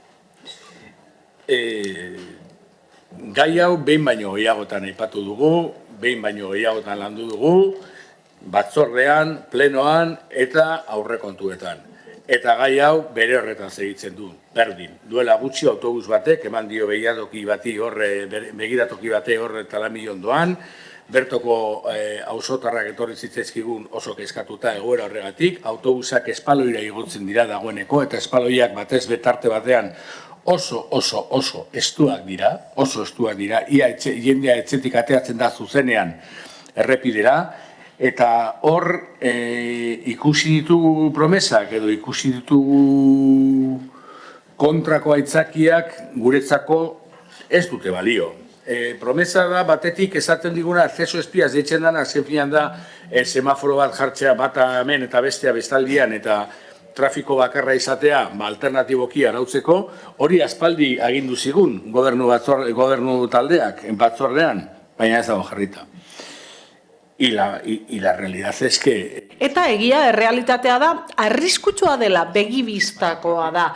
Autobusak oso azkar pasatzen dira, ez dira hogeita marrera, baina gehiagora pasatzen dira, hogeira pasa beharko lirateke, eta irtenbidea beharrezkoa da. Egia da, bere garaian egintzela, azterlan bat trafikoa aztertu zen, baina egian azterketa horren planteamendua aldatu egin behar da. Ez dugu, helburuak ez du izan behar zentzu bakarrekoa egitea kale hori, baizik eta azterlan horrek esatea norabide bakarreko bide izatea, oinezkoek lehentasuna izatea eta trafikoa beste modu batera antolatzea. autobus lerroak ere aldatu behar dira. Ez zaiguna egokia iruditzen da ze abiaduran pasatzen diren autobusak tarte horretan eta ze espaloi txikia duten atondo batzuek, ez bere irteeran, ez da sartzen gurpilaulki bat, ez da aurren orgatxo bat ere, eta ez da eroskiko horra ere. Beraz, bai badakigu erabaki batzuk hartzeko denbora behar dela, baina radar bat jartzea edo irtenbide bat aztertzen den bitartean semaforo bat jartzea ez da hain zaila. Oraindik ez dugu istripu potolo bat izan, baina gertatzen denean zer egingo dugu orduan. Behin eskatu dugu, ez dakigu zer gertatuko den mozio honekin, ez dakite itxaropen asko dugun, baina jarraituko dugu. Kale hori norazko bakarreko izan behar da, horrek du zentzua. Azterlan bat eginda dila eta zein den norantzko honena irtera edo sarrera, baina oinezkoentzako guneak zabaldu egin behar dira, oinezkoek lehentasuna izan behar dute tarte horretan, eta berehala hartzekoak dira neurriak, urgenteak dira, eta hori gobernu taldeari dagokio. Eskerrik asko.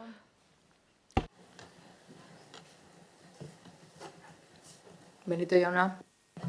Sí, gracias, señora alcaldesa. Eskerrik asko, alkate Andrea. Se ha mencionado, es cierto, hemos tratado esta... Egia da, gai hau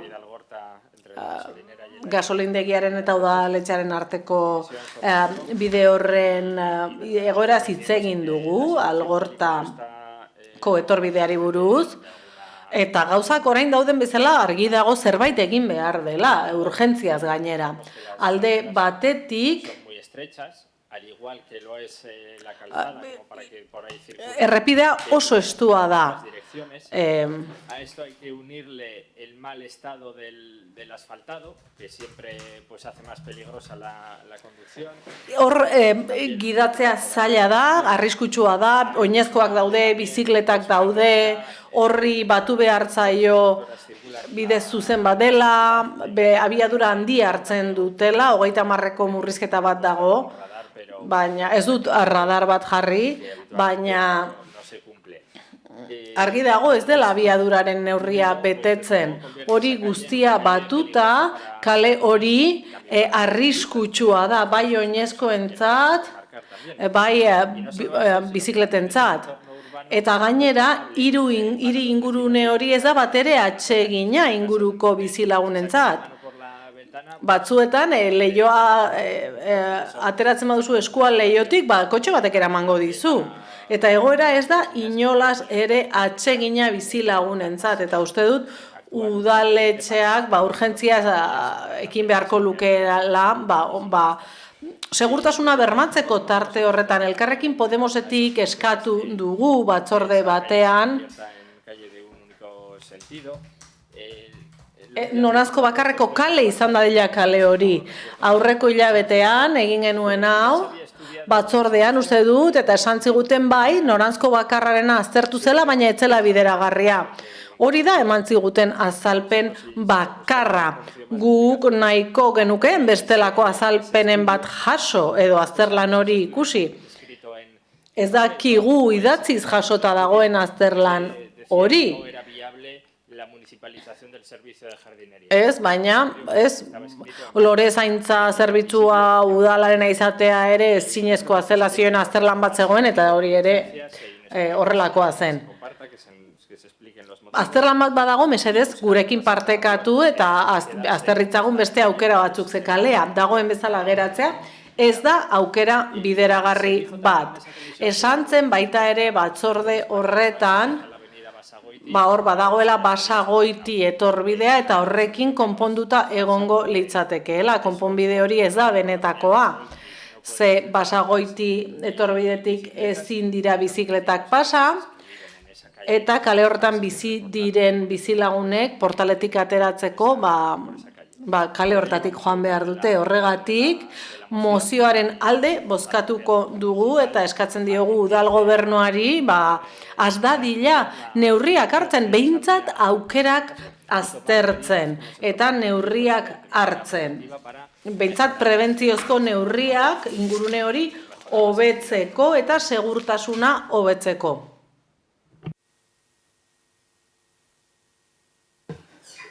Eskerrik asko. Beste norbaitek, González jauna. Gracias, señora alcaldesa. Eskerrik asko, alkate Andrea. Lehenik eta behin. Argi utzi nahi dugu hemen diagnostiko partekatu bat dagoela bidearen zailtasunak. Batez ere, oinezkoak igarotzeko eta trafikoa eta autobusak ondo elkarrekin bizitzeko. Askotan esan dugu, hau, osoko bilkura honetan, beste batzuetan ere eztabaidatu dugu eta beti esan izan dugu hor esku hartzeren bat behar dela. Hori esan da, esan beharra dago gobernu taldeak txostena eskatu zuela. Txosten tekniko bat ikusteko ze alternatiba zeuden. Eta neurriak onartu baino lehen ezinbestekoa da txosten bat egotea. Baina arazoa hor dago bai, baina irtenbidea ere ez da erraza, ez da neurri isolatu bat. Algorta etorbidea oso garrantzitsua da, algortara sartu eta bertatik irteteko. Eta inguru osoko trafikoa berrantolatzen du. Beraz, begirada global bat, holistiko bat behar dugu zuzenean eragiten baitie inguruko bizilagunei. Hor dago Zamalanak, sarbidea, irtenbidea eta horrek badu eragina inguruko trafikoan.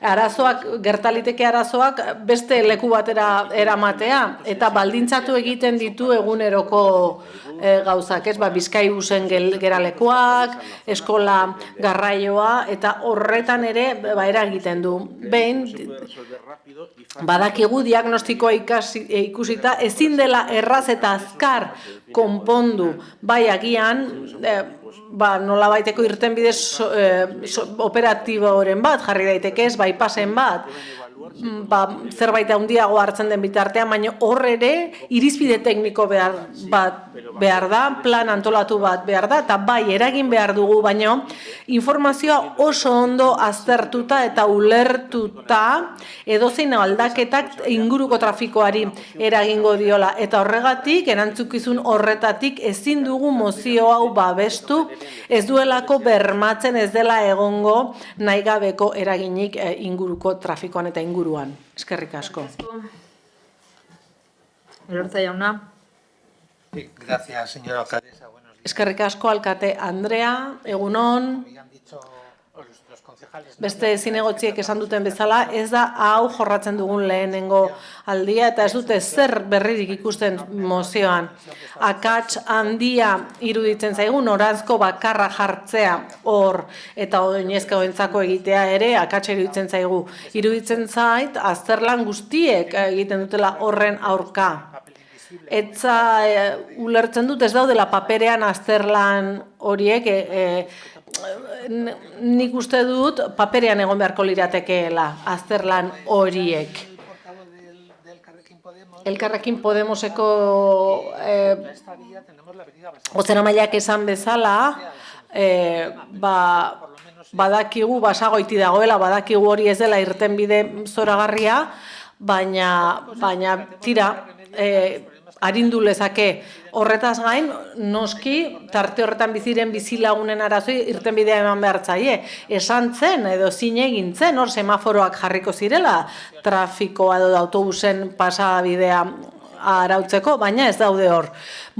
Abiadura murrizteaz ere hitz egin da, 30-tik 20ra, bagian, interesgarria izan daiteke, baina gobernu taldea konpromisoa hartu behar du, hau konpontzeko, ez bakarrik radarren bitartez, badaude beste irtenbide batzuk, igotako zebrabideak, semaforoak, radarrak, instalazio asko egin daitezke bide horretan, pixka bat abiadura murrizera behartzeko. Gobernu taldeari eskatu behar diogu segurtasuna, baina eragin gabe hor mugikortasunari. Seguruenik, nik esan dituan neurri horiek har daitezke. Irtenbide sorta handia dago eta horrekin segurtasuna bermatuko litzateke erokerietara jo gabe. eta Alderdi Sozialistako bozeramaileak esan bezala, ez dugu uste zuek proposatutako neurriak gauzako betuko dituenik, baizik eta oztopatu egingo lukeela getxo osoko zirkulazioa.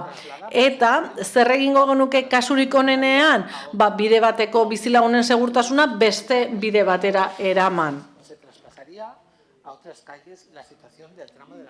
Beste kale batzuetara eramango litzateke Algortako etorbidearen arazoa. Beraz, mozioaren kontra egingo dugu, baina komentatu nahiko nuke, ze esan da, kotxeak kendu behar ditugu hirigunetatik eta kotxe gutxiago egon behar da, eta askoz hobea litzateke guztiok oinez edo bizikletaz joatea. Ez dakit hori horrela den. Guk nahi duguna da, bakoitza joan dadila nahi duen bezala.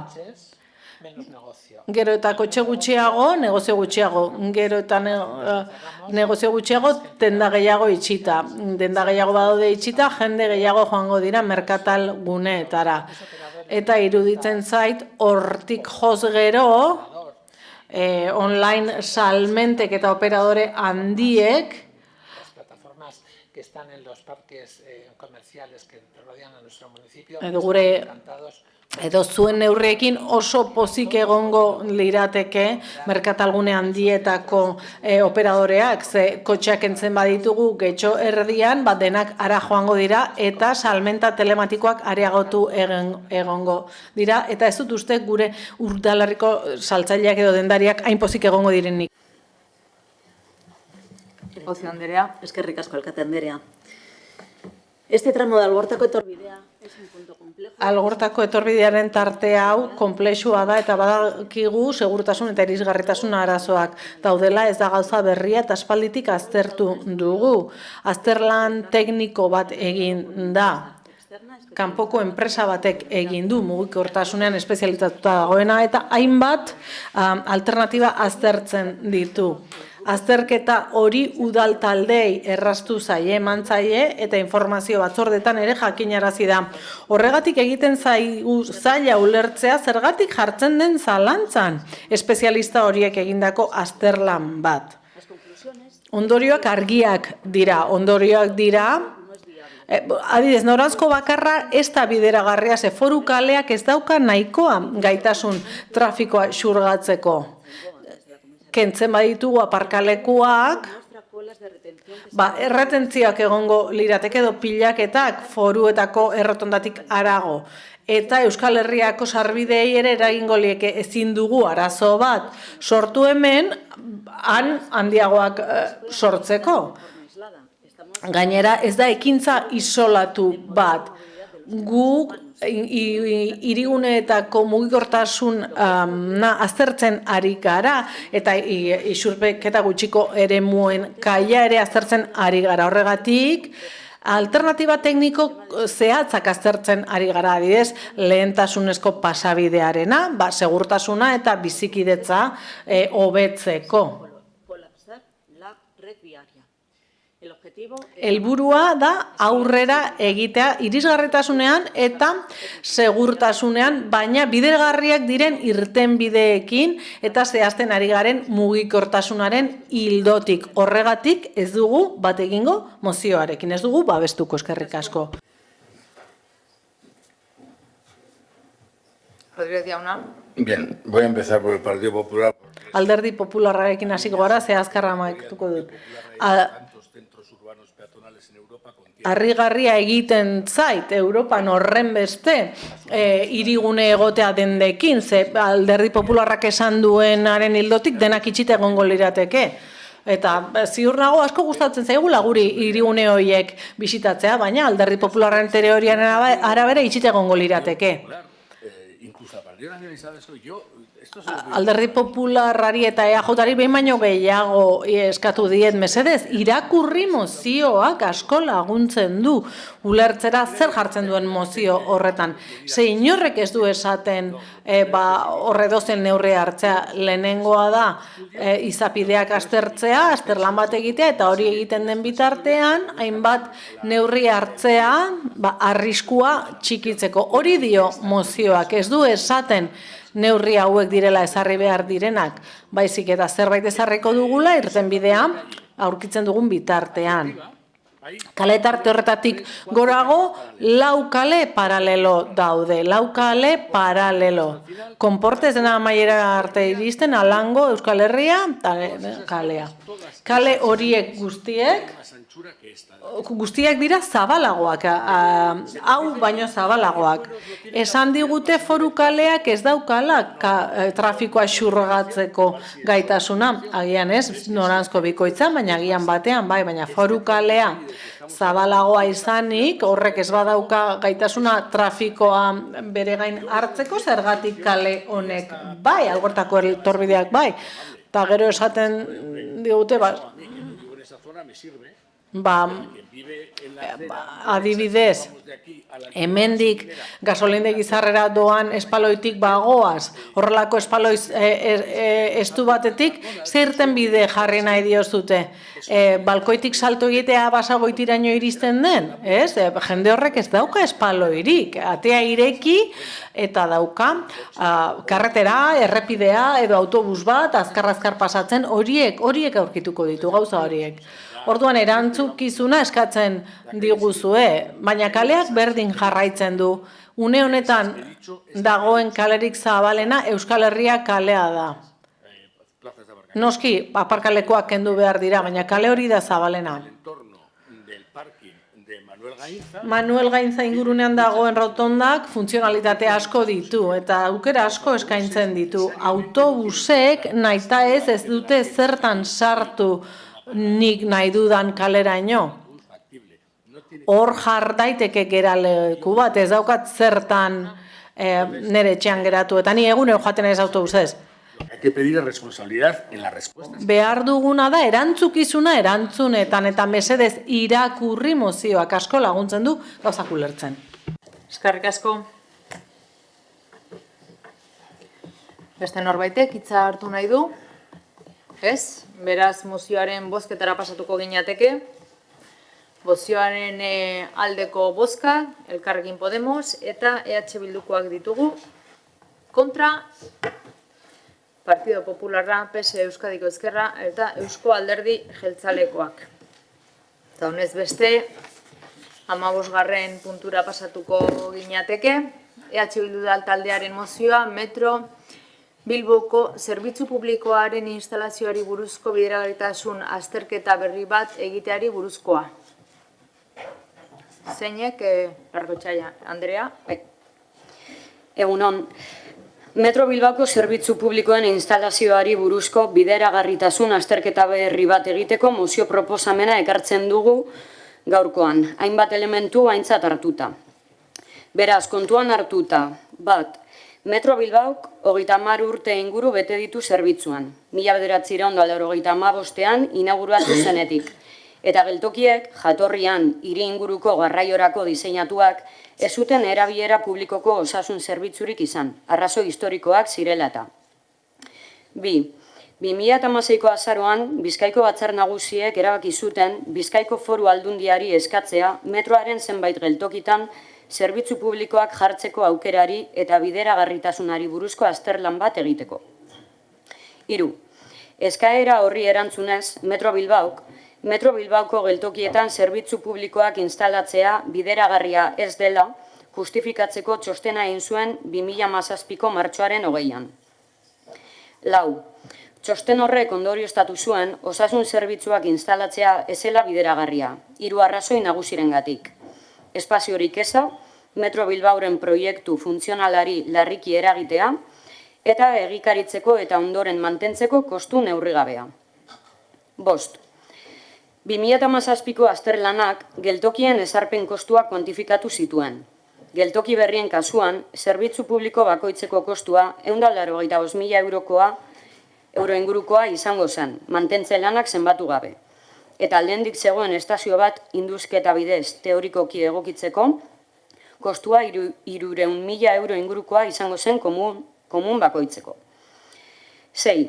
2017ko txostenak adierazi zuen Metro Bilbaoko batezbesteko ibilbidea 6,45 kilometrokoa zela, eta batezbesteko bidaia denbora 10 minutukoa zela, eta datu hori erabili zuten komunen beharra zalantzan jartzeko. Hala ere, funtsezkoa da, 75 urtetik gorako herritarrak artatzea, erabiltzaileen 25% inguru ziren garai horretan, eta etengabe hasi den taldea da. Bidaiari horientzat eta ibilbide luzeagoak egiten dituztenentzat, adibidez linea osoa Plentziaraino, edo premia larriak dituztenentzat, edo arrazoi medikoengatik osasun zerbitzurik ez izateak, zerbitzuaren kalitatea murrizten du. 7.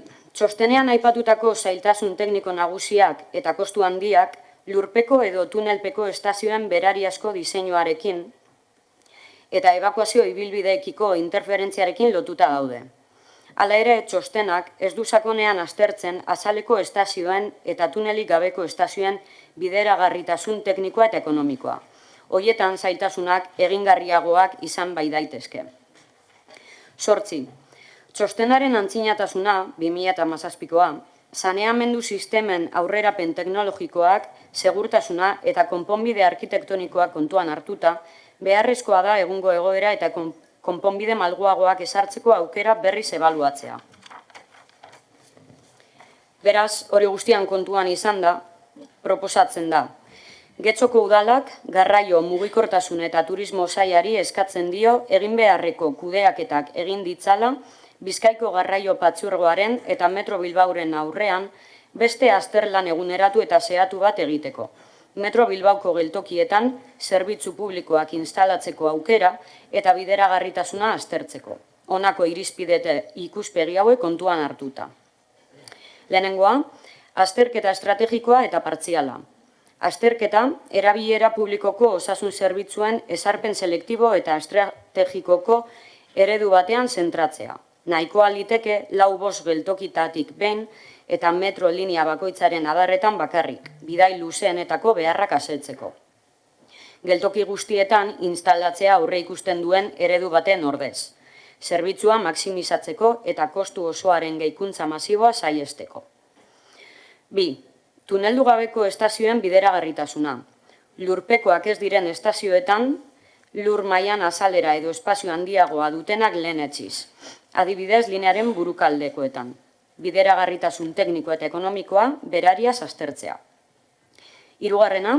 Sistema adimenduen implementazioa barikarekin. Komunetarako sarbidea errazteko, txartelen balioestatze hilara baino lehen badaude, eta zerbitzu horietara barik txartelaren bidez sartzeko aukera emateko aukera tekniko eta operatibo berritzaileak aztertu beharko lirateke. Sistemara berriro sartzeko aukera emanez zigorrik edo txartel bikoizturik gabe denbora mugatu batean. Eta 4. eta azkenengoa, kostuen eta arriskuen eguneraketa. Implementazio eta mantentze kostuak berriro ebaluatu beharko lirateke teknologia modernoen argitan. Eta segurtasun eta vandalismo arriskuak minimizatzen dituzten sistemen ebaluazio sakonagoa egin beharko litzateke. Baita ebakuazio prozedurekin eta hodi elektrikoekin interferentziak ere, 2017ko txostenean identifikatutako oztopo nagusiak izan baitziren.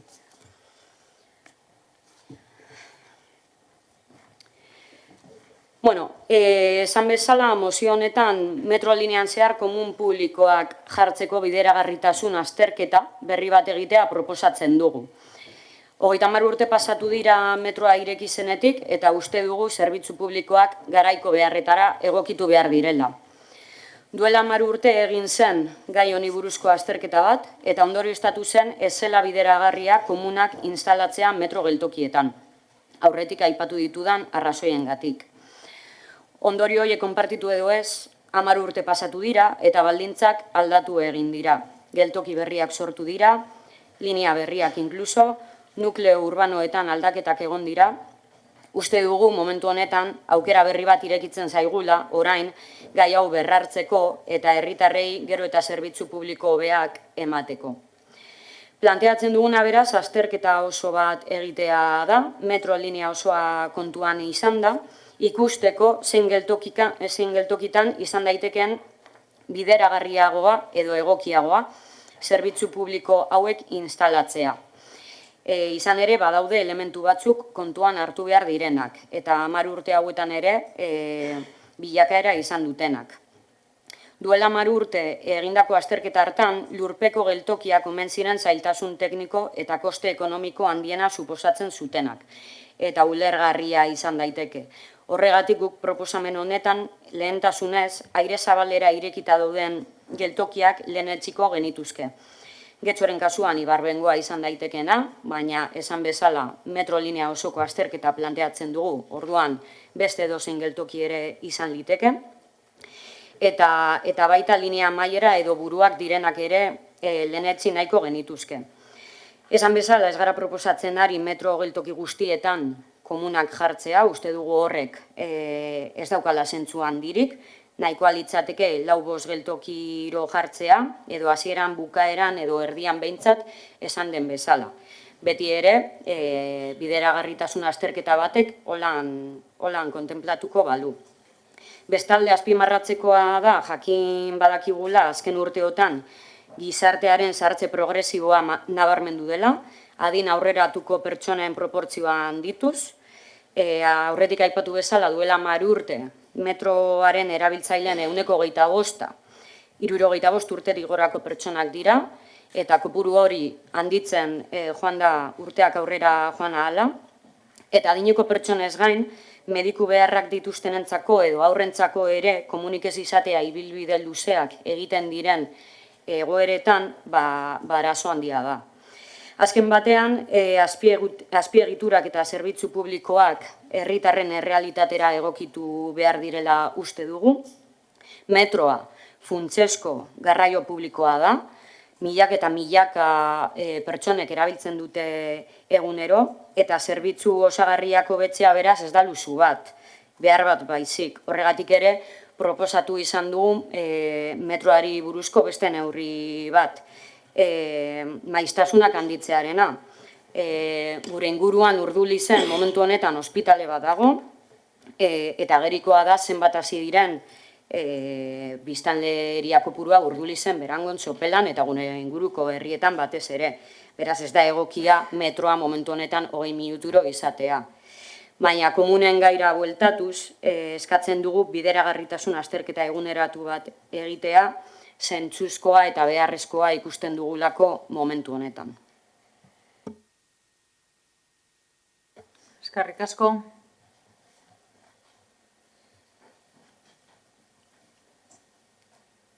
Benito jauna. Sí, gracias nuevamente.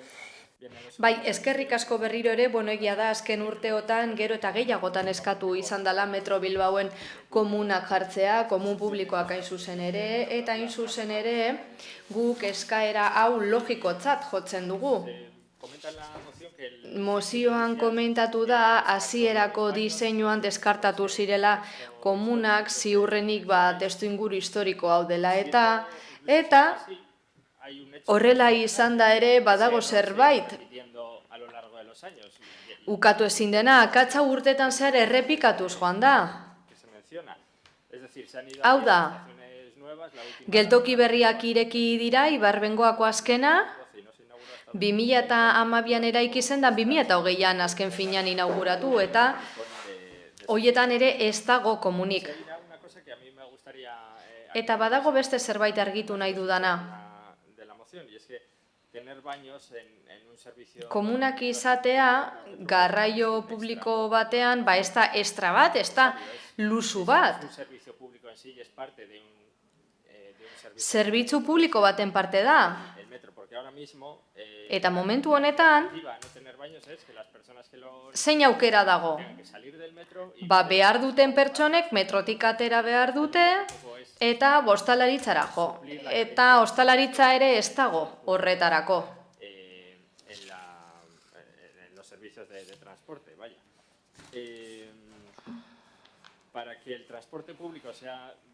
Garraio publikoa benetan inklusiboa izateko.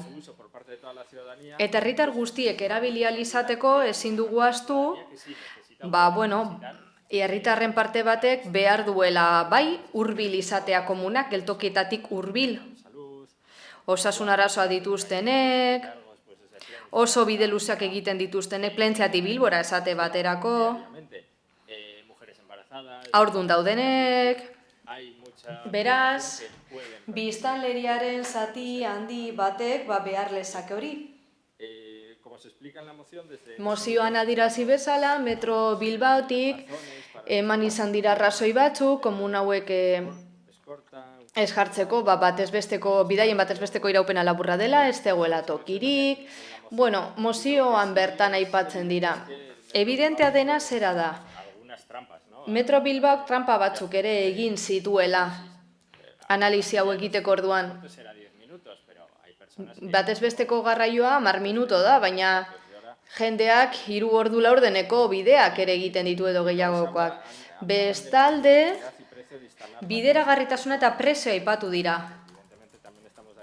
Argi dagoen bezala, badakigu ez dela beharrezkoa geltoki guztietan jartzea baizik eta, lehenengo eta behin bideragarri izatea, eta gero esate baterako lineak trukatzen dien leku bat izatea, edo linea hasiera edo amaierak, Aldezarra, San Mamés, eta gero, gure eremuan gehienak aire zabalean daudenez, horretan ez da horren zaila izango espazioa egokitza eta komunak jartzea, eta erabilera hori guztia, sistema batekin konpon daiteke. Barikekin ateratzen bazara komunera joateko gero berriro sartzea ustea inongo penalizaziorik gabe.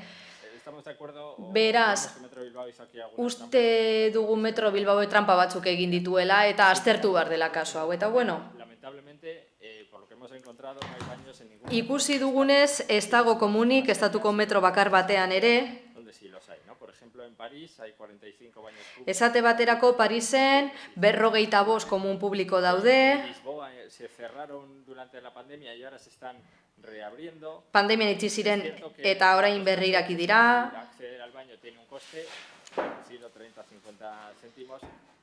Eta batzuetan ordaindu behar da, ez da bidezkoa, baina ezer baino beto bada. Beraz, EH Bilduren mozioa babestuko dugu eta berriro diogu nahi dugula Metro Bilbao gizatiarragoa izatea, erosoagoa baita ere eta erabiltzeko modukoa.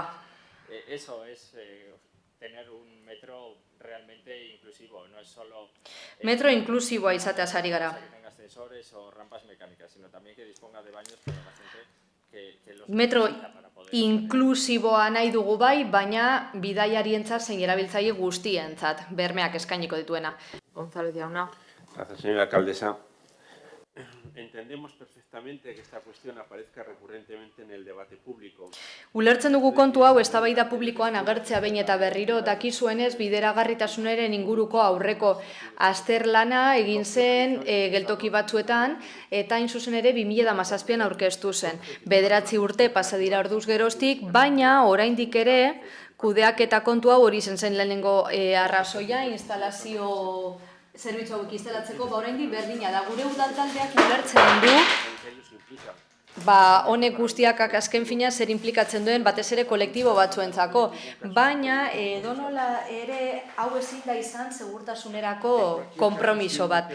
Nola nahi ere, interesgarria izan daiteke, gai hau egitala ere, dagokion erakundetik egin beharko da. Bizkaiko batzar nagusietan alderdi politiko guztiak daude eta inplikatutako erakundea bertan batzar daitezke. Baina udalkudeaketatik bai planteatu dira zenbait proiektu lerro beretik doazenak, horiek guztiak bizilagunen lana errazteko.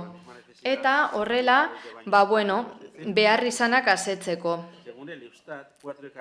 Eustaten arabera, 10-tik 4 pertsona nagusiak dira. Eta 2050 begira hau handituz joango da. Udalerri honetan lan egiten dugu langileen kolektibo honekin. Hala, hainbat legegintzalditatik indartu izan dugu komun publikoen instalazioa. Areta edo Algortako metrotik ateratzean, instalazio hauetako batzuk aurki ditzakegu, geltokiko atetik minutu bat baino gutxiagora. Gainera, gai hau aipatzen dugun bakotzean aurrez hitz egiten dugu, baina beste hainbat bizilagunek behar dute hau bezalako zerbitzua. Gaixotasun gastriko edo muskularrak dituzten herritarrek ere behar dute. Eta Bizkaian gainera ditugu eskaera kopuru gehienak, komun publikoak irisgarriak izan behar dira, erabiltzeko errazak. puedan disfrutar de ellos con garantías de salud. pertsona erabiltzaileek osasun baldintza honetan eta erosotasunez gozatzeko. La instalación de este servicio en las instalaciones de Metro Bilbao no ha de debatirse en esta sala. Hala, uste dugu Metro Bilbaoren kontu hau ez dela hemen debatitu behar, Bizkaiko batzar nagusitara eraman behar dela baizik. Y valorarse en su conjunto como un todo. Eta oroar baloratu beharko dira baldintzak gainerako erakunde publikoekin eta inplikatutako eragilekin. Eskerrik asko. González del Valle, Andrea. Muchas gracias, señora alcaldesa. Eskerrik asko, alkate Andrea. Bueno, ez da Getxoko Alderdi Popularrari etzaiola interesatzen kontu hau. Hain zuzen ere duela urteak jada komentatu genuen egoki zentokian, aldundian komentatu genuen.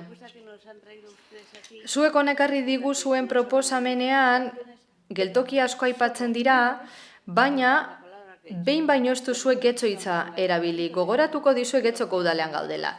Eta guk egin behar duguna zera da. Getxo tartean dituen gaiak lotu. Beraz, hau Bizkaiko Foru Aldundian landu beharrekoa da, eta esamen. Eta horregaitik abstenitu egingo gara, eta ez dut beste ezer gehituko. Eskerrik asko. Eskerrik asko. Beste norbaitek? Bai, Mostajo jauna. Egunon dan hori, mi esker alkate Andrea eta ongi etorri Larraitz. Bueno, ez da lehen aldia metroaren komunen instalazioaren inguruan eztabaidatzen dugula alderdi politikook. Arestian izan dira eztabaidak, batzar nagusietan esaterako, non gure taldearen ustez, uste dugu, eztabaida horrek zentzu handiagoa duela, horrela adierazu du bebai gure gobernukidea den Juanma Gonzálezek ere. Horregatik uste dut, gai honetan ari garela eta eztabaidak izan ditugunez, komenigarria dela iraganean atera ziren ondorioei errepaso bat egitea. Baldintzak zenbatetan aldatu diren jakiteko eta oroar, ikus dezakegu, baldintzak ez dira aldatu, ez? Aipatzen dozue bai, 75 urte gorako erabiltzaileen kopuru handitu egin dela, suposatzen dut esaten duzuela hori aldaketa demografikoan oinarrituta, baina metroaren maiztasun, pertsonen erabilera maiztasunak, rekorridoak eta abar, uste dugu ez direla aldatu eta hori ez duzu aipatu gainera, gaur egun metroaren maiztasunak handitu egin direla, duela 9 urtetakoa konparatuz, eta beraz horrek esan nahi du jendeak geltokietan denbora gutxiago ematen duela. Eta ez duzu aipatu bez, txostenan aipatzen zela evakuazio irteeretan sor daitezkeen kalteak. Orain, duela 9 urte baino erabiltzaile gehiago ditu metroak, beraz horrek ere arazo bat ekar lezake. Iraganean ari garela, eta aipatu duzu edola 30 urte metroa sortu zela, eta abar, Bilbao Areta Plentzia ibilbideak gaur eguneko Metro Bilbaoren lehen linearen garapenerako oinarria izan zenak, garai horiek denok, ni gaztea nintzen, baina badakigu ezker abertzalearen posizioa urte horietan zen metroaren inguruan, eta orain komunak eskatzen dituzu, beraz, ongi etorri. Baina, ni oso gaztea nintzen, ni hori ez dut gogoratzen, baina iraganean ari garela, aipatu nahi dut. Baina, garai horietan tren lineak bazituzten komunak. Hasieran zabalik zeuden, gero erabilaren arabera edo eskaeraren arabera zabaldu egiten ziren eta azkenean hitz egin zituzten. Vandalismoagatik, zikintasunagatik, kontsumoengatik eta abar. Benito jaunak esan du ere, estatuko metroetan ez dagoela komun zerbitzurik. Aipatu ditu Europako 2 hiriburu, baina nik uste dut Pariseko metro lineak eta bidaiariak egiten dituzten denbora tarteak ez direla Bilboko egoerarekin konparagarriak. Eta, aipatzen dozula Europa, bebai, esan beharra dago, gai nahiko sensiblea dela komunen kontua segurtasun aldetik eta zenbaitetan ere komunak kendu egin dituztela. Eta Europarekin jarraituta uste dut arrotasunez esan dezakegula Bilboko metroa Europako garbienetariko bat dela, eta nik uste dut hori Getxostar guztiok, Bilbotarrek eta Bizkaitar guztiok harrotasunez esaten dugula. Bere egunean, aztertu ziren, neurri honen kostu ekonomikoak, imaginatzen dut bebai, lur gaineko estazionak bebai, eta gero uste dugu bebai, Metro Bilbaori dagokiela bere geltokietan komun publikoak aztertzeko behar izana, eta behin baino gehiagoetan adierazi dute komunak ez jartzearen zergatia eta arrazoia. Eta esan bezala, hemeroteka begiratzea besterik ez dago. Horregatik, eta jakinik badaudela zenbait kolektibo neurri honetaz beste batzuk baino gehiago baliratuko liratekenak, ontzat hartzen dugu Metro Bilbaoko profesionalen kriterioa. Gure udal taldearen ustez, Metro Bilbauk komunak instalatzeko bideragarritasuna edo sekulako behar izana sumatuko balu, bere kabuz abiatuko luke instalazioa udaletxe honen eskaeraren beharrik barik. Beraz, ezezkoa emango diogu mozin honi. Eta hala ere, eta hau bai esan edo dela, ezin dut pasatzen utzi aukera gogorazteko getxon, gure eskumenen neurrian, hartu izan dugula kolektiboa bentsat, zein edo zer herritarrentzat neurriak, eta jarri izan ditugula komunak. Aretako geltoki plazan badaude komunak, eta instalatu den azkena, Teietzen, Algortako metroko plazan egin dugu hain zuzen. Esaten duzue, talde honek ez dauela lanik egiten, hor dekozue adibide oso praktiko bat. Baditugu komunak beste herriko hainbat puntutan ere, eta instalatu ditugun azken hirurak aurrekontu parte hartzaileen eskaerari erantzunez egin zen gainera. Beraz, eskatzea zilegi da, baina egin dezagun neurriz. Udal honek komun publikoei baietz esaten die, baina gure eskumenen neurrian eta daukaguna balorean jarriz. Eskerrik asko. Eskerrik asko.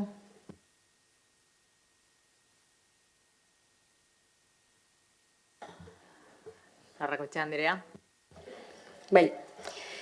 Lehenik eta behin EAJ-ko bozeramaileari zuzenketatxo bat, gu ez gara ezker abertzalea, EH Bilduk aurkezten du proposamen hau, bai, ez gaude plato batean, naiz eta prentsa egon, beraz hitzein dezagun zeirotasunez eta dagokion terminoetan.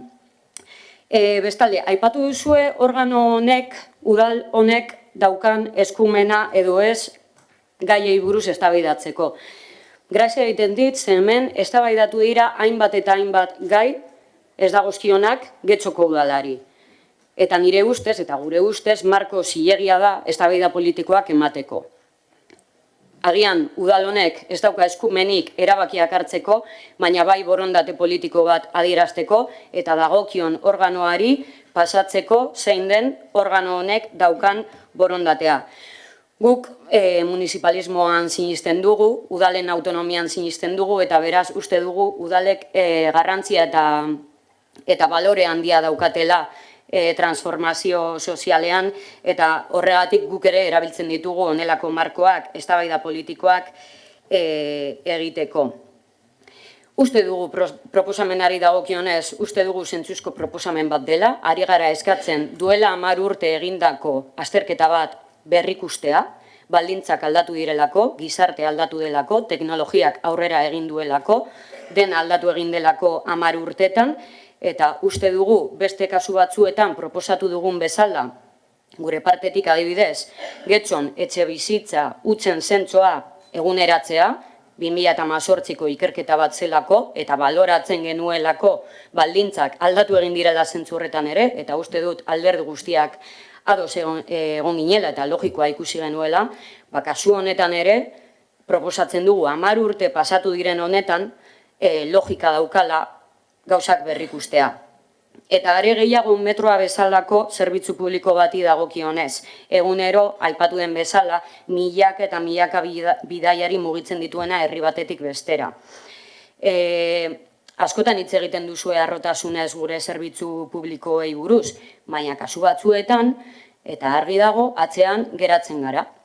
Eta hemen proposatzen duguna da, kalitatezko zerbitzu publikoak ahalik eta gehien indartzea eta aurrera pausuak ematea, iniziatiba hartzea. Beraz, proposamena oso argia zen, azterketa bat berrikustea, eta hemen badago eskumena borondate politiko bat zehazteko. Eta badago eskumena dagokion organoari eskatzeko nahi izan ez gero, kasu honetan, komunak jartzeko azterketa bat egin dadila, beti ere pentsatzen herritarren mesedetan eta zelan hobetu ditzakegun zerbitzu publikoak. Aipatu dira zaurgarriagoak izan daitezkeen pertsonen kolektiboak, adineko pertsonak, umeak, mediku beharrak dituzten pertsonak. Bai, orduan arreta uste dugu hoiengan jarri behar dugula eta ere ez orokorkerietan. Eskerrik asko. Beste norbaitek hitza hartu nahi du? Bai. Bai? Mostajo jauna. Bueno, lehenik eta behin, ez dakit zuzenketa. Bigarren buelta, 3 minutu. Vale, ez dakit zuzenketa bat egin barro dudan. Bueno, ez dakit zuen iraganak lotxatzen zareten, ez dakit. Voy a decir izquierda soberanista. La izquierda soberanista hace 30 años... No, esker subirano esango dut, lehen ezenuten metroa nahi eta orain hau eskatzen duzue. Bueno, mozioaren inguruan 3 ideia. Lehenik eta bain Metro Bilbao erengan konfiantza dugu eta ikusiko balute hau bideragarria dela, egingo lukete. Historikoki, pentsatu izan dute, zailtasuna gehiago izan direla onura baino, suposatzen dut ikusiko balute kontrakoa dela goera egingo zutela zerbait. Bigarrenik, metro garbienetariko bat daukagu horrela izaten jarraitzea nahi dugu. Eta 3, municipalismo aipatu duzue. Bilbon, komun publikoa daude, Getxon ere, aipatu duzue baita ere, kolektibo zaurgarriak daudela, Plentzian eta Urdulizan, EH Bildu dago, bertan ere jarditzakezue komun publikoak, ez da?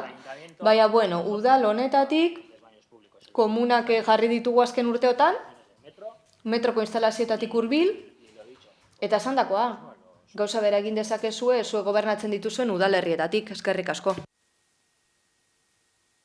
Eskerrik asko. Bozketara pasatuko gara, beraz. Aldeko bozkak, mozioaren aldeko bozkak, Elkarrekin Podemos eta EH Bildukoak ditugu. Kontrakoak, PSE Euskadiko Ezkerra eta Eusko Alderdi Jeltzalea eta abstentzioak Partido Popularra. Eta honez beste 16. puntura pasatuko gineateke Elkarrekin Podemos udaltaldearen mozioa Getxon etxebizitzaren prezio jaisteko aurrekontu parte hartzaileen prozesua hobetzeari buruzkoa. Benito jauna.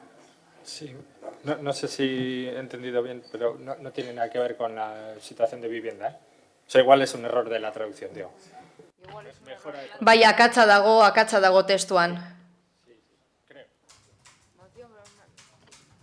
Sí, en castellano es sobre la mejora del proceso... Bai, gaztelaniaz aurrekontu parte hartzaileen prozesua jartzen du. Vale, procedo a leer la moción. Realizándose anualmente desde 2017... Irakurriko dut mozioa. Bueno, 2017az geroztik urtero egiten direnez, Getxoko udalaren partaidetza aurrekontuak partaidetza tresna gisa finkatu dira eta horren bidez, herritarre gehienez ere 1.000.000 euroko proiektuak proposatu eta aukeratzen dituzte. Aurrekontu parte hartzaileen egitura orokorra antzekoa da aurrekontu horiek aplikatzen diren ia udalerri guztietan. Proposamen fasea, behaketa fasea eta aukeraketa fasea.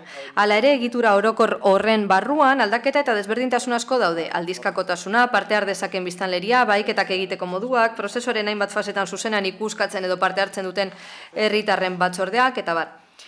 Jakin, badakigu aurrekontu parte hartzaileak behin eta berriz eztabaidatzen direla udal honetan, eta normalean, talde politikoek gurea barne kritika asko egiten dituztela.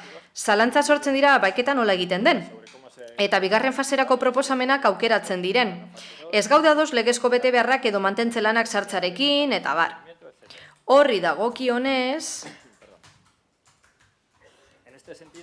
azaroan gai horri buruzko lan bilera baterako deitu gintuzten, eta bertan parte hartu zuten taldek ekarpenak egin genituen 2026ko edizioari begira baloratuak izateko. Aurrekontu parte hartzaileen berrikuspen honetan gehiago sakontzeko eta egun horretara eramandako proposamenak eztabaida politikoan islatzeko, honako mozio hau aurkezten dugu. Getxoko udalaren osoko bilkurari honako erabaki proposamenak helarazten dizkiogu. Bat, gure udalerrian dauden parte hartzegune aktiboenak eta inplikatuenak balioesteko eta indartzeko sedez, gure udalerriko elkarte eta kolektiboak berezik inplikatuko dira haien izenean proposamenak erregistratzen, bileren edo informazio gehiagoren bidez. Proposamen horiek garrantzi handiagoa izango dute bigarren faserako baeketan. Gure udalerrian etengabeko inplikazioa duten pertsonen eta kolektiboen kopuru anitzak babestutako proposamenak direlako. 2. Udalak sustatutako parte hartze gunei, berdintasun kontseilua, ingurumen foroa, gazteriaren foroa, eskolako 20-30 agenda erabakitzeko eta jarduteko ahalmen handiagoa emateko gune hoie proposamenak erregistratu ahal izango dituzte. Eta proposamen horiek garrantzi handiagoa izango dute bigarren faserako baeketan. Gure udalerrian etengabeko inplikazioa duten kolektibo ugarik babestutako proposamenak direlako. 3. Bozketen bigarren fasean ez dira sartuko udalak legez behartuta egin behar dituen edo udali instalazioen mantentze lanekin zerikusia duten gaiak diren proposamenak. 4. Behin baino gehiagotan egin diren proposamenak, baina bigarren fasetik baztertu direnak, bai aurrekontuan jasota daudelako, bai mozio honen aurreko puntuan deskribatutako arrazoiak direla eta proposamen horiek zergatik ez diren sartu adieraziko da. Bai eta egiten den itzulketan eta zeugaz plataforman laster gauzatzeko asmoa ere. Auzo guztien zabalkundea bosgarrenik eta parte hartzea hobetzeko orainare eta Algortako erdigunean jartzen diren etxolen ordez, auzo bakoitzeko ikastetxe guztiak bizitatuko dituen formatu mugikor bat jarrikota. Kamioia, furgoneta eta 6. Ohikotoki ez gain postontzia jarriko dira ikastetxen inguruetan eta hautestontziak Andramari kiroldegian, gizarte zerbitzuen bulegoetan eta udal egoitzan zabalkundea eta parte hartzeko erraztasunak areagotzeko.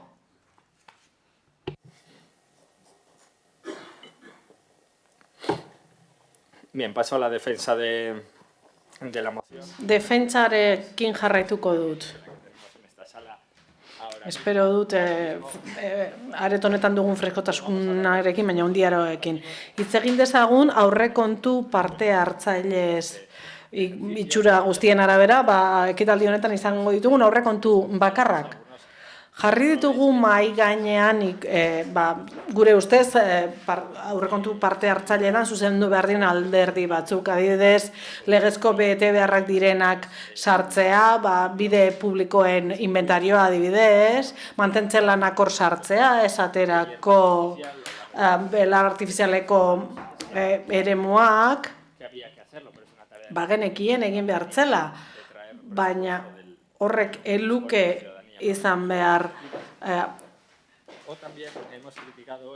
Eta kritikatu dugu baita ere baetze prozesua, bigarren fasera pasatzeko baetze prozesua iluna izan da, ez du irizpide argirik izan, eta beti ateratzen dira aurrera gobernu taldearekin lerrokatuta dauden politikak. Adibidez, edukiontzien pedala, ez hori ez daukagu eta beti eskatzen dugu aurrekontu guztietan eta ez da inoiz agertzen. Beste alde batetik ikusten dugu finantzatzen diren zerbitzuak erabilera orokorrekoak direla, ez direla izaera sozialekoak eta are gutxiago bazterketa egoeran diren bizilagunei zuzendutakoak. Proposamen horiek gehienak lan bilera horretara eraman genituen, baina hala ere interesgarria iruditzen zitzaigun eztabaida hori udal batza edo plenoan izatea, ez, haudelako ordezkaritza organo gorena edo espazio gorena.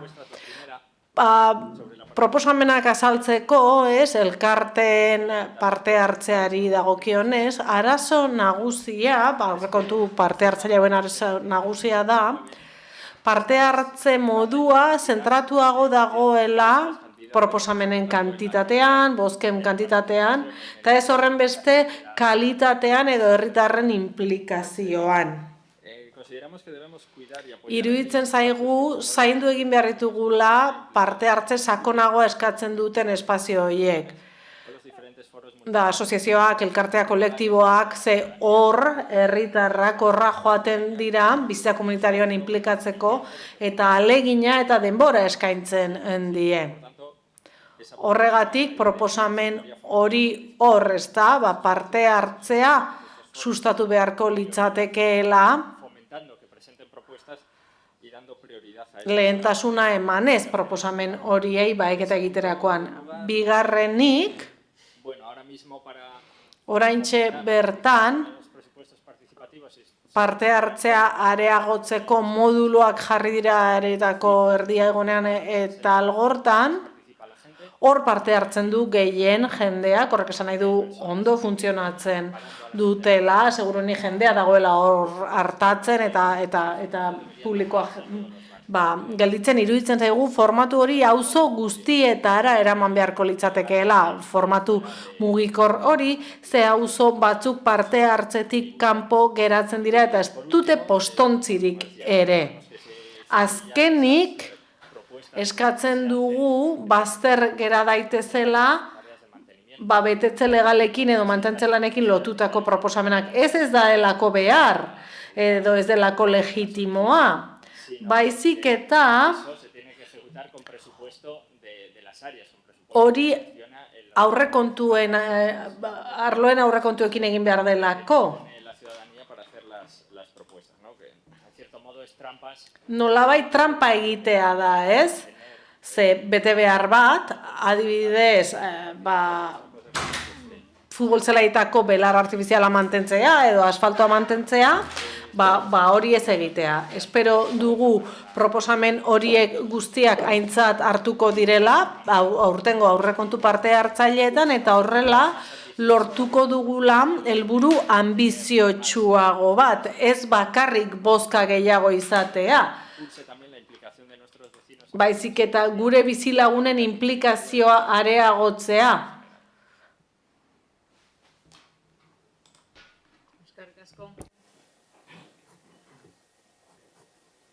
Yelau Andrea. Eskerrik asko, alcalde Andrea. La participación ciudadana es una de las... Herritarren parte hartzea da modurik onena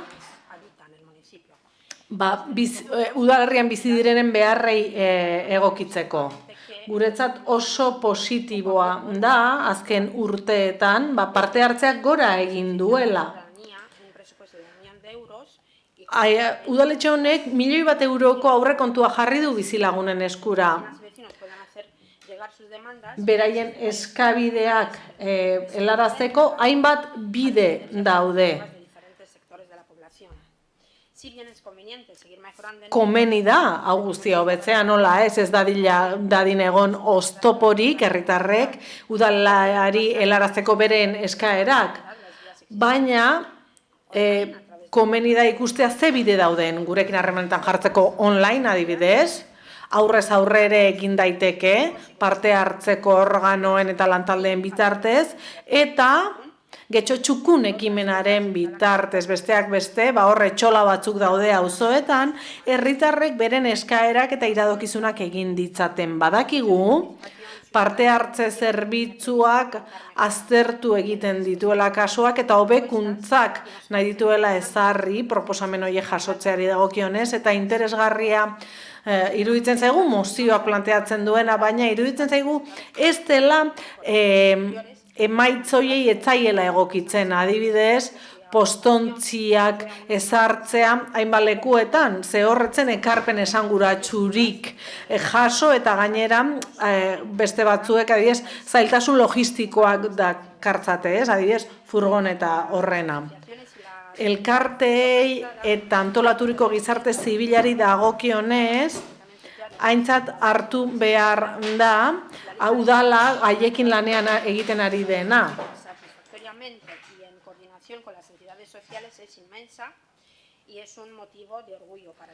Eta hau guztia arrotasuna arrazoia da udalarentzat eta udalerriarentzat, baina herritarrek parte hartzeko mekanismoek jakin behar dute entzuten.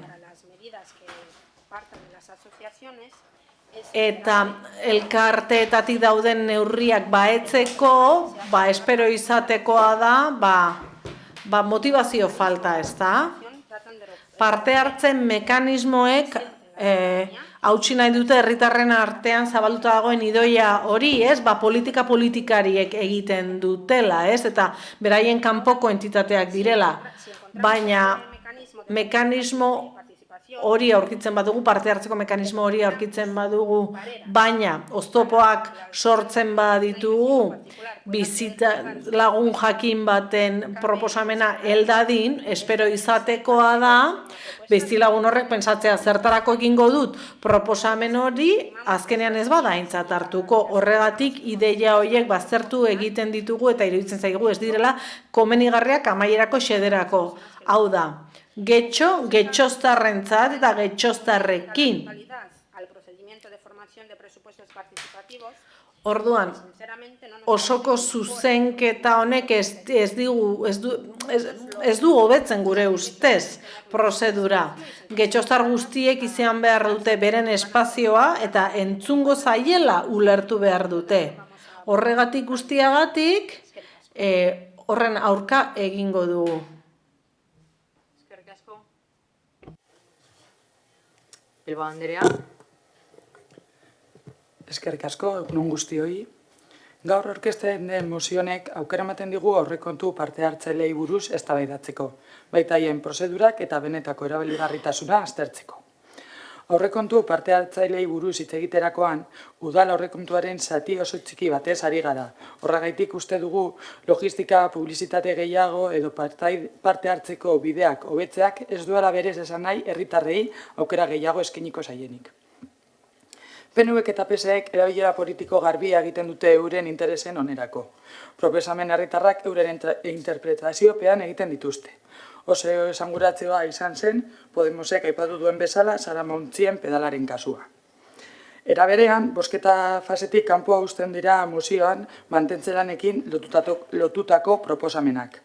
Neurri horren atzean dagoen logika ulertuta ere, gogarazi nahi dugu herritarren eskaera errepikakor askok udalaren egiturazko gabezikin zikusia dutela. Horregaitik parte hartzea ez litzateke mugatu behar soilik proiektu osagarri edo puntualetara. Baloratzen dugu proposamen baztertuen azalpena hobetzeko egiten den alegina, baina faltan botatzen dugu onartutako proiektuen jarraipenari eta ebaluazio publikoari buruzko konpromiso sendoagoa. Parte hartze prozesuak ez luke bozkarekin amaitu behar, baizik eta gardentasunez egindako kontu ematea bermatu beharko litzateke. Halaber, ezin dugu begibistakoa den erabilera politika hori alde batera utzi. Gaur egun, gure udalean, aurrekontu parte hartzaileak partiduen propaganda tresna bihurtzen ari dira. Udal gobernuaren aurrekontuak kudeatzeko gabeziak estaltzeko eta bide batez herritarren sasi parte hartzea sustatzen dutenaren itxura egiteko. Funtzean, udal gobernuak bere irudia indartzeko eta komunikazio estrategia bultzatzeko erabiltzen dituzte. Prozesu hau ez da herritarren parte hartze reala baten adierazle. Politika publikoa erakusteko erabiltzen den ekintza publizitaria hutsa baizik. Horregatik, ezin da mekanismo hauen erabilera mugatu bozketa prozesu edo enarpen fasera soilik. Beharrezkoa da jarraipen zorrotza eta kontrol eraginkorra ezartzea, ez bakarrik proiektuen balorazioa egiteko, baizik eta benetan gauzatzen diren eta udal aurrekontutik modu egokian betetzen direla ziurtatzeko. Ez da nahikoa proiektuak onartzea. Herritarrek euren ekarpenak betetzen ikus ditzaten eta ez alderdien irudi publikorako erabilgarria izan daitezen. Beharrezkoa da jarraipen argia, ebaluazio publiko gardena eta proiektuaren ibilbide osoan etengabeko konpromisoa hartzea.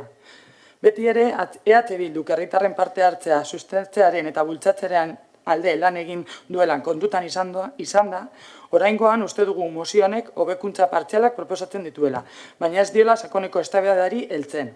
Gaur egungo prozesuak alde batetik partiduen propaganda tresna gisa erabiltzen direlako, eta bestetik ez dutelako berresten herritarren benetako ekarpenak gauzetzen direnik. Kontutan izan da kontrol jarraipen gardentasun handiagoa beharrezkoa dela, herritarren benetazko parte hartzea bermatu dadin eta erabilera politiko tresna hutsa izan ez daitezen, honen guztiagatik abstentzioa bozkatuko dugu.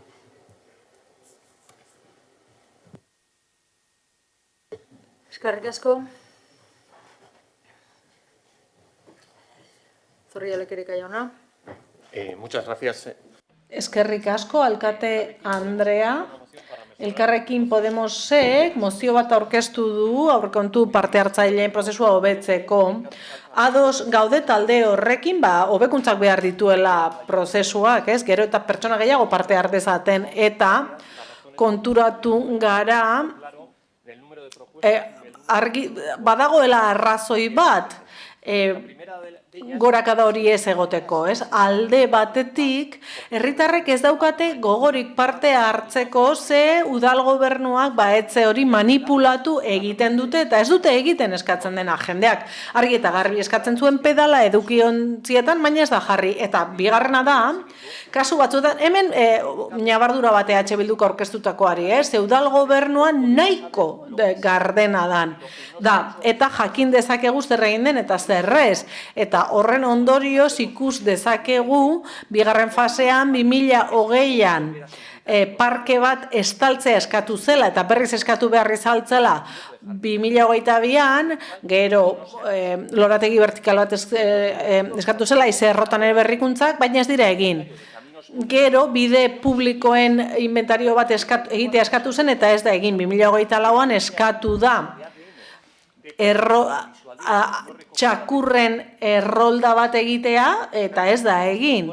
Elkarrekin Podemoseko hobekuntza batzuk eskatu ditu, adibidez informazio moduloak zabaltzea, guk ez genituzke etxolak kenduko, ondo iruditzen zaigu zerbitzu mugikor bat egotea, baina gure ustez ez dago arazorik etxolakor egoteko, buzoi gehiago, postontzi gehiago jartzea, hautestontzi gehiago jartzea, baina guretzat ez dagoena ondo, eta ados gaude gutxi gora bera alderdi sozialistarekin da, lehentasuna ematea elkarteen proposamenei pertsona individualen gainetik, eta alderantziz ere ez litzateke gertatu behar. Horrek bazterkeria bat, diskriminazioa eragingo luke eta berdintasun printzipioa hautsiko luke.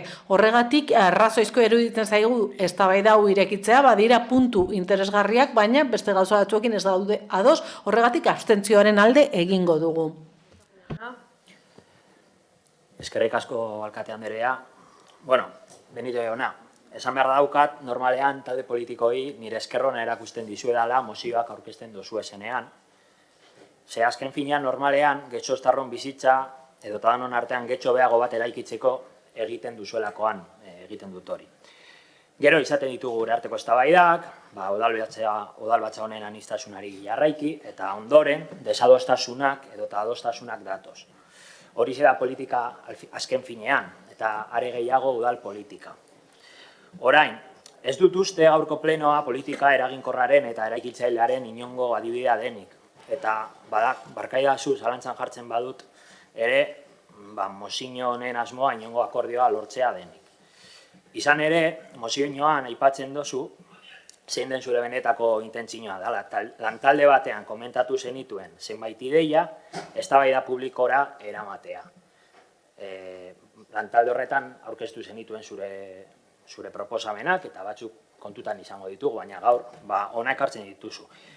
Nik pentsatzen dut horrelako eztabaidak hobe direla beste maila batean izatea, ziurrenik eraginkorragoa izan daiteke, eta azalpen luzeagoak eman ditugu, argudio luzeagoak, niretzat politika egiteko modu hori eraginkorragoa da.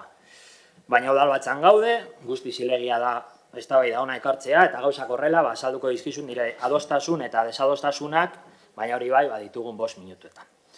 Guk mozio honi ezeskoa bozkatuko diogu. Lehenik eta behin epeengatik. Ikusi ditugu arestian alderdi popularraren Gabonei buruzko mozioak Gabon bezperan, ez? Eta uste dut danoi ezaigola egokia eruditu. Ikusita zein datetan gauden eta aurrekontu parte hartzaileen lehen fasea datauetan egiten dugula, uste dut mozio hau berandu iristen dela. Badaude mozio honetan hala ere adostasun zenbaitzuk, baina uste dute zirela nahikoak gure aldeko bozka ez da gure abstentzioa lortzeko.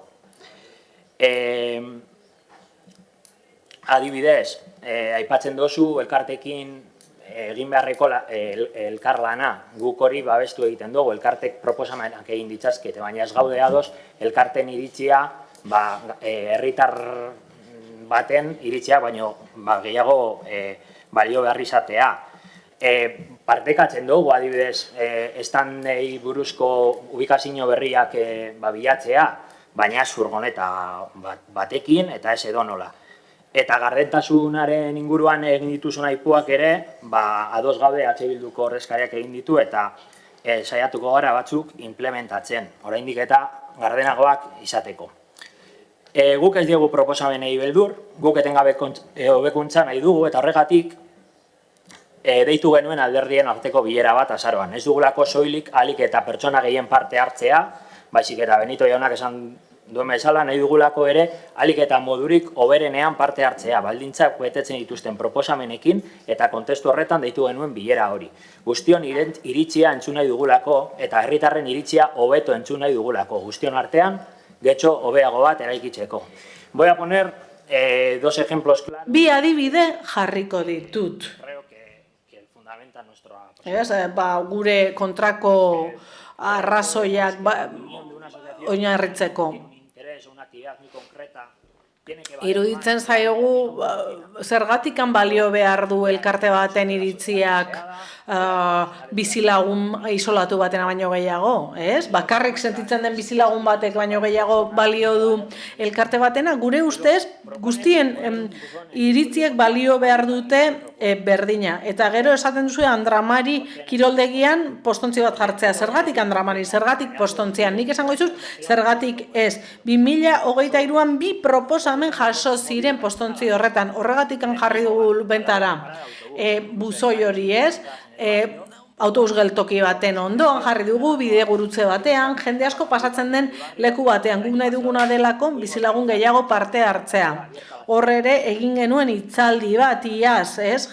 Bizilagunentzat. Zaileen eredu sendo bat, aipatu duzu udal guztietan ameten dela, noski, derrigorrezkoa delako, baina udal hau aintzindarietako bat izan zen, eta hainbat izan ziren gure eredua errepikatu zuten udalak duela 10 urte horrelako prozesuak sortzen hasi zirenean. Gure eredua urtez urte sendotzen doa, geroz eta jende gehiago parte hartzen du, eta horiek dira datuak. 2021, 559 formularios. 2021an, 500 formulariok gera. 2025an, 1140, 2026an, 11% gehiago. Eta espero dugu hori finkatzen joango garela lehen esan bezala, guztion artean, ze udal honek, naiz eta zuek batzordeetan beste gauza batzuk esan, entzun egiten du, udal honek entzun egiten du, jaso egiten du, eta jardun egiten du. Guztion artean getxo hobe bat sortzeko. Beste norbaitek? Benito jauna. Gracias, señora alcaldesa. Bueno, en primer lugar... Eskerrik asko, alkate Andrea. Egia esan triste jartzen nau, mozio honen xedea zalantzan jartzea eta ez ondo interpretatzea.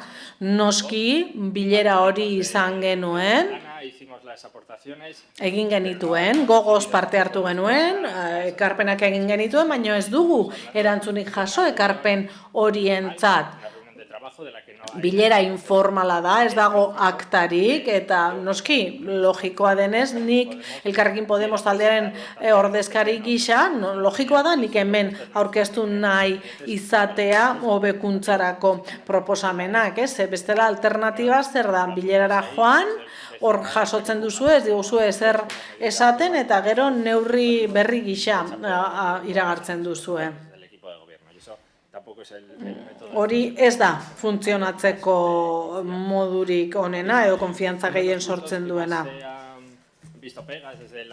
Eragozpen gehiago dituen puntuetako bat da lehentasuna ematea edo pisu gehiago ematea elkarteetatik datozen proposamenei edo baztertzaile izan daitekeela ere entzun dut hemen, baina pentsa dezagun poliki, ez da, baztertzailea, logika dauka, ez?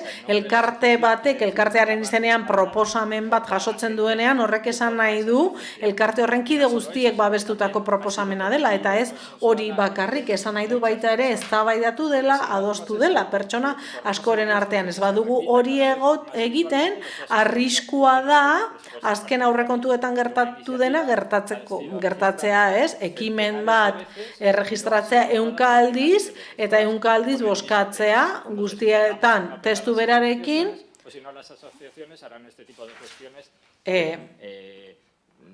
desvirtúan o vician el proceso de los presupuestos participativos. Y usted ha mencionado...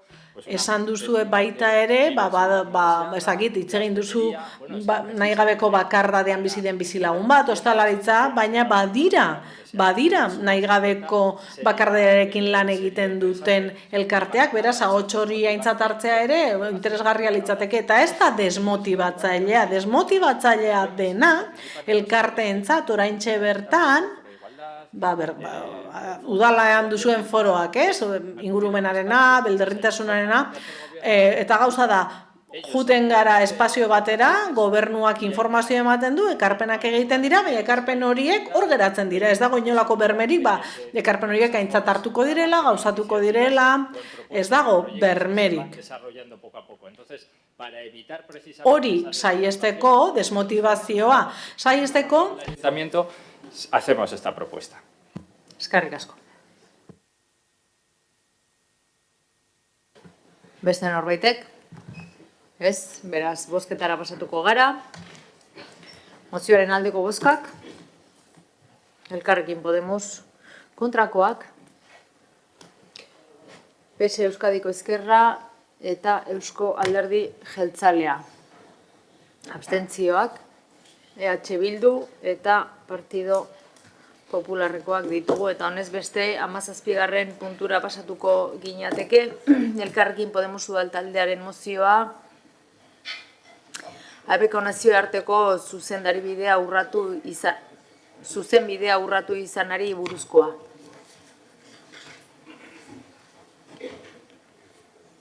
Sí, bueno, antes de pasar a leer el texto, recordar que hemos presentado una... Testua irakurri aurretik, autoemendakin bat aurkeztu dugu, 4. puntua kentzeko. 2026ko urtarrilaren 3ko goizaldean AEBko indar militarrek hainbat helburu zibil eta militar bombardatu zituzten Venezuelan eta 81 pertsona hil ziren. Erasoa gertatu eta ordu gutxira, AEBko presidenteak sare sozialen bidez iragarri zuen Nicolás Maduro eta haren emazte Zilia Flores baitu eta Venezuelatik kanpora eraman zituztela indar estatu batuarrek narkotrafikoagatik AEBen bertan epaitzeko.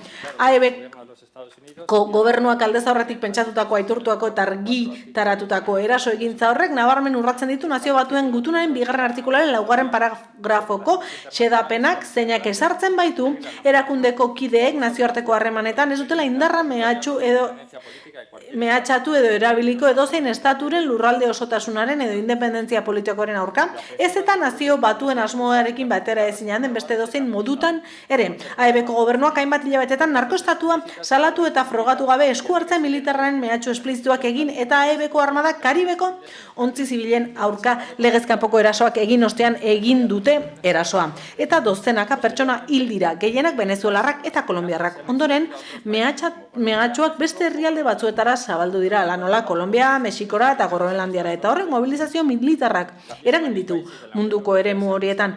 Europar Batasuneko hainbat herrialdek ere merkataritza muga zerga berriak dituzte erasoaldiaren azken helburua baliabide estrategikoak usurpatzea eta arpilatzea da, eta nazioarteko zuzenbidearen ordez indartsuenaren legea ezartzea.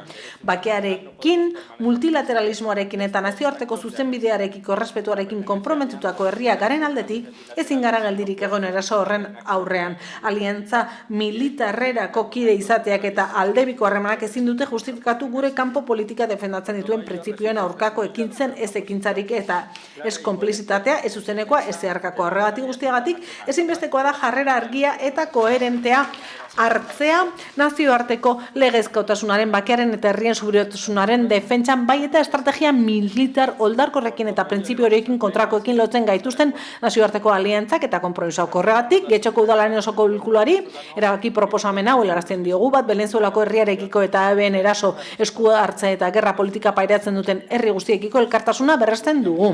Burujabetzarako duten eskubideak defendatuz. Bi publikoki adierazten dugu estatu batuk Venezuelaren aurka egindako legez kanpoko eta justifikaziorik gabeko eraso militarra arbuiatzen dugula, nazioarteko zuzenbidearen eta nazio batien gutunen urraketa larria delako, Nicolás Maduro eta Silvia Flores berehala askatzeko eskatzen dugu, baita Venezuelako lurraldea seguritzultzeko ere, nazioarteko zuzenbidearekin bat etorriz, 4, gobernu zentralari eskatzea Espainia NATO-tik ateratzeko beharrezko izapideak has ditzala, bakean multilateralismoa, nazioarteko lankidetzan eta izaera iraingarriko aliantza militarretan parte esartzean oinarrituako kanpo politikarekin onkorentzian, 5, gobernu zentralari eta Eusko Jaurlaritzari eskatzen diegu, Europar Batasunaren eta nazioarteko erakundeen barruan, eskalada militarra geldiarazteko nazioarteko zuzenbidearekiko respetua berrezartzeko eta nazioarteko gatazkei irtenbide politiko baketxo eta bidezkoak emateko ekimenak sustatzeko.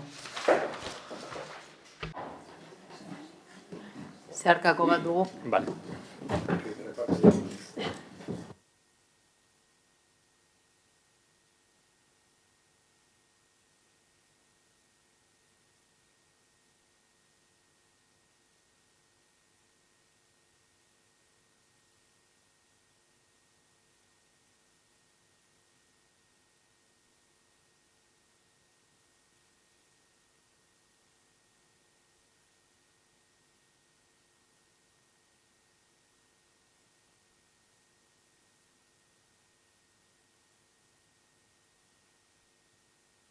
Díaz Anderea, mesedez, irakurri.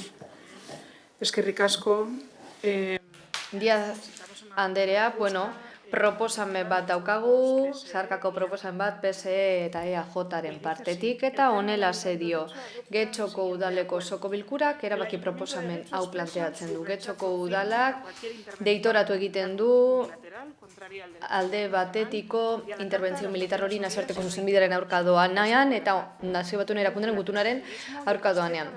Bakea, multilateralismoa eta herrien subiranotasuna defendatzen ditu. 2, Getxoko udalak adierazten du solidaritatea gatazka armatuen ondorioa jasatzen dituen herriekiko, Venezuela barne. Era berean gogorazten du Venezuelan trantsizio politikoa egin behar dela, araubide demokratiko bat egoteko, askatasun publikoak eta giza eskubideak bermatuz eta biztanlearen bake eta rekontziliazioa bermatuz. 3, Getxoko udala kontziente da nazioarteko gatazkek ere eragina dutela gure tokiko realitatean.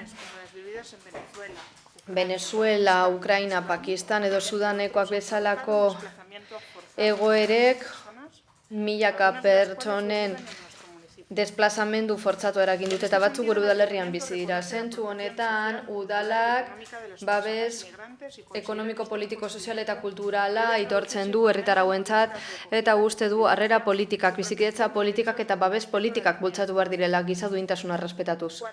4, bukatzeko Getxoko udalak nazioarteko komunitatari eskatzen dio indar ditzan elkarrizketa eta diplomazia mekanismoak eta errespeta desan nazioarteko zuzenbidea. Humanitarioa barne hori badira zilegizko bide bakarrak gatazkak konpontzeko.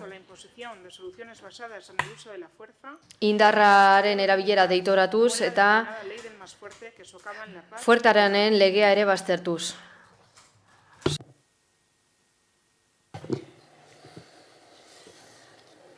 Sí, lamentablemente no podemos aceptarla. Zoritzarrez ezin dugu emendakina hau onartu. Sí.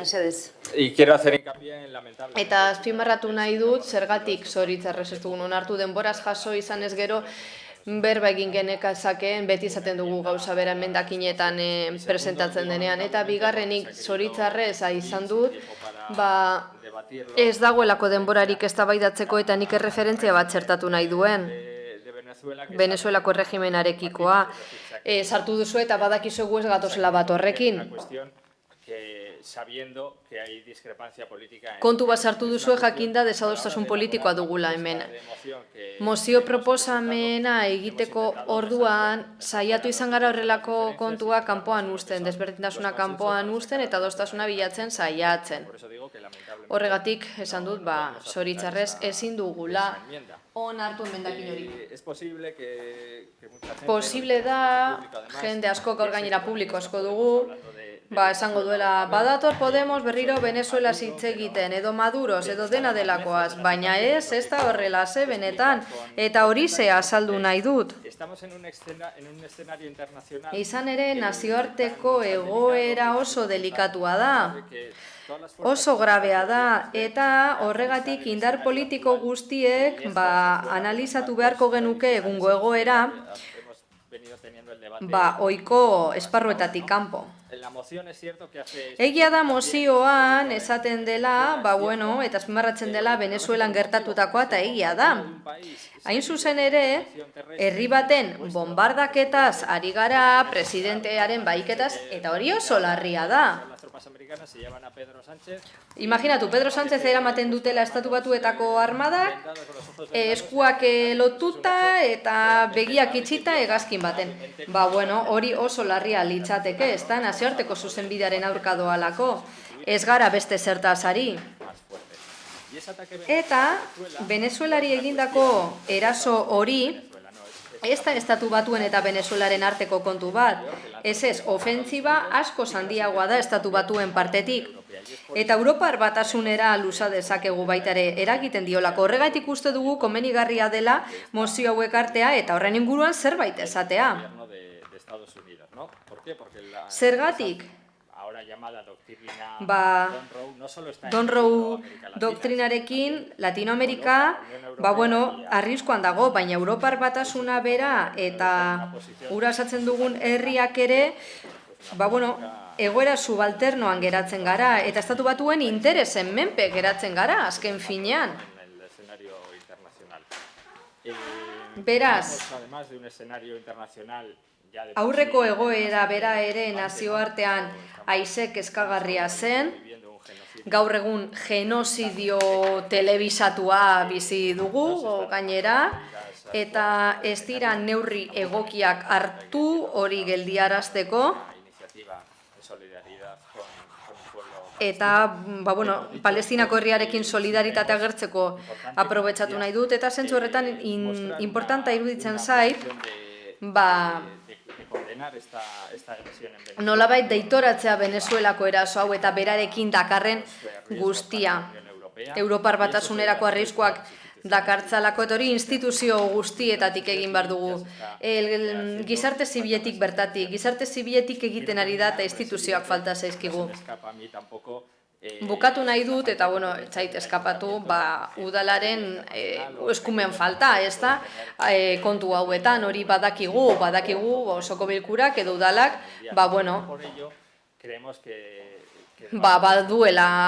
baduela eskumenik zerbaitetan. Eta hau bezalako espazio politikoetan, esango nuke, oraindik ere eztabaidatu behar ditugula kezkatzen gaituzten kontuak, nazioartekoak izan arre, eta batez ere, herritarrei begira, kondena eta konpromiso deklarazioak egin behar ditugu, bakearekiko eta nazioarteko eskubidekiko. Eskerrik asko, Díaz Anderea. Eskerrik asko. Eskerrik asko, Estatu Batuen partetik egindako interbentzio militar larri hau deitoratu du Espainiako gobernuak argi eta garbi. Nazioarteko zuzenbidearen kontra eta nazio batuen erakundeko gutunaren kontra doalako. Hala, Espainia da bakarra bitartekari lana egitera eskaini dena. Eta hain zuzen ere, guk beti defendatu izan dugu gatazketan bakearen alde egitea eta sufritzen duten herriak babestea. Venezuela, Ukraina, Palestina, Sudan edo munduko beste edozein toki. Getxon beste tokietan bezalaxe hartu izan ditugu herrialdea utzi duten bizilagunak, krisi politikoak edo dena delakoak pairatuta eta horregatik daukagu bestelako erantzukizuna. Bakea, giza eskubideak ere defendatzea tokiko esparrutik. Subironotasuna herriena da. Eta horregaitik Espainiak ez du Maduroren erregimena aitortu, baina ez du aitortuko ez da ere Estatu Batuen partetik egindako interbentzioa. Azken finean nazioarteko zuzenbidearen aurka doa eta ezinegona sortu du. Argi dagoen bezala, egia da paradigma aldaketa bat dela nazioartean eta izugarrik eskatzen gaitu honek nazioartean izango duen eragina. Bake konsensuak fuertenaren legeak ordezkatzen dituelako orain. Eta horren aurrean alderdi sozialistak demokrazia babesteko bideak Elkarrizketa demokrazia eta nazioarteko erakundekiko errespeto direla dio. Mozioan esan bezala, gure herria bakearekin eta multilateralismoarekin konprometituta dago eta beraz errespetatuz beti erakunde eskudunen ekintzak eskatuko ditugu. Espainiako gobernuarenak defenda dezan nazioarteko zuzenbidea. Argi dago, udaletatik urrun geratzen zaigula, baina gurean ere baduela eragina. Udalok zer egin behar dugu? Bakearen alde egin. Ez da onartu zeharkako emendakina, eta guk mozioaren funtsa ulertzen dugu, estatu batuetak nazioarteko testuingura daukagu, baina ezin gara gure eskumenetatik haratago joan, planteatzen dena kontutan hartuta. Baina dena den eskerrak ematen ditugu. Eskerrik asko. Beste norbaitek? Bai, Zelaia Andrea? Bai, eskerrik asko. Venezuelaren aurkako erasoa gertakari oso larria da. Donald Trumpen administrazioak Venezuela aurka egindako erasoa, injerentzia eta presidentearen baiketa ekintza imperialistak dira. Ekintza imperialistak nazioarteko zuzenbidean modu larrian urratzen dutenak eta gure gaitzespen osoa merezi dutenak. Hau ez da, segurtasun kontu bat, ez da narkotrafikoaren aurkako borrokare, ez du bakea bilatzen, ez demokrazia, ez da herrien askatasuna ere. Botere imperialisten erakustalde ordina da. Herri baten subira notasuna zapaltzeko eta balebide estrategikoen kontrola inposatzeko egindako operazioa. EH Bildun, askotan izan dugu eta berriro izango dugu gaur, herrien subira notasuna, autodeterminazioa eta bakea beti defendatu izan ditugun printzipio ukaezinak dira. Horregatik, gertakari honen aurrean, herrien autodeterminazioaren alde lerrokatzen gara, gertakari honen aurrean herrien autodeterminazioaren alde erabakitzeko duten eskubidea errespetatu izan dadin. Eskubide hori nazioarteko zuzenbidearen oinarrizko printzipioetako bat da, eta ezin da indarrez mehatxuz edo kanpo presioen bidez baldintzatu. Horrekin, injerentziaren aurka gaude. Izan ekonomikoa, izan politikoa edo izan militarra. Ez dugu onartzen kanpoko botereek herrialde baten barne erabakietan esku hartzea. Area gutxiago indarkeria, baiketa edo zigorrak erabiliz.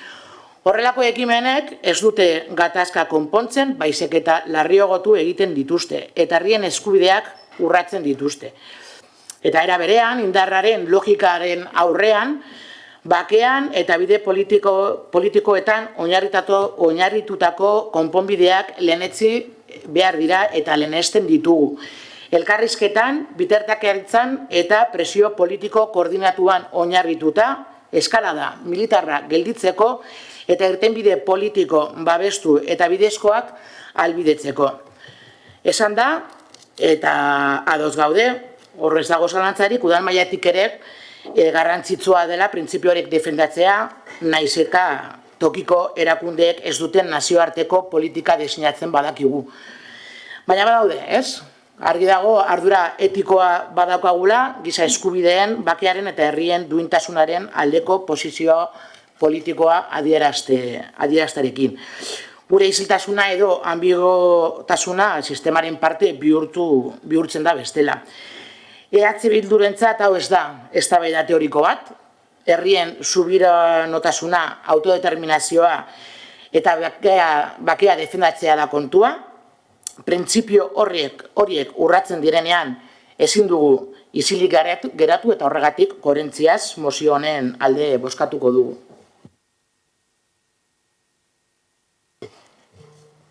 Eskerrik asko, Elorza jauna.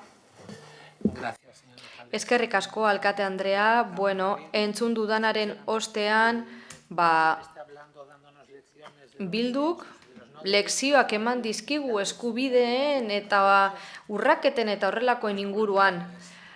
Alderantzizko mundua bezala da, guretzat hau txalo bat da edo irain bat, ez dakit nola definitu. Mozionen proposatzaileak esan bezala, Espainiako erreinuko nazioarteko politika ez da gure eskumenekoa eta guk ez dugu eskumenik gure herrialdeko nazioarteko politikan. Gustatu zeinez, larria izan zeinez. Lotsa ematen dit, hau gogoraraztea, baina egin behar. OTAN hitz egitea Maduroz Venezuela Europar batasuna oso interesgarria da eta ziur guztiok tarte bat atera genezakela horren inguruan hitz egiteko, baina ez gaur getxoko osoko bilkuran. Niri ere oso interesgarria iruditzen zait Irango genozidioaz hitz egitea, Afganistango emakumeen egoeraz hitz egitea, herrialde arabiarretan, Palestinan tartean emakume zuten egoeraz hitz egitea, herrialde hauetan gainera, homosexualek pairatzen duten jasarpena, hori guztia izpide izatean nahi nuke, guztio dakizu herrialde musulmanetan zer gertatzen den. Baina ez zaizu interesatzen, eta gustatu zeinez kontu hauetan ezin gara sartu. Bukatzeko eta hasieran esan duzunaren harira, asko kezkatzen zaizue administrazio politikak, oinarrizko eskubideak eta bat, baina, gu pentsatu izan dugu hau, lucha legitimo bat dela, eta terrorismoaren kasuan ere, zuritzen saiatu zarete. Baina, zuritu dituzun pertsona horiek aurrean dituzu, eta begira zeur bildituzun. Nolabait esatearrean, besten dituzte horren bestek eskatzen zaituzten urraketak, eta hori Venezuela edo Iran ekarri gabe ere hor txelan dezakegu, eskerrik asko. Eskerrik asko. Campillo Andrea. Eskerrik asko, Alkate Andrea. Eguerdion ya, edo arratsaldeon. Querría comenzar con una apreciación. Apreciazio bat hasteko. Gobernu talde honi ez daki zer de esan nahi diozuen, hau bezalako mozioak ekartzen ditu zenean ez duelako zer ikusirik getxorekin oroar. Dena den goazen EAJaren postura aztertzera. Gu ere oso kezkatuta daude, Estatu batuek nazioarteko araudia urratu zutelako. Aktuazio honek nazioarteko zuzenbideen urraketa suposatzen dute eta baita nazio batuen gutunaren urraketa ere. Presidente bat da eta horrek azken finean nazioarteko antolamenduan kasgora jartzen du. Jarduteko kontu hau ez da Trumpen adibide bakarra. Berak horrela ulertzen du bere boterea. Alde bakarretik jarduten du. Badirudi gizon honek monopoliko araua jarraitzen dituela eta ez beste batzuk. Horrela izan da beti. Ikusi dugu baita Venezuelan, Groenlandiari buruzko deklarazioetan, eskuragarri dagoen territorio modura definitu du, monopoliko kasillo bat bezala. Hori ez da diplomazia, inposizioa da, eta inestabilitatea dakar. Multilateralitatea da biderik egokiena, zilegitasun demokratikoa eta justizia bermatzeko indar politikoa ez da bidea, ez da diru politika, ez da lurralde politika, ez da mehatxoak. Eta Venezuelaren kasuan Benito jauna diktatore bada eta ilegitimoa. 2024ko hauteskunden emaitza faltxeatu egin ziren eta hori nazio batuen adituek esan zuten, baita Carter zentroak ere. Eta Edmundo González Urrutiak babes handiagoa lortu zen bera izan beharko litzateke Venezuelako presidentea. Eta guztien borondaten arabera jarduaz jabetuko bali segurenik ez ginateke egoera honetan egongo. Eta gogoratu baita ere, behatzaile Caracassetik esan zuten prozesua lasaitasunez egin dela, eta gero zorionak Maduro presidentea, torlakoak etorri ziren EH Bildutik. Olako presidente batekin euren buru gainean. La situación sigue siendo profundamente inestable en Venezuela. Bai, Venezuelan egoera inestablea da, Delcy Rodríguez dago indarrean, beraz Maduroren erregimenak boterean jarraitzen du, Trumpek utzita. Eta Venezuelakoak oso deskolokatuta geratu dira. Horregatik EAJ-PNV-ek espero du Venezuelak trantsizio politiko erreala hastea. Eta horren bitartez erregimen demokratikoa lortzea. Askatasun eta giza eskubideak errespetatuko dituena eta bake behar izanik erantzungo diena. Horretarako ezinbestekoa da hainbat arinen ahotsa itzultzea Venezuelako herritarrei, berme demokratiko guztiekin. Eta OTANetik ateratzeko proposameni dagokionez EAJ-PNV-tik ere, postura argia daukagu ez gatoz bat, zuen planteamenduarekin, uste dugu gaur egun OTAN ezinbestekoa dela koordinaziorako, disuasiorako eta segurtasun kolektiborako batez, ere nazioarteko testuingurua gero eta inestableagoa den honetan. Eta NATOtik ateratzeak ezegonkortasuna emango liguke Europari. Beraz, argi eta garbi diogu NATOn egon behar dugula, kondizionatzeko nazioarteko zuzenbidea betetza eskatzeko eta autonomia estrategiko handiagoa duen Europa bat izateko. Beraz, ondorioak argiak dira. Defendatzen dugu nazioarteko zuzenbidea eta multilateralismoa, deitoratzen ditugu Trumpen politikak, estatu batuen barruan zein kanpoan, kondenatzen dugu Maduroren diktadura eta trantsizio demokratiko eskatzen dugu Venezuelan. Europa sendo, koherente eta eraginkorra nahi dugu. Beraz, EAJak ez du mozio hau babestuko. Eskerrik asko. Beste norbaitek. Ez, beraz, bozketara pasatuko gineateke, mozioaren aldeko bozkak, Elkarrekin Podemos eta EH Bildu, kontra, Partido Popularra, PSE, Euskadiko Ezkerra eta Eusko Alderdi Jeltzalekoak ditugu. Eta honez beste 18. puntura pasatuko gineateke, EH Bildu taldearen mozioa, 3 buruz. Bildu Sola jauna. Bai, eskerrik asko. Getxoko udalaren 31 auziaren ondorio sortutako gardentasun faltari, zigorgabetasunari eta narriadura instituzionalari amaiera emateko. Getxoko San Nikolas kaleko 11. zenbakian dagoen 1 eraikin babestua, legez kanpoko ereizketak 2024ko abuztuaren 2 egindakoa eta ondoroko udal jardunak krisi instituzional, politiko eta administratibo larria eragin dute, zuzenean kolokan jarriz Getxoko udalen sinesgarritasuna eta herritarren konfiantza instituzioekiko. Gertakariak larritasun handikoak dira. Hirigintza lizentziarik gabe egindako egitura elementuen ereizketa, balio patrimonialagatik udal zaintzapean zegoen eraikin bati eragitea, zehapen espediente bat irekitzea, ondoren izapideak larriak zirela eta balio gabetua, eta urtebete baino gehiago igaro ondoren ere, espediente hori ebatzi gabe jarraitzea. Horrek, arau guztien preskripzioan arriskua dakar eta legezkotasunaren, gardentasunaren eta administrazioaren printziparekin guztiz batera ezina den zigorgabetasun sentsazioa sortzen du. Horrez gain, egoera guztia Getxoko instruzioko epaitegiak abian duen ikerketa judizialaren testuinguruan gertatzen ari da. Ikerketa horrek ez du soilik erekien eraizkita aztertzen, baizik eta udalak espedientea izapidetzarekoan izan duen jardun administratiboa ere.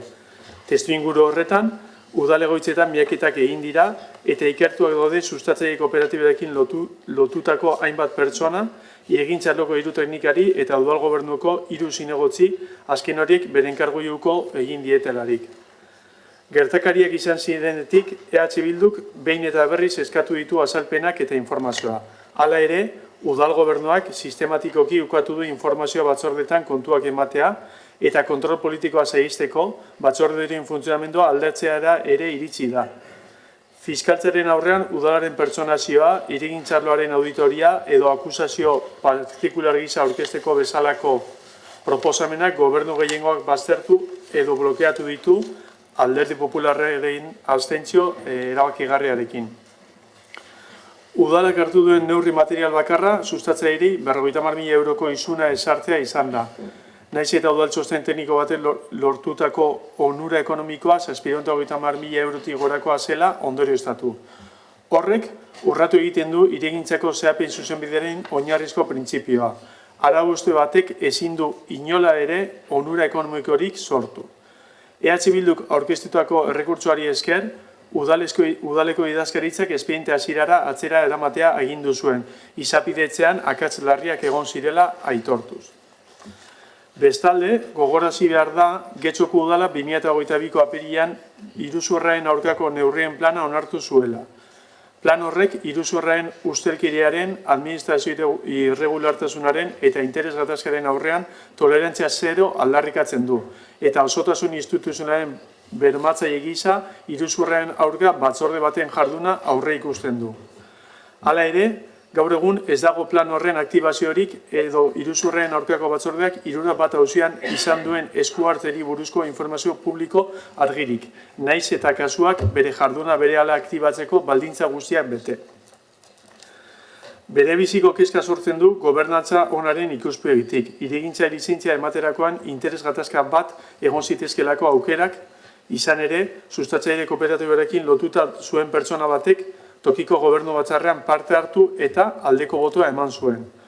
Hori baieztatuz gero, gardentasunari, informazio publikareko sarbideari eta gobernu onari buruzko 19/2013 legean jasotako arauste larri baten aurrean egongo ginateke.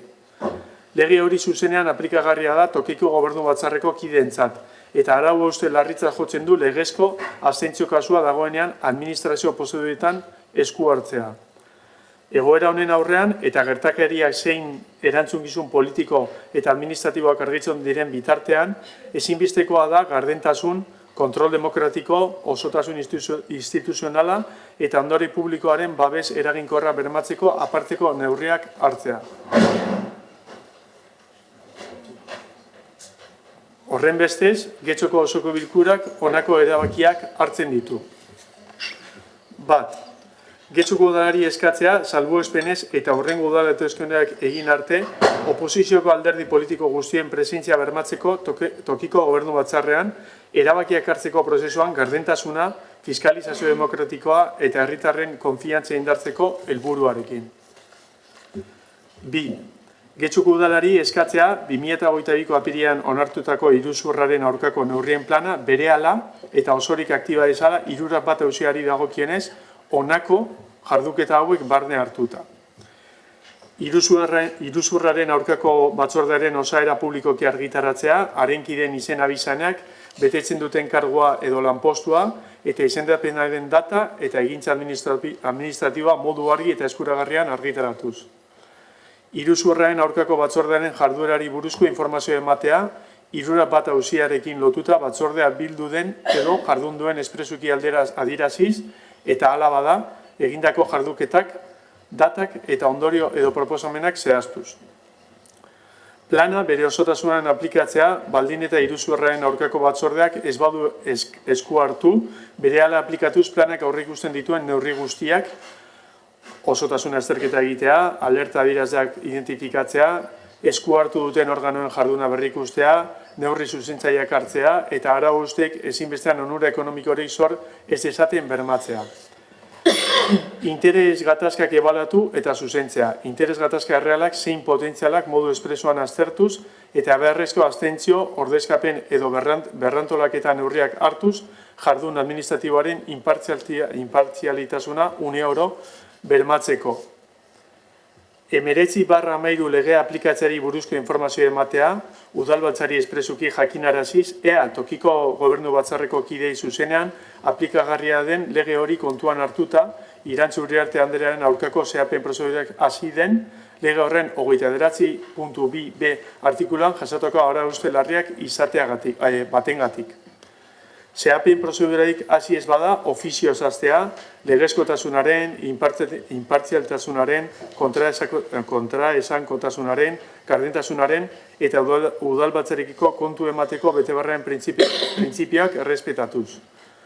Udalbatzari kontu ematea, epe arrazoizko batean, iruzurraren aurkako neurrien plana aplikatuz egindako jarduketei, lortutako ondorioei eta hartutako neurriei buruz.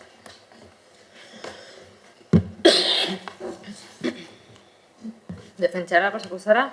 Bai, baina lehenengo...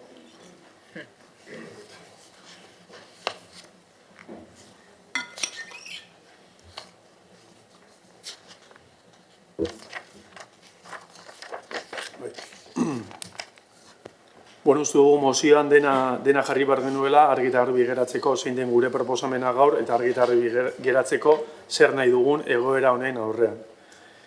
Y es que lo hemos dicho públicamente y en el Publikoki ere esan izan dugu eta mozio honen tartean ere esan dugu gobernu talde hau desastre doala eta gaur bertan ikusi dugu beste lizentzia bat gaizki eta modu ezaugian eman dena, tanatorioarena. Baina herritarrek ez dute PSren eta EAJaren inkompetentzia jasan behar eta horregaitik ardura jardu behar dugu legegintzaldi amaierara heltzeko herritarrei eragin gabe eta horretarako ezinbestekoa da gaur eskatzen duguna aplikatzea. Aurkezten dugun mozioa ez da une jakin bateko erreakzio bat eta ez da gertakari isolatu bati erantzuteko egindako ekimen simboliko bat. Gaur hemen eztabaidatzen duguna asko sakonagoa da. Getxoko udalean bizi dugun krisi instituzional, politiko eta administratibo bati amaiera emateko beharra. Hirurak bat erekin babestuaren legez kanpoko ereizketak eta ondoren udalak izan duen jardunak kolokan jarri dute udalaren sinesgarritasuna eta batez ere herritarrek instituzioengan duten konfiantza. Eta konfiantza hori da edozein administrazioaren oinarri nagusia. Gertatutakoa berez oso larria da. Eraikin babestu bati lizentziarik gabe egitura mailan eragitea ez da hutsegite administratibo bat. Baina are larriagoa da horren ondoren etorri den kudeaketa politiko eta administratiboa. Es que en este proceso se incurre... Prozesu honetan, espediente zehatzaile bat ireki zen eta esan nezake oposizioaren presioagatik izan zela. Eta gero indargabetu egin zen EH Bilduri arrazoia emanez. Urtebete baino gehiago pasatu da eta espediente hau oraindik ez da ebatzi guk dakigula behintzat. Hori oso arriskutsua da preskriba daitekelako eta beraz impunitatea gerta daitekelako. Gainera, bitartean ikerketa judiziala irekita dago. Ikerketa honek eraiste aztertzen du bai, baina udalak ostera egindako administrazio kudeaketa baita ere. Testu inguru horretan, erregistroak egin dire udalegoitzatan, arloetan, eta zinegotzi eta teknikariak ikertzen ari dira. Eta azken, hoiek zinegotziek kargua utzi dute osoko bilkuran esan den bezalaxe. Ez gaudela epaiketa paralelo bat egiteko. Ez da hori gure helburua, eta ez ditzateke hori izan behar gure helburua. Gaur hemen ardura politikoa ari gara, eta ardura politiko hori ezin da epaien zain geratu. EH Bilduk hasieratik eskatu ditu azalpenak, informazio eta gardentasuna. Eta erantzuna zein izan da kasu horretan? Isiltasuna, oztopoak eta kontrol politikoa zehazteko estrategiak. Informazio batzordeetan azalpenak emateri uko egin zaio. Batzordearen funtzionamendua aldatu da oposizioaren lana mugatzeko eta fiskaltzara jotzeko edo barne auditoria egiteko proposamenak blokeatuak izan dira lehen esan dugun bezala. Beraz, hau argi dago ez dela akats puntualen segida. Hau jokamolde baten isla da. Gogorarazi nahi dut, gainera, Getxoko udalak 2022an iruzurraren aurkako neurrien plana onartu zuela, ustelkeriaren eta interes gatazken aurrean tolerantzia zero aldarrikatzen duena. Baina kasu honetan, ez dugu jakin plan hori aktibatu den ala ez. Ez dugu informaziorik iruzurraren aurkako batzordean jardunari buruz eta ez da azalpen publikorik eman. Beraz, planeko onartzea ez da nahikoa. Aplikatzea da gobernantza onaren froga eta hemen berriro ere huts egin da. Y es que en este contexto... Testu inguru horretan ezinbestekoa da ikuspegi zabalagoa izatea. Arazoa ez da pertsona bakar baten izena. Arazoa da EAJaren gobernantza eredua. Bukatuta dagoela legegintzaldi honetarako. Eredu horrek ez dio erantzun krisi honi. Ez da eguneroko kudeaketari ere. Ez da aurrekonturi, kontratu nagusia blokeatuta daude, langilekiko gatazkak pilatu dira eta proiektu estrategikoak geldituta daude. Hau ez da pasako den zerbait. Gobernatzeko ezintasuna erakusten du honek. Mozio honetan ez dugu soilik salaketa egiten. Mozio honetan irtenbideak proposatzen ditugu. Gardentasuna eta fiskalizazio demokratikoa bermatzeko neurri zehatzak proposatzen ditugu. Eta egoera politiko honen aurrean beharrezkoa ikusten dugu irtenbide demokratiko bat bilatzea. Eta hori da legealdia amaitu arte alderdi guztien arteko udal gestora bat. Normaltasun instituzionala eta herritarren konfiantza berreskuratzeko aplikatu behar dena.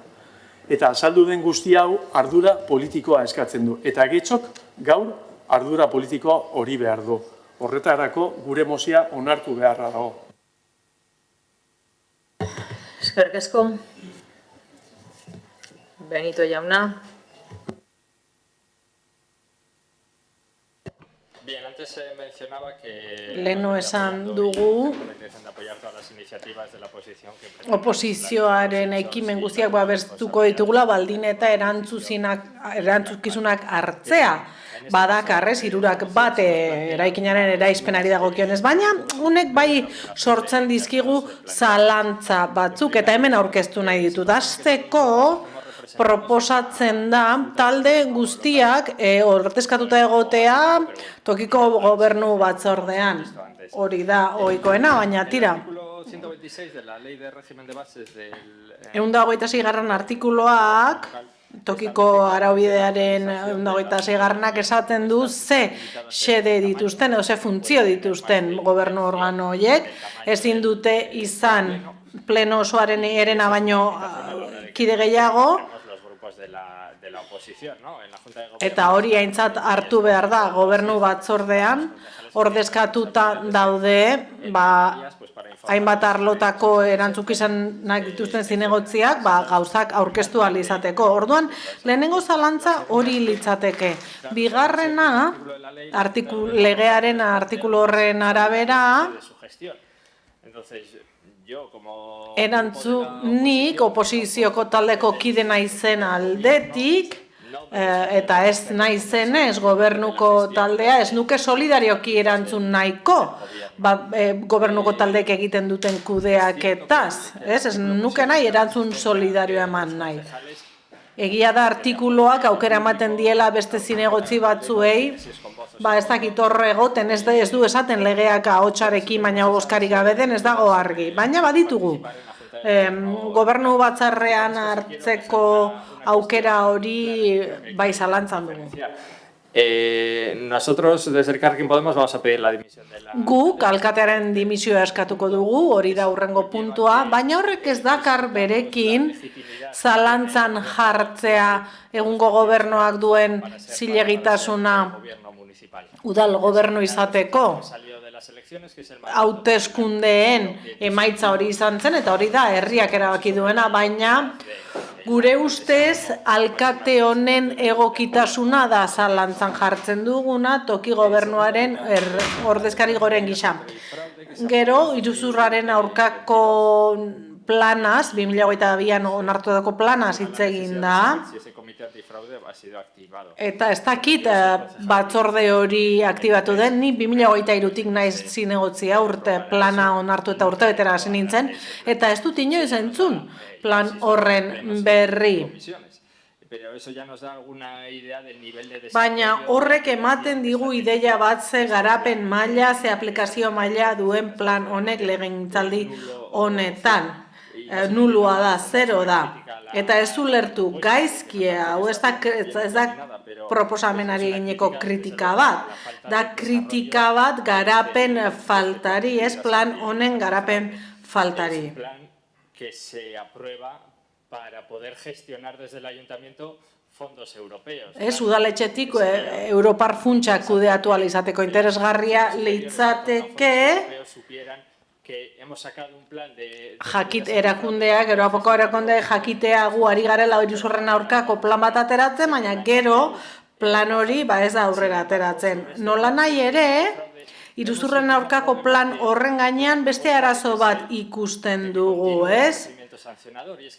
Zehapen prozedurak jasotzeko auziari buruzari gara.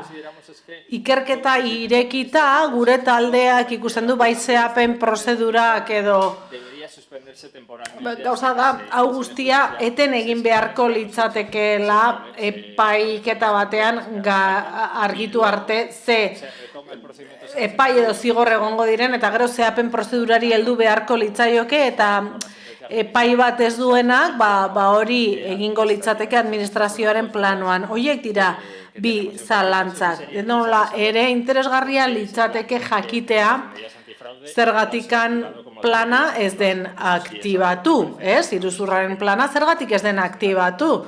Ze azkenean planak ateratzen dira Europako funtsak kudeatu ahal izateko, baina gero behar denean eta ez betetze argiak daudenean, legearen ez betetzeak, plan horiek ez dira betetzen.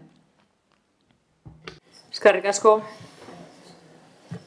Diaz Anderea. Eskerrik asko. Bueno, yo creo que todas y todos los que estamos en este Hemen gauden guztiok eta jarraitzen gaituztenok badakigu egoera larria bizitzen ari dela getxo, ez dugula inoiz ezagutu horrelako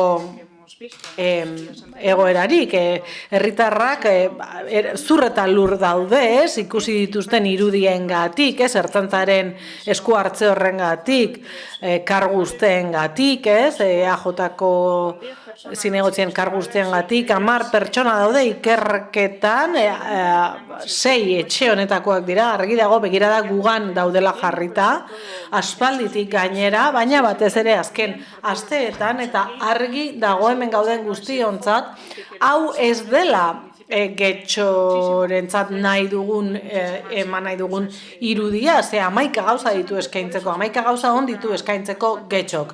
Eta horregatik izan behar dugu, jardun behar dugu erantzukizunez, lasaitasunez eta erabateko errespetua erakutsirik erakundei. Gaur badakigu, eraikin batera itxi dela, baimenik gabe, ondare publiko bat galdu dela eta hori ezin dela berreskuratu. Horretaz guztiaz gain, asmo bat baldin bat zegoen atzean edo legea bete gabe egin bada, hori aztertzen ari dira, dagokion bezala. Horregatik uste dugu, une honetan oso beharrezkoa dela planoak bereiztea, epaimaiek argitu behar dituzte gauzak. Udalari dagokio erakundeen funtzionamendua bermatzea. Eta funtzionarioak. Gure funtzionarioengan ere eragina izaten ari da, baina funtzionarioak eskubidea dute zorrotz eta lasai lan egiteko presio politikorik gabe. EH Bilduk esan du, gauzakor iluntasuna dagoela, ez dagoela gardentasunik, partekatuko dugu iritzi hori bai edo ez. Demagogia egiten da, kasu askotan ikerketa batzordekin. Guztiok dakigu hau ez dela kongresua eta ez daukagula gaitasunik hemendik kanpoko inor zitatzeko. Baina aparteko neurri berri batzuk proposatu dituzte, guk uste dugu honek ez duela ezer hobetuko gobernu batzorde, tokiko gobernu batzorde aparteko bat izatea, baina, eta asamblearioa, baina, asambladak asko gustatzen zaizkio Bilduri. Gero zehapen prozeduraren logika ere erabat nahazten du, horrekin ere ez gaude ados. Eta gero, iruzurren aurkako mekanismoak aktibatzea. Hori egin behar bada, Alderdi Sozialista horregongo da, noski. Baina gertatu da zerbait irregularra, eta hori epaimaietan dago. Orduan, ez zaigu iruditzen neurri horiek ezer berririk ekarriko dutenik, eta iruditzen zaigu kontrako edo okerreko norabidean dijoazela. Ez dugu hau guztia borroka politiko bihurtu nahi. Ez dugu nahi erabakirak hartu inolako oinarri juridikorik gabe. Ez ditugu susmoak elikatu nahi, funtzionarien gaineko funtzioak. Hau da larriena eta horrek izango du inpakturik handiena erakunde honetan denboran zehar. Gauza bat esan nahi dugu argi eta garbi. Udal honetan langile publiko asko daude, legea errespetatzen dutena, baldintza zailetan jarduten dutenak, batez ere krisi instituzional honen aurrean. Horregatik ez dugu, badakigu erakunde krisi batean murgiluta gaudela, baina irtenbidea ez da prozedurak mozioekin ordezkatzea, ze gure ustez horrekin presio politiko guztia arlo administratibora eramaten da. Eta orain nahi duguna da guztia argitara ateratzea, baina ez honela, iruditzen zaigu honek ez duela irtenbiderik ekartzen eta horregatik ez dugu EH Bilduren mozioa babestuko, naiz eta aurrekoak baino errespetuzkoagoa izan. Pues para tener usted, señora del Partido Socialista, un shock, pues parece que... Xokean egoteko, ez zaitut oso asaldatuta ikusten. sin el documento preceptivo, ¿no? Me parece que muchos ojos no tiene usted esta mañana. Y no me usa el comodín de los funcionarios. Eta ez erabili funtzionarioen komodina, ez? Ertzainak ere funtzionarioa dira eta beren lana egiten dute. El fraude de H. Bildu esta mañana. Baina iruzurraz hitz egin da EH Bilduren iruzurra, ez? Oraindik ez dut ikusi, hori bai iruzurra EH Bildurena, ez? Ez dute aurkeztu mozioa, alkatearen dimisioa eskatzen duen mozioa, ez dute aurkeztu. Mercado Municipal de Medios de Comunicaciones que todavía informan que Bildu presenta una moción pidiendo la dimisión de la alcaldesa. Ese es el mayor fraude. Hori bai dela iruzurra, hemen EH Bildu egiten duena, eta iruzurren aurkako mozio batekin datoz. En el pueblo nos pasamos a un plan de medidas antifraude. Esto es como de risa. Hau egia esan txiste bat da, herritarrak engainatzea da. Konturatzen zarete zer proposatu duzuen? A la alcaldesa de hecho que queremos cesar, o íbamos a cesar. Que intentó los Azteko, la Junta de Gobierno local. Conmigo no cuente. Yo no voy a la nahi dugu, eskatzen du, ez, tokiko gobernu batzordera joatea bostaldeak. Ni ez, naiz joango. Ez jarri paragraforik nire izenean, nik ez dut nahi ertzainak ikerketa bat egin diezadan. Ni ez hartu rollo horretan gero, esaten duzu, iruzurren aurkako batzorde bat sortzea. Pero si ya tomó medidas correctoras el equipo gobierno.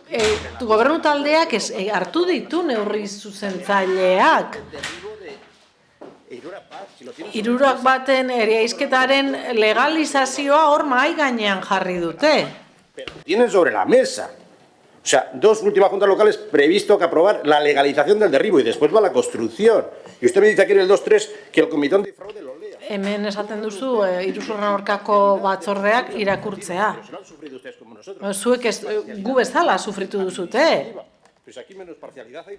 Hemen partzialtasuna ez dago, beste edo zer gauza dago, partzialtasunik ez. Por una posible infracción grave, pero si Irantzu Uriarte ya no forma parte de la corporación. Irantzu Uriarte ez da korporazioko zatirik, orduan nola eskatu ezer. Badakizu zer den arau uste larri bat? Por la infracción grave dice la declaración de incumplimiento y su publicación en el boletín, la declaración del incumplimiento, si lo compitiera, y su publicación en el boletín oficial del Estado. Irantzu está que no duerme. Irantzu gaur egongo da lorik eginez, zean.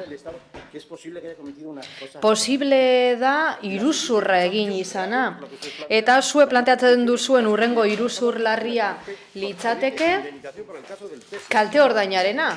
Baina kalte ordaina guk horrekin ez genuen kobratu, baina hau zer da, katxondeoa da. Eta gero diozue.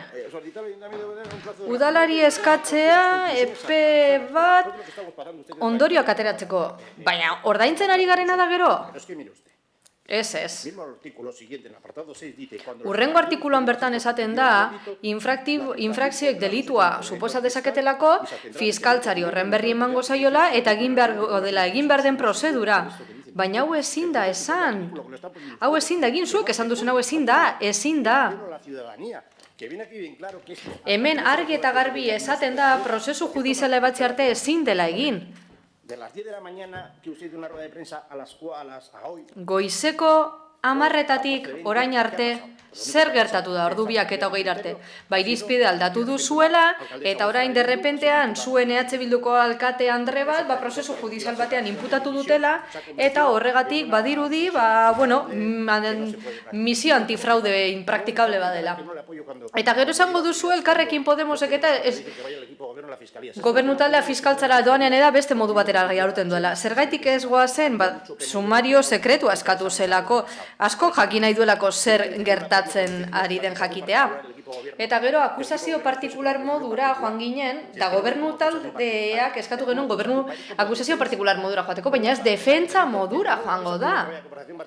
Ez duzu babestu akusazio partikular, defentsa modura joan beharriko dira. Ez akusazio partikular modura, bera, zure zerrenda horretan apuntatu. Gaur, tontei honen kontra egingo dugula. Eskerrik asko. Eskerrik asko. Ocio Anderea. Eskerrik asko, alkate Anderea. hoy este pleno debería estar a la altura. Gaur osoko bilkura bat Getxoren alturan egon beharko litzateke, baina oportunismo politikoak markatutako pleno bat daukagu. Ardura falta, zorroztasun falta. Talde batzuek erabaki dute estrategiak martxan jartzea, Getxostarretan pentsatu horrez. Horrei zor diegu konpromisoa, lana eta zintzotasuna. EH Bilduk ekarritako mozio honetan ez dago arrazoi solidorik. Ez da egiaztatu. Reprotxeak, interpretazioak eta balio judizioa dira, helburu bakarrarekin. Krisi instituzionala sortzea, eta hori juridikoki ez da sostengatu ere egiten. Hemen ez dira ardurak norena diren esaten, eta zorroztasuna falta denean zer dago? Zarata. Eta hori ez da kontrol demokratiko, hori estrategia politikoa da, inongo oinarri instituzionalik gabe. Eta testuinguru honetan kokatu behar dugu mozio honetan eskatzen dena. EH Bilduk informazioa eskatuz gain eta kontrol lan zilegi hori egin ordez, udalaren ohiko funtzionamendua aldatu nahi du, alteratu egin nahi du. Oposizioa tokiko gobernu batzarran sartzea eskatuz. Eta ezoiko mekanismo administratiboa martxan jartzeko eskatuz. Tokiko gobernu batzarra zuzendaritza eta kudaketa organo badat, ez? Fiskalizaziorakoa. Oposiziotik nahi duzuna da esku hartu eta gauza bera gertatzen da iruzurren aurkako plana berehala aktibatzeko nahiarekin. Existitzen dira, baina ez dira horrela aktibatzen. Baizik eta prozeduren arabera. Eta egitate objektiboen arabera.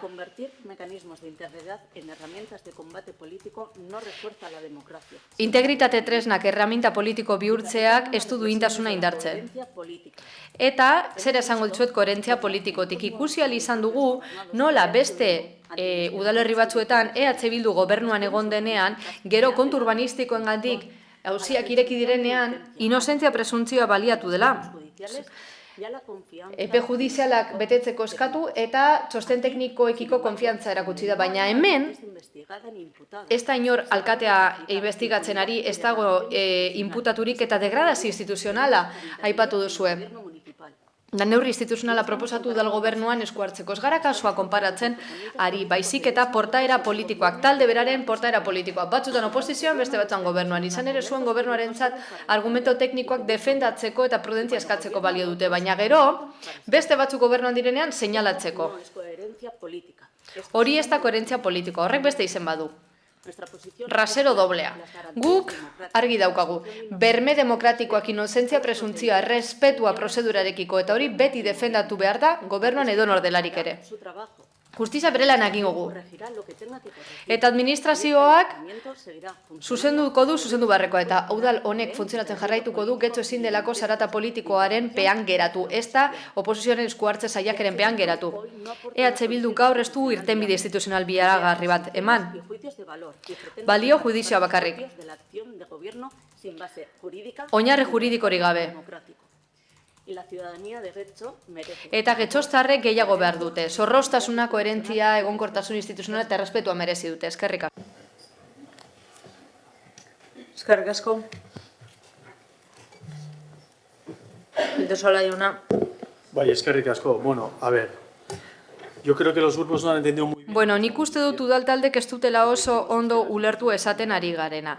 Esan duguna da egoera hain dela larria, neurri ezoikoak hartu behar direla. Eta guztiok dakigu ezoiko hitz horrek zer esan nahi duen. Izan ere guztiok dakigu, behintzat oposizioan, gertatu dena oso larria dela. Eta funtzean zer gertatzen da, badaudela pertsona batzuk, eta proposatzen ari garen ezoiko neurria, Andrade jauna zuk ezagutzen dituzu legeak, bueno, ondo esan duzun bezala, Lilek 30. artikuluak dio, badaudela Urnieta bezalako udalerriak edo Google letxe guztira bilatu nahi baduzue, eta Romaren 14. artikuluan ere esaten da, ez da, aplika daitekela hau.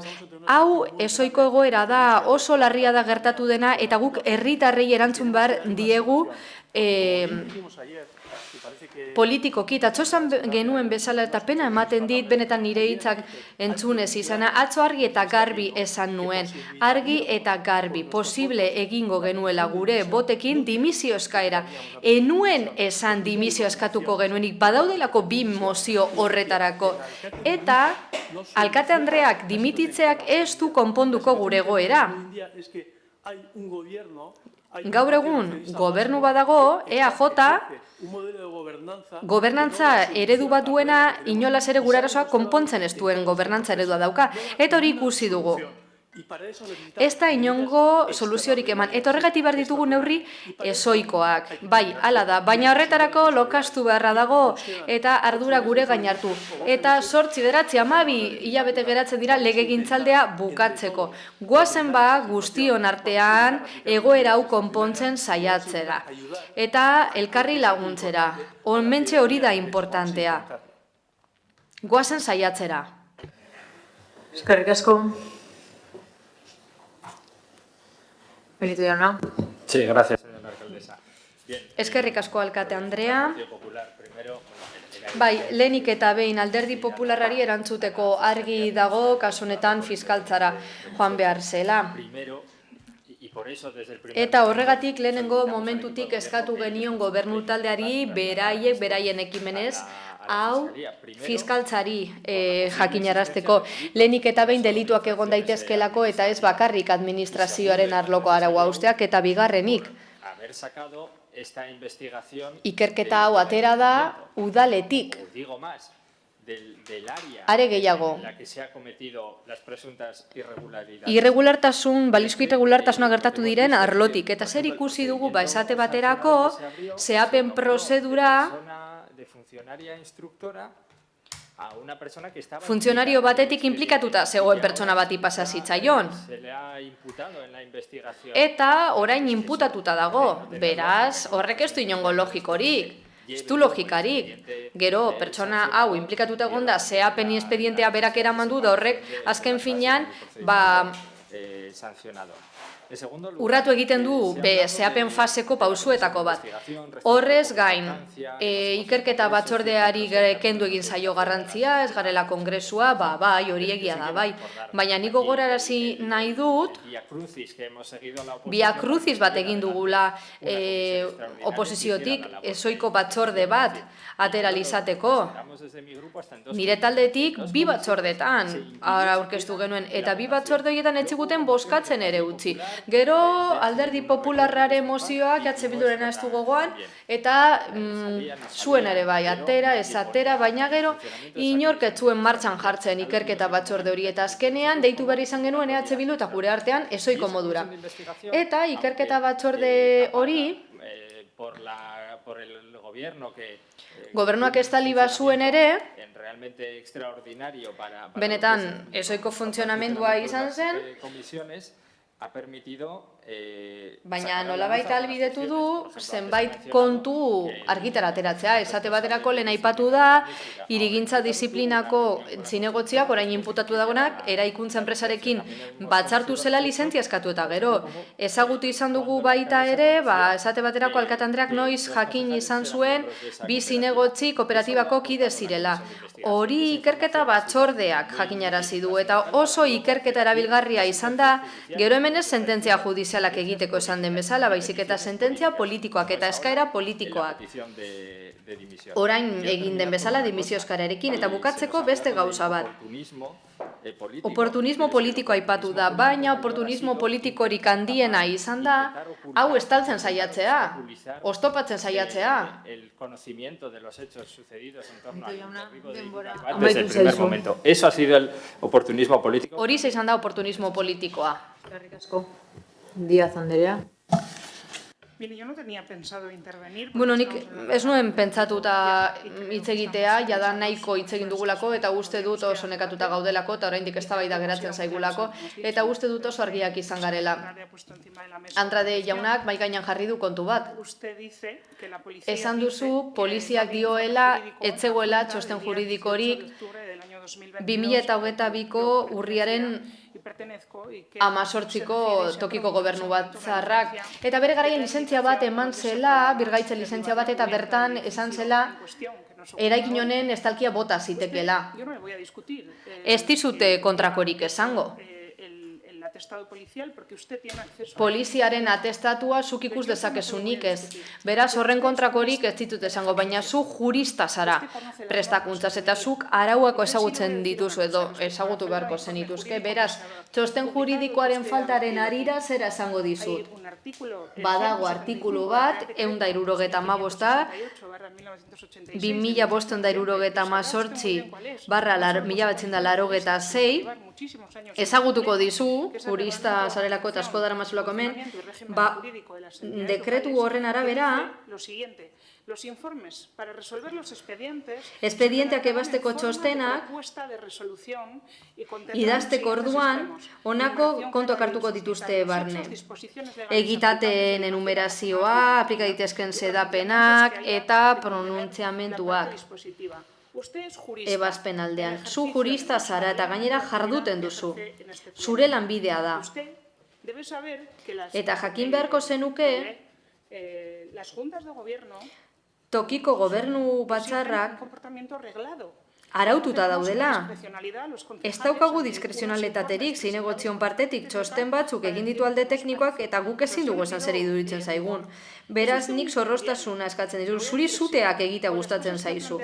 Planteatu dituzun gauzekin. Eta, zer esan behar dizut, pertsonalki nik errespetatzen zaitut, ni argia naiz eta ez zait gustatzen isilik geratzea. Nahi baduzu luzaro hitz egin dezakegu nahi duzu moduan, baina gaur benetan lotxa eman didazu. Eskerrik asko. Muchas gracias. Quiere hablar. Beste norbaitek, Andrade jauna. Esta mañana me están llenando ustedes de elogios. Antes era fantasía y ahora soy, ¿qué me llamo ahora? Incendiario. Me está llevando usted de gloria, me está llamando de todo hoy. Mire, señora Carmen Sánchez. Carmen Díaz. Yo conozco lo que conozco. Nik badakit ezagutzen dudana eta esaten dudana, ertzainaren txostenean horrela dagola. Zu ere egon beharko zinateke kausa horretan, ze herriaren ongia edo babestu beharko zenuke. Honekin nahi dugun gauza bakarra da, argi gera dadila zer gertatu den Jauregi horrekin, Palazete horrekin. Esan duzu ekintza arautua dela eta horrek eskatu egiten hau. Ze datorren astean, eraiztearen erregularizazio horrek hori gertatuko da eta etxebizitzak eraikitzea baimenduko dute, esan argi eta garbi. Te lo voy a decir, o sea, quería haber ayudado que el ayuntamiento fuese la fiscalía. Udala fiskaltzara joatea ni jurista, ni 32 urte daramatzat abokatu gisa. Mira, vamos a ir a la fiscalía. Eta noizbait, duzuen lapurkilo bat edo zuen artean, esango dizuet, goazen fiskaltzara. Que es presunto delincuente que vaya a la fiscalía a acusar a nadie, a defenderse. Es que no entra en la cabeza de cualquier jurista. Ez da hori, zuk esaten duzun hori, ez da inoren buruan sartzen, ez dugu nahi akusazio partikular bezala egotea. Ertzainak dio, horrek oztopatu egingo luke, argitzea, ze gauza argituko du, ez? Edo ez duzu uste trikimailuak bilatuko dituela alde egiteko? Funtzionarioak salatuko dituzte, udalak egingo du edo babesteko egingo du. Ze jarrera hartuko du gobernu taldeak, hor personatzen bada edo? Ez, ordu bi terdiak dira. Zuek bakarrik enteratuko zineten prentsa horrekoan esan nahi zenuten horretaz. Ze egungo prentsa dosierra bera da, dimisioa eskatuko du, hau eta bestea. Agian zuk beste zeo zer esan zenuen, eta jendea gaizki ulertu zizu, baina nire ustez hori iruzurra da, ze 12:00 arratsaldeko 4:00 arte, Zaldibarren gertatu zena, eta pentsatzen duzuen artean hitzartutako zerbait izan dela. Aparteko neurriak hartu behar dira, baina zen neurri ez duzu bat bera ere aipatu. Epaimaiak edo epaitegiak ez du uzten, ze iruzurren aurkako ze neurritaz ari zara, ze aparteko neurritaz ari zara. Ez duzu ezer planteatu atzo prentzan esaten zenutena etzen.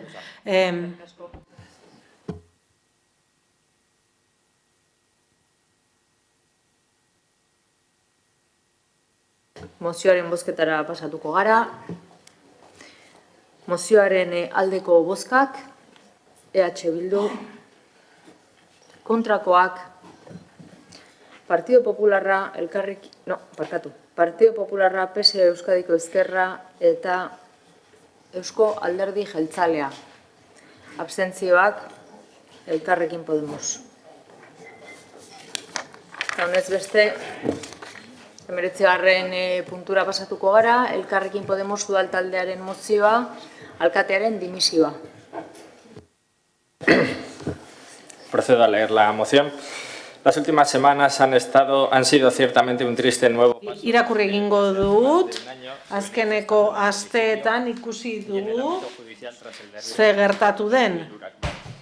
La investigación judicial sigue abierta. Irekita dago ikerketa judizialak zabalik jarraitzen du eta aukera guztiak hor daude. Beraz, itxaron behar da eta pazientziaz eta fidatu behar gara ikerketa judizialak bere bidea jarraituko duela eta gauzak argituko direla. Hala ere, gobernu taldearen kudeaketa kasu honetan eta bereziki alkatearen kudeaketa ez da inolaz ere gardena izan eta ez are gutxiago zintzoa. Erabat kontrakoa oposizioko taldeen kontrola blokeatze urrengo saiak ere jendaurren agertzea ezestatzea eta gai hau estaltzeko edo minimizatzeko saiakerak egoera okertzea besterik ez dute lortu. Horrekin batera, udal kudeaketa zioan dago, ez? Gobernu arleoen erantzukizunen aldaketa ugariek proiektu garrantzitsuak atzeratu dituzte eta hori gutxi balitz, aurten luzatutako aurrekontuak ditugu gobernuak ez duelako proposamenik aurkeztu zuzenketa egiteko, negoziatzeko eta bozkatzeko. Horregatik, beharrezkotzat jotzen dugu egungo alkatearen dimisioa publikoki eta formalki eskatzea. Amaia Agirren dimisioa eskatzea osoko bilkura aurrean bere kudeaketa politikoaren ardurana denean. Udal politika, gobernua eta administrazioa zuzentzen ditu. Udal gobernuaren ekintzaren orokorren jarraibideak esartzen ditu eta langileen goi mailako zuzendaritza toki araudiaren oinarriak arautzen dituen legearen 124 artikolan esartzen den bezala. Horregatik guztiagatik Getxoko udalaren osoko bilkurari eskatzen diogu. Getxoko udaleko osoko bilkurak Amaia Agirre alkateari eskatzen diogu Udal gobernuaren kudeaketaren azken arduradun gisa duen kargua utz dezala. Bien, procedo a defender la moción. Mozioaren defentsa egingo dut orain.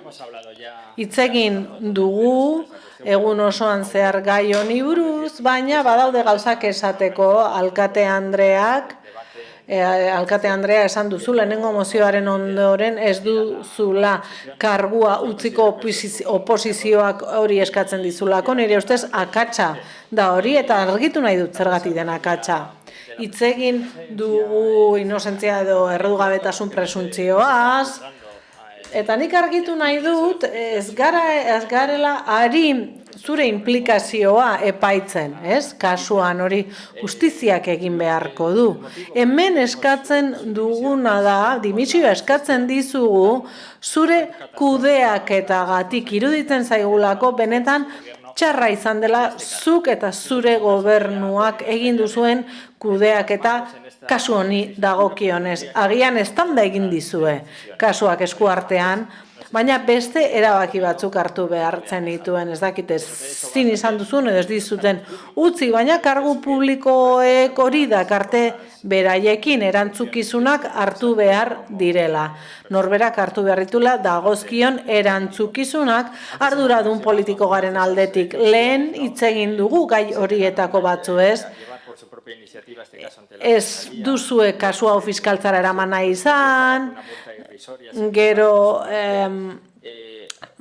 barregura ematen duen isun batekin itxina izan duzue, gero beren funtzioetatik kendu aurretik legez kontrako gauzak egin dituzte, bozketak eskatuz,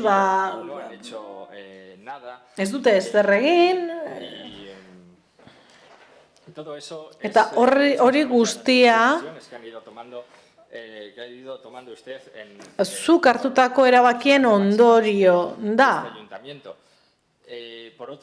Bestalde, zure esku hartzean esan duzu hemen zaudetela gobernatzeko.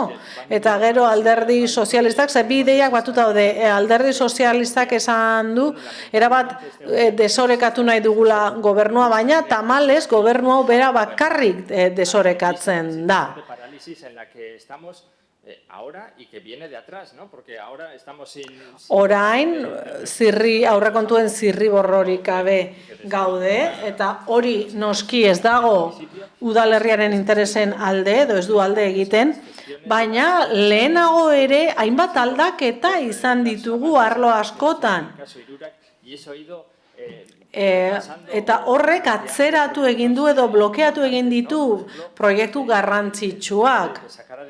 Adibidez, merkataritzaren perko hori aurrera ateratzekoa, esan ziguten hori blokeatuta zegoela, turismokoa barkatu, turismoaz ari naiz. Zinegotzia berria zela esan zitzaigun, 11 gauza esan zitzaizkigun, baina horre guztiak blokeatu egiten du kudeaketa. Gobernu bakarrik desorekatzen da, esaten nuen bezala. Aurrez ere esan dut, uste dugu ez duzula egoera kudeatzen jakin, eta gainera etzarela zintzoa izan, etzarela gardena izan, nire ustez ez da inolako gardentasunik egon hemen, ezin duzue lasaitasunik eskatu, ezin duzue konfiantzarik eskatu, ez duzuelako eskainalakorik, ez dugu inolako bermerik, ez dugu aurrekonturik. Legegintzaldia agortuta dago, horregatik uste dugu dimisioa, horregatik eskatzen dizugu dimisioa, agian dimisioarekin zure alderdiak gauzak berdin egiten jarraituko du, gaizki, baino iruditzen zaigu dimisioak berekin dakarrela jarrera aldaketa bat erakusteko borondatea, kasu honetan. Eskerrik asko, Díaz Anderea. Alkate Andrea. Alkate Andrea, labur egiten saiatuko naiz, zer luze eta zabal eztabaidatu dugu osoko bilkura honetan. Gai honi buruz. Hemen gauden, baimenik gabeko, eraisketa bat gertatu delako, Getxok ondarea galdu du eta larria da. Erantzukizun administratiboez gain, badira beste batzuk baldin badira, epai daitezela. Hori da gure herritarren kezka, eta horixe da argitu behar dena. Oraingoan, Podemosek berriz ere eskatu du alkatearen dimisioa, baina hori ja epaimailetan dago, hitz egin dezagun argi. Guk ez dugu inor defendatuko pertsonarik, ez dugu interes gatazkarik ere defendatuko, baina ez dugu babestuko ez da ere udal honek osoko bilkura susmoen foro izan dadila, ez? Oraindik ez dakigu zertan dagoen ikerketa eta ez dugu nahi hemen aurrejuzku bat egiterik. Ze justiziari dagokio epai hori ematea. Zer dagokio udalari? Jardutea, zorrostasunez, funtzionatzen jarraitzea, gardentasuna behar dugu bai, egonkortasuna ere behar dugu eta gobernatzeko gaitasuna. Zuek erabaki duzue eztabaida hau izatea 3 txandatan, eta 3 txandatan erantzungo dizuegu. Ez dugu krisi gehigarri bat erantziko, dagoeneko bagaude krisian, arduratsu izaten jarraituko dugu, guk nahi dugu ahalik eta proiektu gehien aurrera ateratzea, eta egitate berririk ez badago, eta hau izango da gure bidea 2027ko maiatzera arte. Orduan, hitz egingo du berriz ere, hitz egingo dute herritarrek, eta jarriko gaituzte gure lekuan beraien bozken bitartean, zuzenbide estatuak dioen bezala, gehiengo osoak ezarriko du hemen zer egin. Eskerrik asko. Eskerrik asko.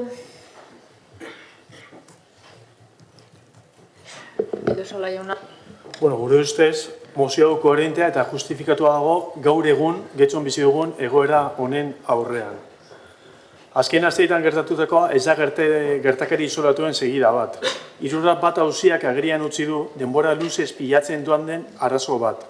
Badakigu ikerketa judiziala zabalik dagoela eta hori denok dakigu errespetatu behar dela. Eta hemen Arazo nagusia ez da soilik auzi judiziala. Arazoa da PNV-ren gobernantza ereduak berriro ere huts egin duela. Eta hori argi dago. Desde el derribo del edificio de Hirurak bat... Hirurak bat eraikinaren eraizteak gobernu taldeak ez du gardentasunez jokatu eta alkateak ere ez du erantzukizunak hartu bere gain. Baina zer egin da? Prozesu honetan guztian oztopoak jarri dira. Oposizioaren kontrolana oztopatu da, gertakarien larritasuna minimizatu da, eta horrekin guztiarekin larriagotu egin da egoera. Jarrera horren ondorioak begibistan daude. Getxoko udalaren egoera oso kritikoa da, eta larria da eta kezkagarria. Gu oso kezkatuta gaude.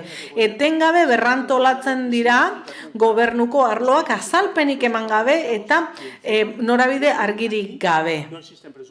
Gaur egun ez daukagu aurrekonturik 2026. Ez da kasualitatea. Egoera hau eredu baten ondorio zuzena da. Legealdi honetan frogatu da PNV-ren gobernantza ereduak ez daukala ahalmenik ez da seriotasunez, ez da gardentasunez osoz jokatzeko. PNV-ren eredua gardentasun gutxikoa da, erantzukizuna segisteko joera duena eta arazoen aurrean, arazo guzti hauen aurrean, beti berandu eta gaizki erantzuten duena. Eta eredu honek ez du ematen herriak duenari erantzuteko ahalmenik duen. Eta ez du ematen beraz, Getxok behar duenari irtenbidea emango diolarik. Eta kasu honetan, ardura politikoak badu izen eta abizen argi bat. Legea berak dioen bezala. Alkatea da udalaren zuzendaritza politiko eta administratiboaren arduradun nagusia. Alkateak ezartzen ditu gobernuaren ildo nagusiak eta alkateak erantzun behar du udalbaltzaren aurrean. Gure taldeak oso argi dauka. Une honetan Getxok ezin du alkatea honekin jarraitu. Atzo adierazi genuen bezala. Ez da nahikoa itxarotea, ez da nahikoa epaitegiak esango dute esatea. Eta ez da nahikoa dena ondo dagoela esatea. Argi dagoenean dena ez dagoela ondo. Argi dagoenean hemen arazo larri bat daukagula. Y es que la ciudadanía de Getxoko herritarrek bestelako jarrera bat merezi dute gardentasuna eta erantzunak ematea eta ardura. Guk emozioa egin dugu ez edabidetan zarata egiteagatik, baizik eta koherentzia nahi dugulako eta erantzukizuna Getxoko herritarrentzat. Andrea jauna.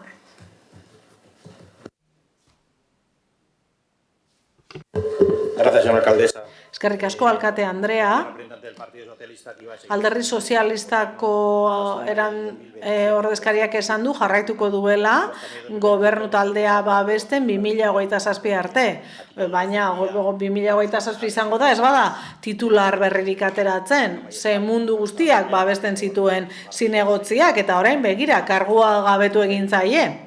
Ez, hemen Y en cuanto se profundiza un poco en el periódico, hay que echarlo, ¿no? Eta bapatean bota egin dira edo kargu gabetu egin dira. Orduan titularrak aldatzen badira, agian iritzi ere aldatu beharko da. Nik ez dakit zergatik luzatu nahi duen bere agonia alkate Andreak. Agian bere egoagatik edo izango da, ze badakizu geratzen zaizuna dela aguantatzea. Ez, edo erangukari batean ateratzea goiz batean gustatzen ez zaizun zerbait. Ez dakit zergatik nahi duzun agonia honetan jarraitu. Azkeneko 2 urte hauetan ez duzu inolako kudeak eta txukunik egin, nola egingo duzu geratzen zaizun legegintzaldi zatian. Hirurak bat eraikinaren kontua da azken harriko eskorra, baino asko egon dira. Hotel bat agertu zen, hainbat milioi galdu dira, ez, kontularitzan.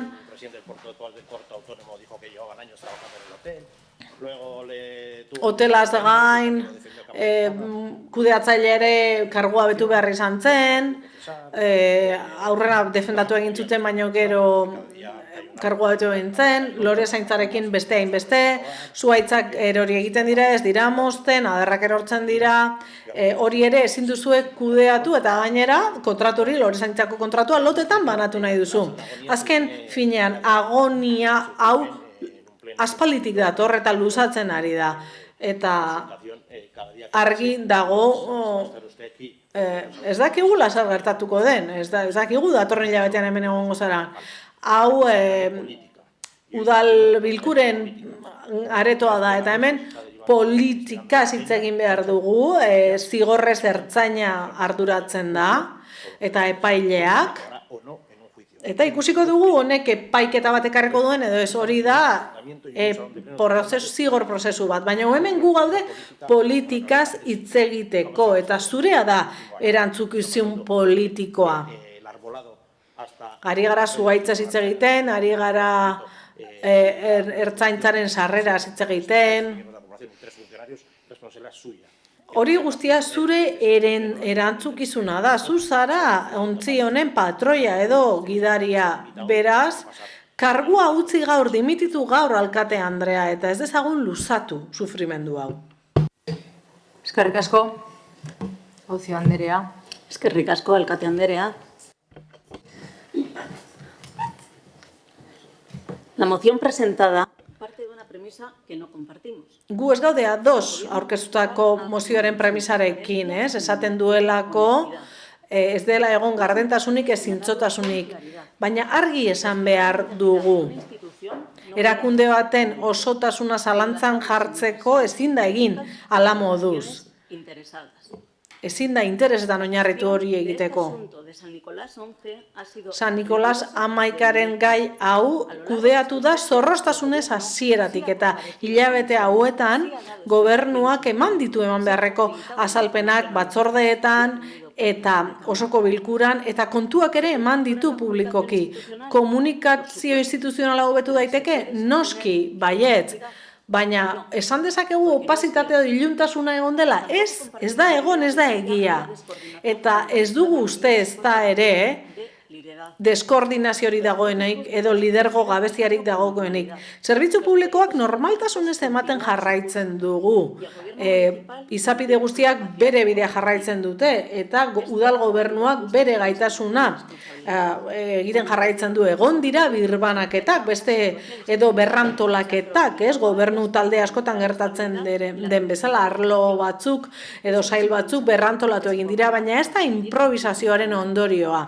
Zentzu instituzionalekin jardutea da. Mozio honek ez du kudeaketa jakin bat zalantzan jartzen, ez du irtenbiderik edo alternatibarik proposatzen. Mozio honek nahi duena da susmoa argudio politiko bilakatu eta gaina ez ikusiarik egiten dio beste gai bati. Ez badago epailik, ez badago kondenarik, eta gertatzen bada ez dagoela erantzukizun penalik, nork hartuko du bere gain erakundeari egindako mina, ikertutakoei egindako mina eta konfiantza publikori, gainera deigarria da nola beti eskubide zibilak babestu dituen talde batek horrelako gauzak eskatzea, epaiaren emaitza jaso gabe. Hau ez da eztabaida bat.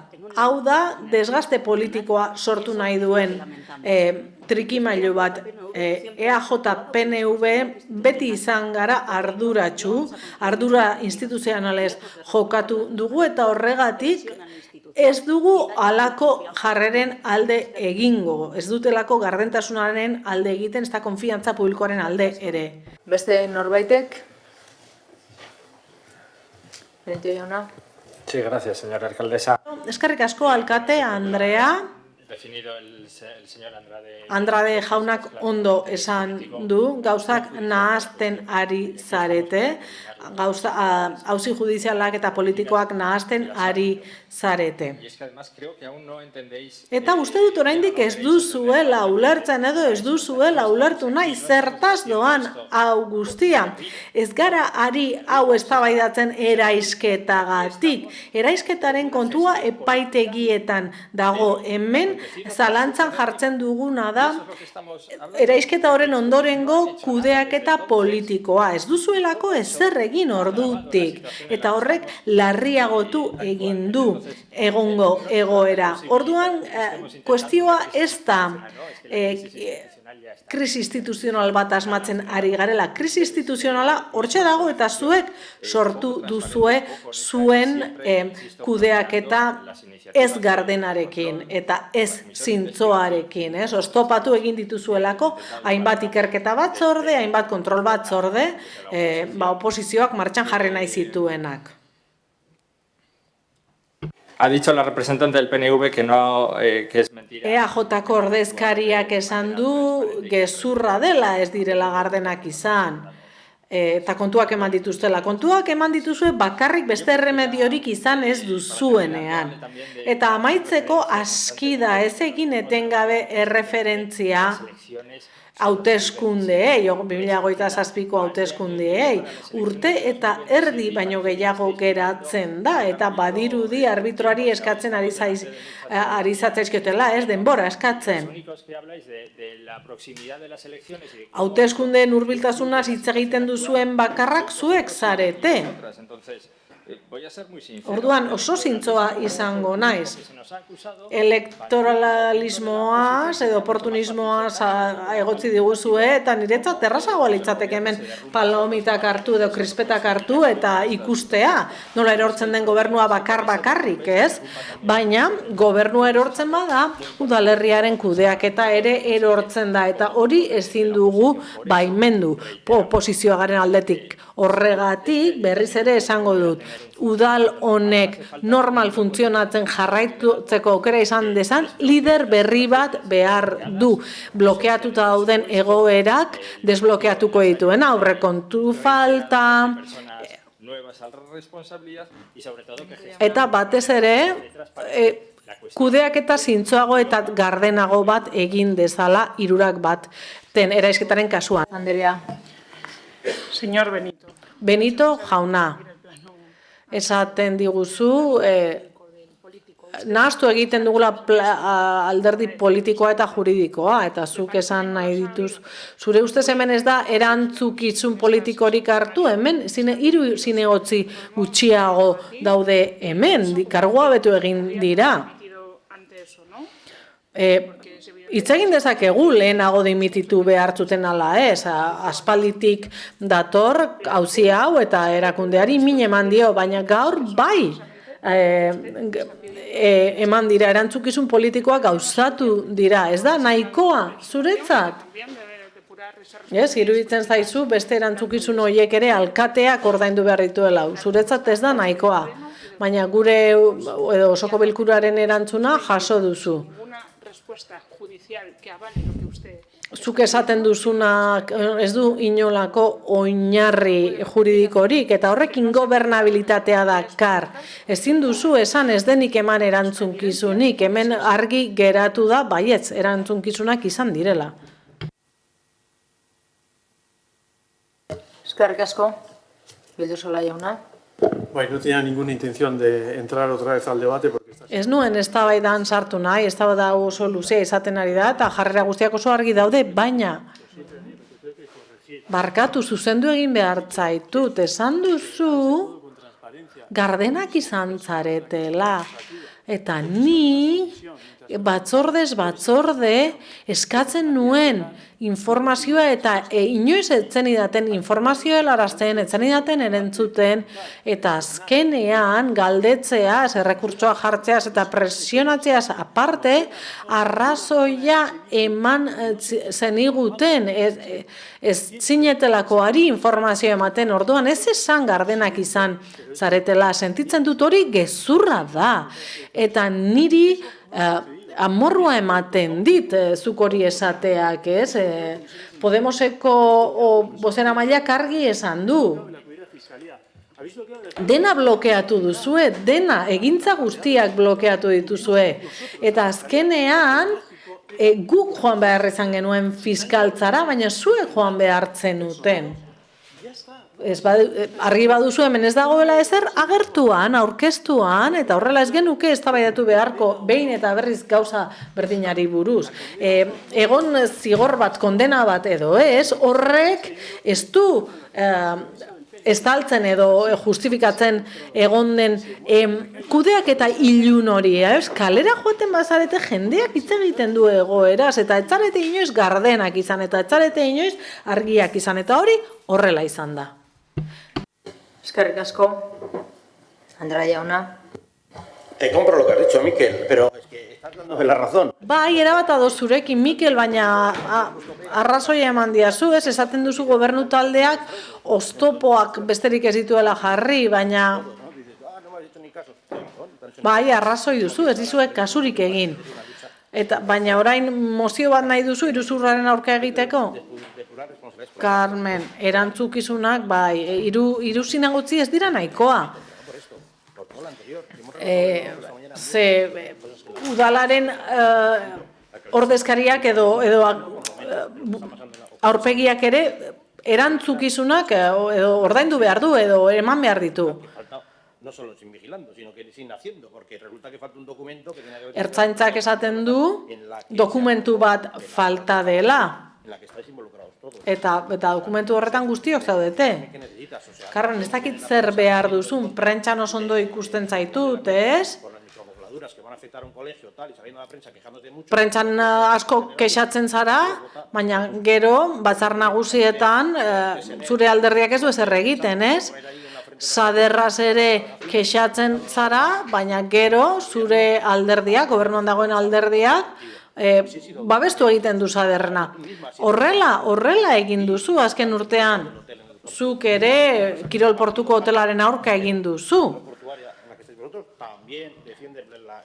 Baina zuen alderdiak ere babesten du. Orduan, inkoherentzia erabatekoa da. Agian zuretzat nahikoa izango da, 3 kontzejal kargu, 3 zinegotzi kargo gabetzea, guretzatez. Edo zein bizilagunek eskatzen duen baimenak 2 urte behar ditu, eta hau lau hilabetetan ebatzi da. Eta gero erru gabe badira zer gertatzen da.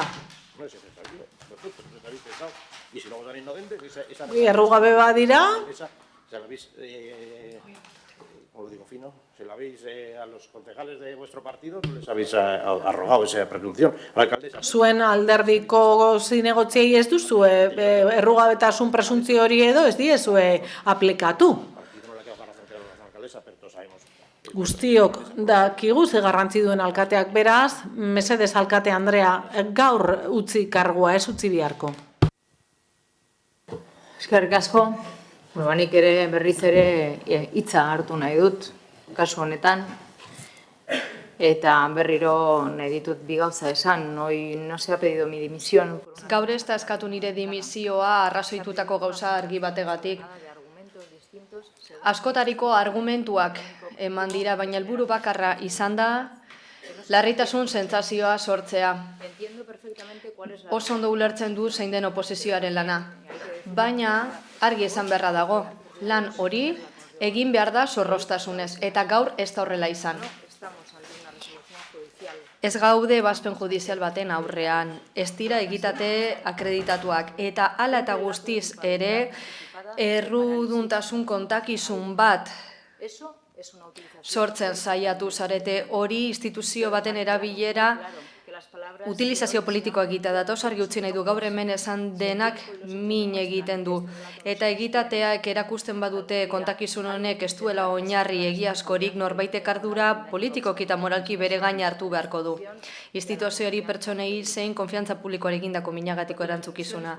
Izan ere, indarrezko dimisioak ez dira atzerakin garritak, diskreditua ez da ezabatzen, eta gobernatzea azken finean itxaroten jakitea da hala egin behar denean. Eta nik argi dut etikoki jardun dudala udalaren buru gisa.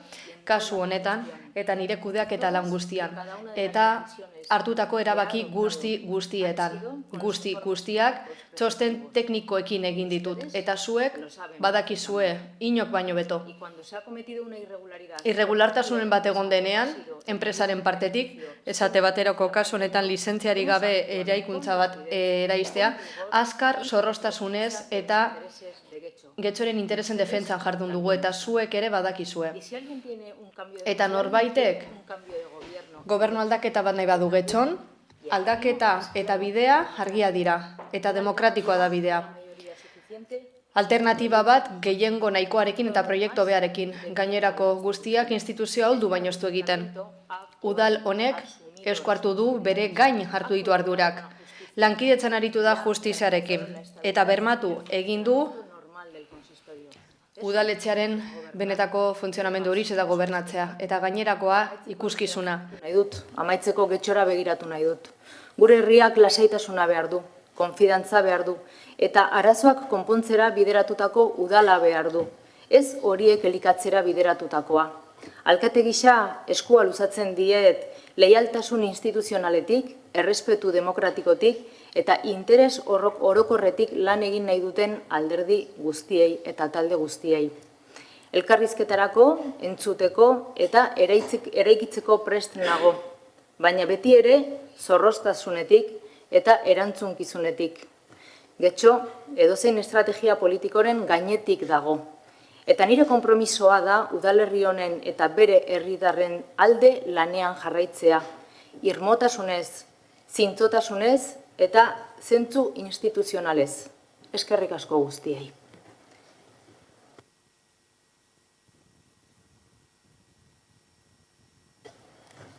Beraz, orain amaitzera goaz eta mozioa bozkatuko dugu. Mozioaren aldeko bozkak, Partido Popularra, Elkarrekin Podemos eta EH Bildukoak ditugu. Kontra,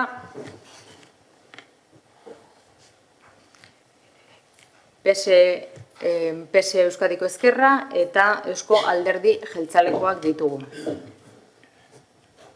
Eta honez beste, galde eskaeren atalera pasatzen gara. Ez dakit galde eskaerarik badagon. Ez. Beraz, ez dakite herritarren batek parte hartu nahi duen gaur. Altxa dezala besoa, mesedez. Ba ez bali badago herritarren parte hartzerik, amaitutzat emango dugu udal batzarra.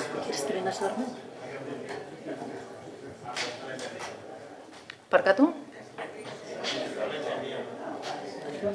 Si hay en la... Vale. Tenemos a 3 personas que van a participar en... Vale. 3 pertsonak hitz egingo dute. Bueno, deskantsotzu bat egingo dugu, beti egiten dugu, eta ostean berrekingo diogu osoko bilkurari. Eta erantzungo diezuen galderei. Eskerrik asko.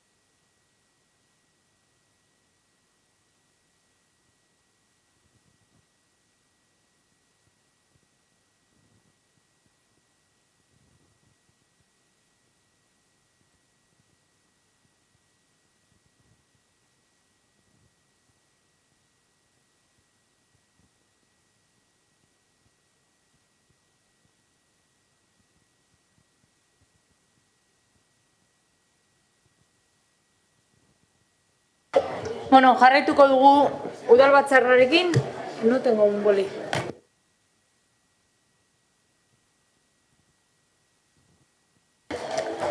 Zeinek parte hartuko du?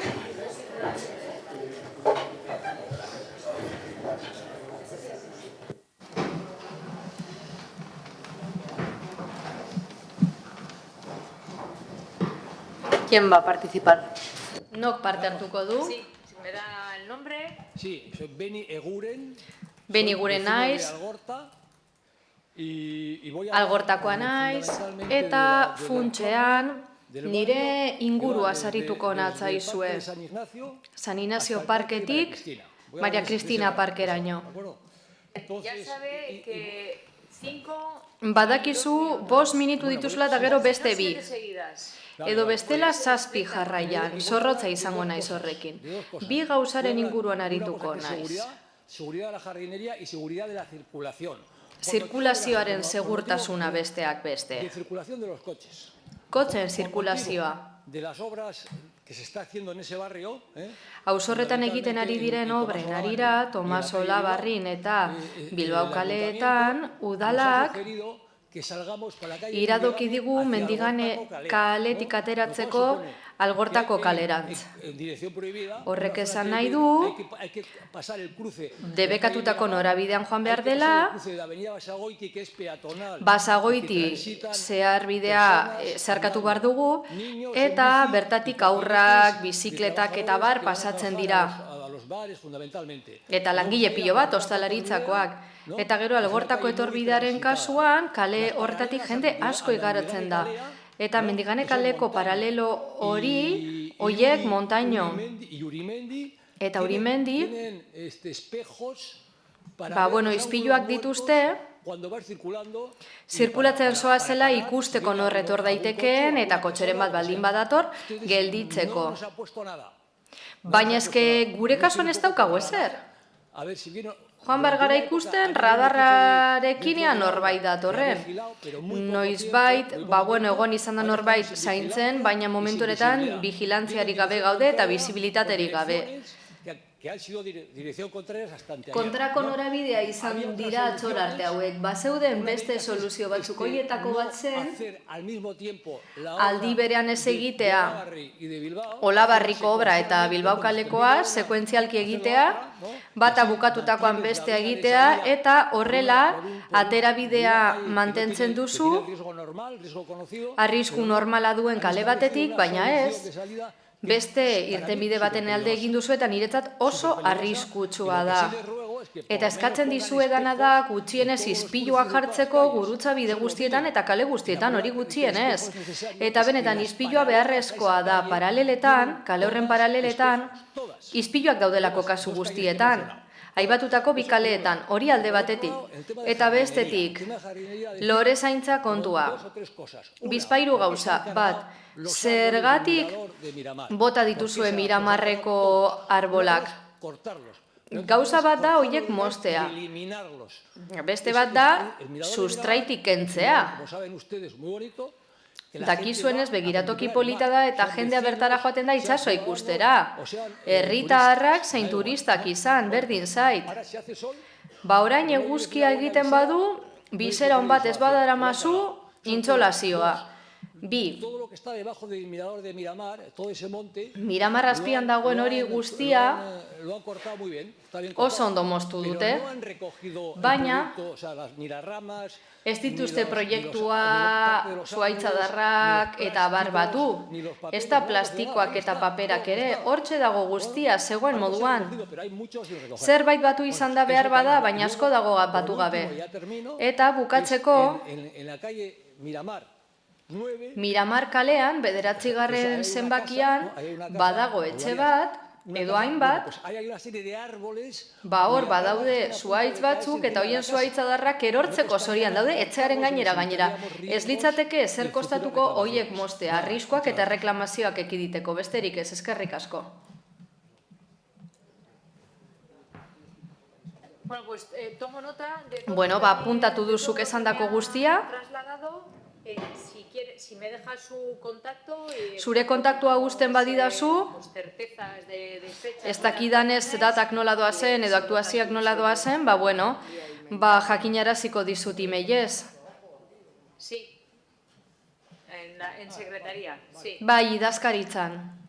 Buenos días. Me llamo Ana María Fernández. Egunon, Ana Maria Fernández naiz, Mertzedeetan bizi naiz, 36garrenean. Errepikatu mesedez? Me llamo Ana María Fernández. Es que no es. A ver.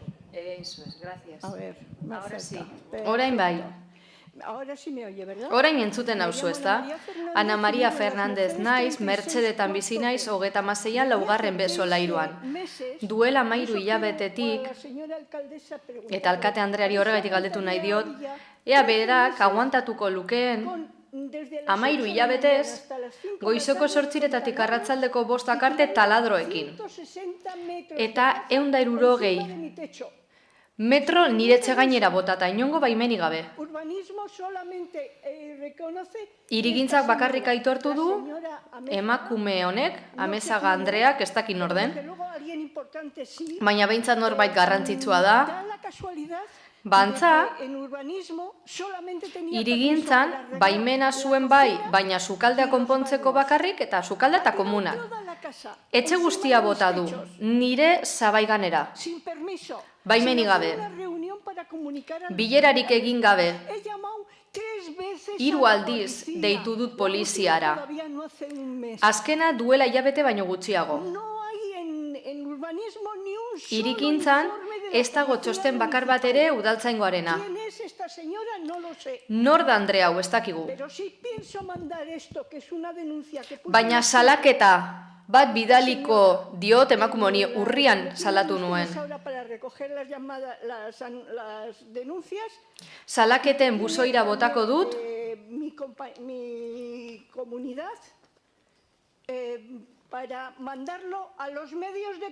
Edabidei helarazteko, baina nazionalei. Jakin dezaten zer gertatzen ari den getxon.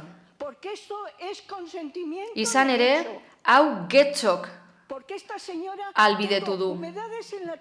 Ezetasunak ditu terrazan egunero, euria egiten duen bakoitzean. Argazkiak ere bidali ditut, komunitatera. Berdin dio, ez dute zer egiten. Eta 2013ko txosten bat daukat, arkitektoen elkargoarena, Euskal Herrikoa, eta arkitekto batek bidali zidan txostena niretzea berrikusi zuen, 5. solairua eta 6. Eta, emakume honek esan zuen, pisu guztia altzatu behar zela, 5. pisu osoa, eta aislantea jarri ura niri erortzen zaidalako. Oraindik ez da egin. Eta 2013an izan zen hau. Ez dakiz gertatzen den udal honetan. Baina, ni 2 aldiz bakarrik etorri naiz. Erreklamazio bat egiteko. Etorri nintzen lehen aldian izan zen, niretzeak arrakala dituelako logeletarako sarreran. Zabaietan. Oraindik, zainago, behar bada udalonek ez du arkitekturik. Oraindik ere zain bainago. Arkitekto batean iretzera datorren. Salaketa jarri nuen udal honetan, duela urteak. La Quintanako jauna orduan administratzailea zen eta bota zuten eta eskerrak. 50 zentimo gehiago kobratzen zigulako gasoleoa, eta azken finean urak hartzen zutenako oso simpatikoa ziren, bai, eta horregatik izan zen antza, baina azkenean lortu genuen horiek botatzea. Portal bat izan ezik eta 14 atari gara, 14 portal. Azkenean lortu genuen botatzea. Orain beste administrazio badaukagu, eta Jainkoari eskerrak badirudi pixka bat hobeto daudela gauzak. Gizon honi udal honetatik zera helarazi zitzaion, bere garaian salaketa hemen behean aurkezten zen argazkiekin. Esan bezala niretzean arrakalak daudelako, eta ez bakarre Zabaian, sarreretan ere bai. Zabaitik beherako sarreretan. Eta La Quintanako Jainkoa behartu zuten udal honetatik en el 34 y 36. 34 eta 36ko txostenak egin ziren. El tejado en común. Lo curioso del caso es que todavía Kuriosoena zer da? Eta duela urte eta erdi ordaindu ditut obrak. Urte eta erdi pasada. Eta oraindik ez da zer egin. Ez da teoria azterketa hori egin. Ez daki zer gertatzen den udal honetan. Izan ere, adineko emakume bat bakarri daukagu gurpildu aulkian. Baina, emakume hori garajetik atara behar izan zuten, eskaloi bat daukaguleko atarian eta ezin zen rebajea egin. 38an, hau da, urrengo portalean, egin zen duela ia 2 urte. Nik ordainduta dauka duela urte eta erdi. Eta orain egiten ari dira. Orain. Mesedez berrikusi. Lotxagarria da eta. Udal batean, goizeko 8:00 txakurrak ditugu etxe aurrean. Lorategietan. 34-36 berrogeita bira antza denez ez ditugu zergak ordaintzen udal honetan aurrean. Gero Gabona datozelako eta argi bakar bat ere ez daukagulako, eta hori zuhaitz asko daudela. Udan ezin ditugu leihoak ireki guretzean. Kakao usaina datorrelako. Zakurren kakao usaina. Eta oraindik ere aguantatzen jarraitzen dugu. Eta 3 hilabetero udal honetako txosten bat pasatzen didate eta bankuko kargu bat. Noiz konponduko duzue? Ana Maria, ondo iruditzen bazaizu, utzi zure datuak mesedez eta horrela dokumentazioa pasatu ahalko didazu. Sí, se los puede dar en secretaría. Idazkaritzan eman eta horrela zurekin harremanetan jarriko gara eta ikusiko dugu zer gertatu den. Que sepamos un poco lo que ha pasado, quedaremos con usted. Eta hori dakigunean zurekin geldeituko gara, batzartuko gara.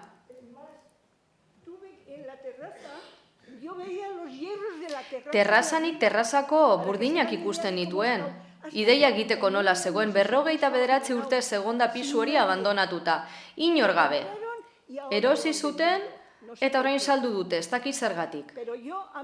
Baina nik nire alabari erori zitzaion zaba izati bat, eta orduan konpondu behar izan zuten. Baina orain ezetasuna ditut. Ana Maria, ondo iruditzen bazaizu horrela egingo dugu, zurekin harremanetan jarriko gara, ikusiko dugu nola dagoen zure espedientea eta informatuko zaitugu. Eskerrik asko. Buenas tardes. Arratsaldeon. ¿Cómo se llama primero? Nola deitzen zara, hori lehenbizi. Jose Guzman naiz. Buenas tardes, señora alcaldesa. Arratsaldeon, alkate Andrea. Eta gainerako, nik etxostarra naiz. Eta Zugazarte etorbideko jaberkidego bateko presidentea naiz. 2025ko azaroko osoko bilkurara etorri nintzen zuei kontatzeko gure etorbideko arbolak egoera txarrean zaudela. Benjamin Borraskaren ondorio zuhaitz handi bat erori baitzitzaigun urbanizazioan. Zugazarteren 56. zenbakian. Hala, murru bat apurtu zuen. Etzen gizakalterik egon, baina barduratuta geratu ginen bizilagunak. Orduz geroztik, ez da inongo esku hartzerik egon, udalaren partetik. Pasaden hilabetean beste zuhaitz handi bat erori zen, 38. zenbakian. Kalteak eragin ziren murruan berriro. Suhiltzaileak presaz etorri behar izan ziren podatzera. Esta situación tan peligrosa para todos no puede continuar. Es necesaria una política efectiva de mantenimiento del arbolado para preservar... Ezinbestekoa da arbolak ondo mantentzea, behar bezala mantentzea guztion segurtasunerako. Eta saneamendua ere ezinbestekoa da gure lorategietan. Espero dugu gure eskaera kontutan hartzea. Legezkoak direlako eta zilegi direlako. Eskerrik asko zuen arretagatik. Eskerrik asko, apuntatuko dut eta...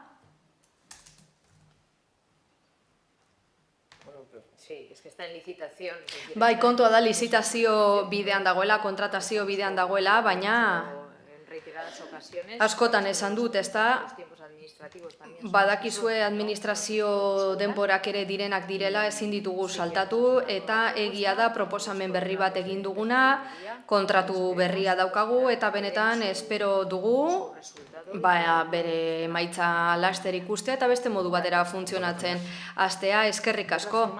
Dena den esan behar dizut, alerta laranjak horiak ditugun bakoitzean, zuhaitz handia dituzten eremuen kasuan eta zugazarten hori da kasua, ez daztugu astu behar areetan, gaudela aretaz ari garela, horretan vigilantzia handiakoa eramaten dugu.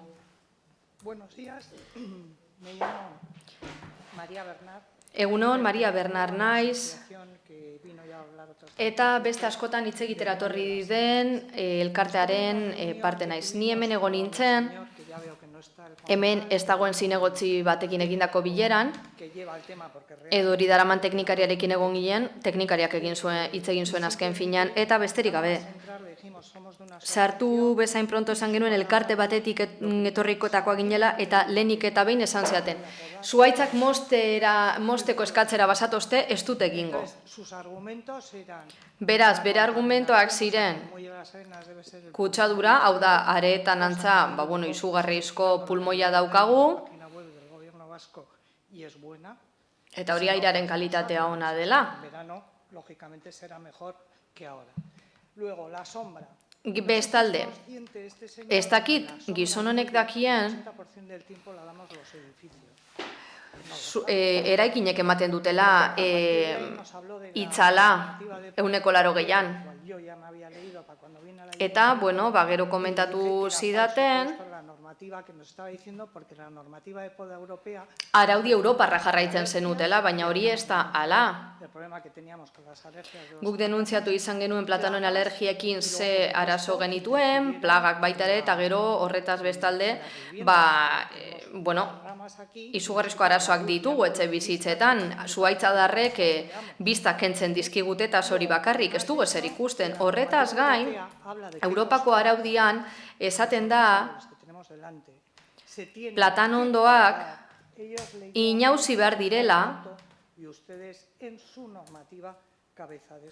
izen desberdinekin ezagutzen badira ere.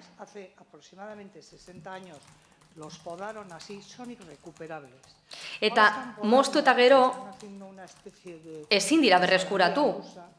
Orain entzaladia rusiar moduko egiten ari dira.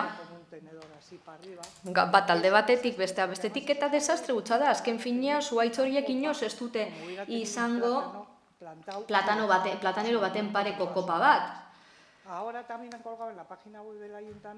Orain, udalaren webgunean eskegi dute baita ere trasplanteak eskatu ditugula, baina ez guk inausketa lanak eskatu ditugu. Eta atara dituzuen arbola hoiek, bala batekin atera dituzunak, ez daitu 30 urte edo izango dituzte, eta, nik probat ditut, ez dute zer iraungo. Miramarren kendutakoak ere, horrela izan zirelako. Beraz, Europako inausketa lanarena horri dagokionez araudia egon badago. Baina horrek dio, txurruka bezalako toki espostuetan, aretako ondartzan ere kasua berbera da, baina inausketa lanak egin behar direla.